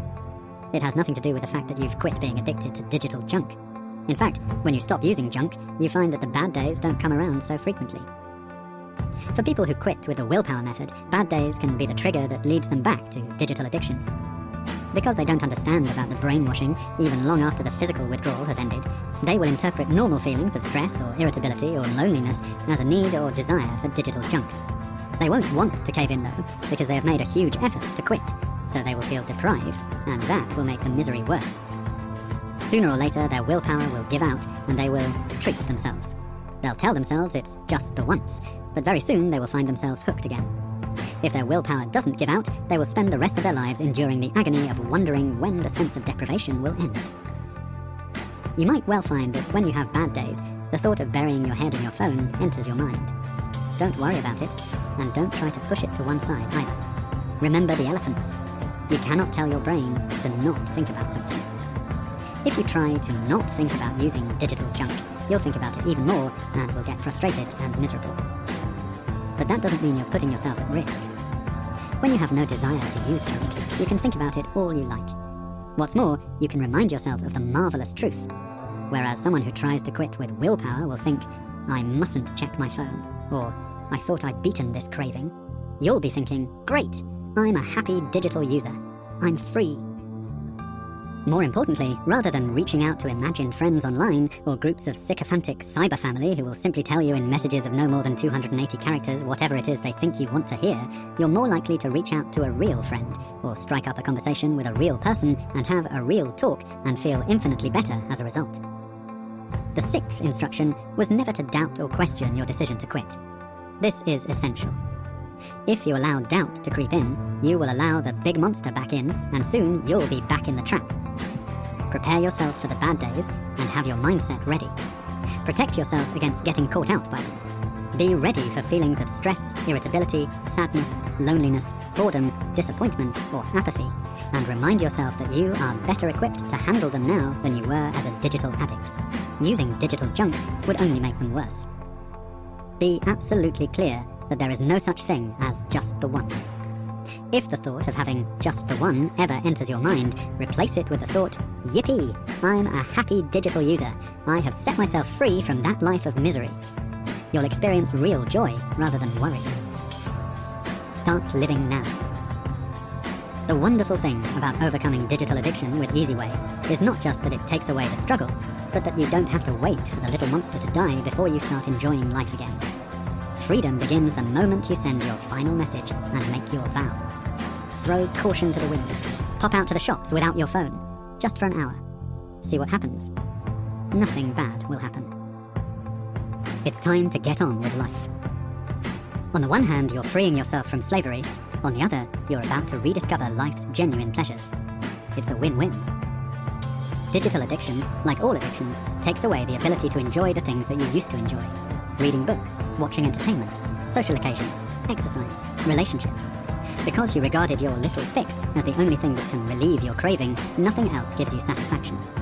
Now that you are a happy digital user, you have all these pleasures to get excited about again.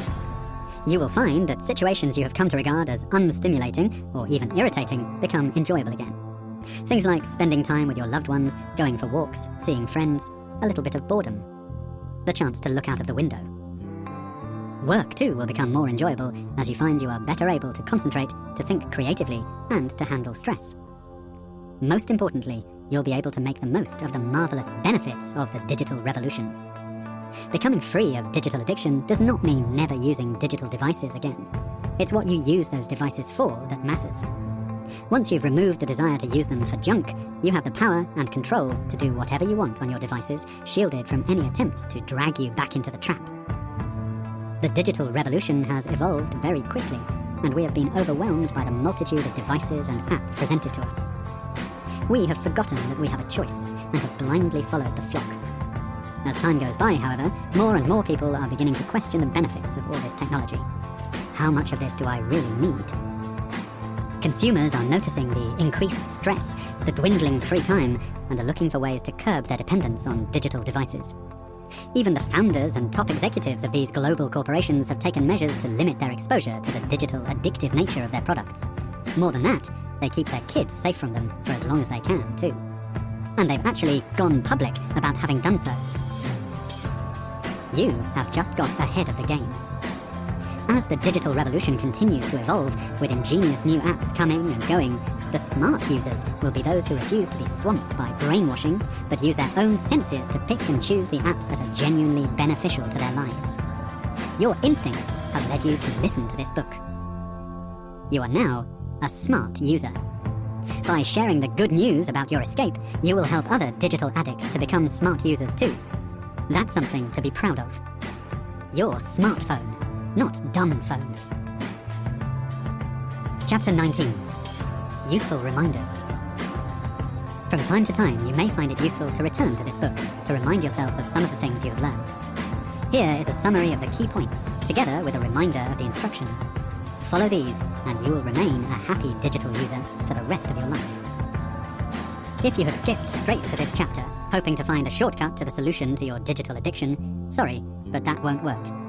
You need to start from the beginning and listen all the way through the book in order. Once you've done that, the following reminders will make perfect sense.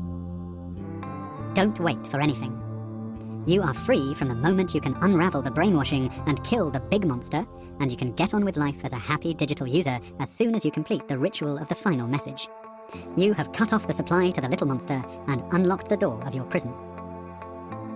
Accept that there will always be good days and bad days, but remember that you will be stronger both physically and mentally without your addiction, so you will enjoy the good times more and handle the bad times better.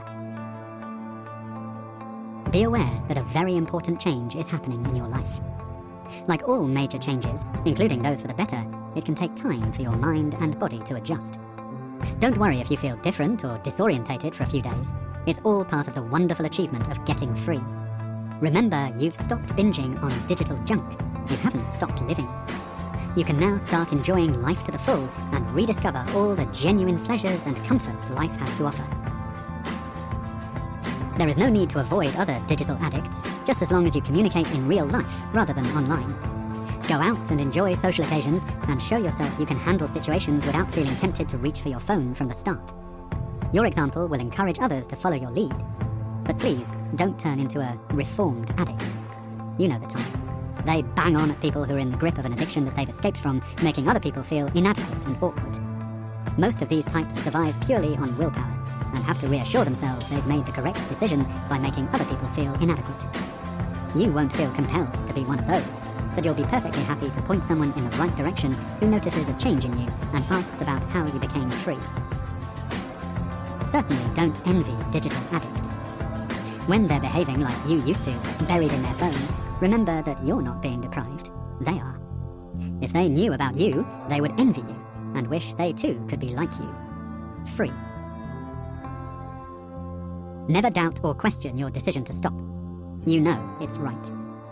If the thought enters your life that life will be less enjoyable without digital junk, remember how miserable it felt to be in the grip of the big monster.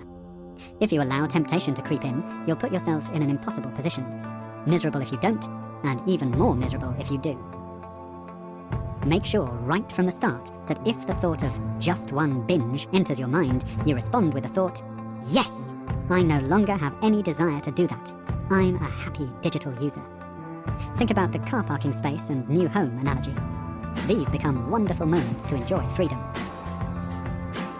Don't try not to think about using digital junk. It's impossible to make your brain not think about something.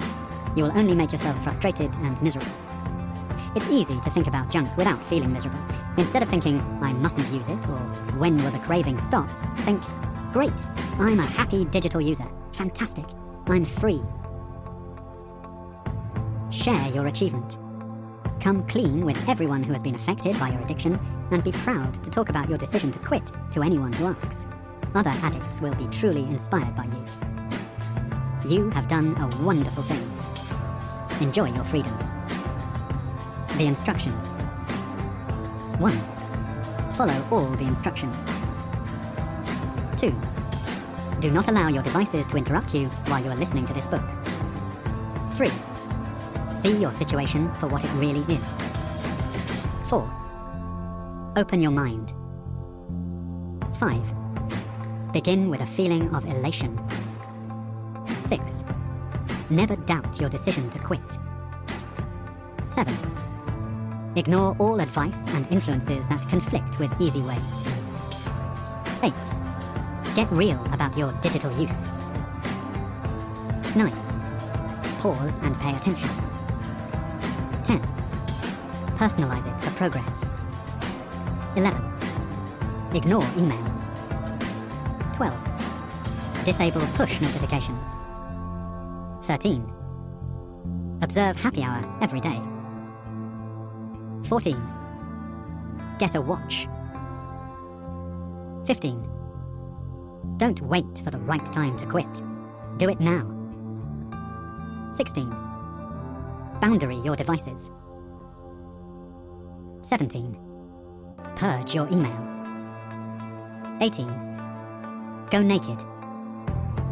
19. Delete your junk apps. 20. Don't think, I mustn't, or I can't.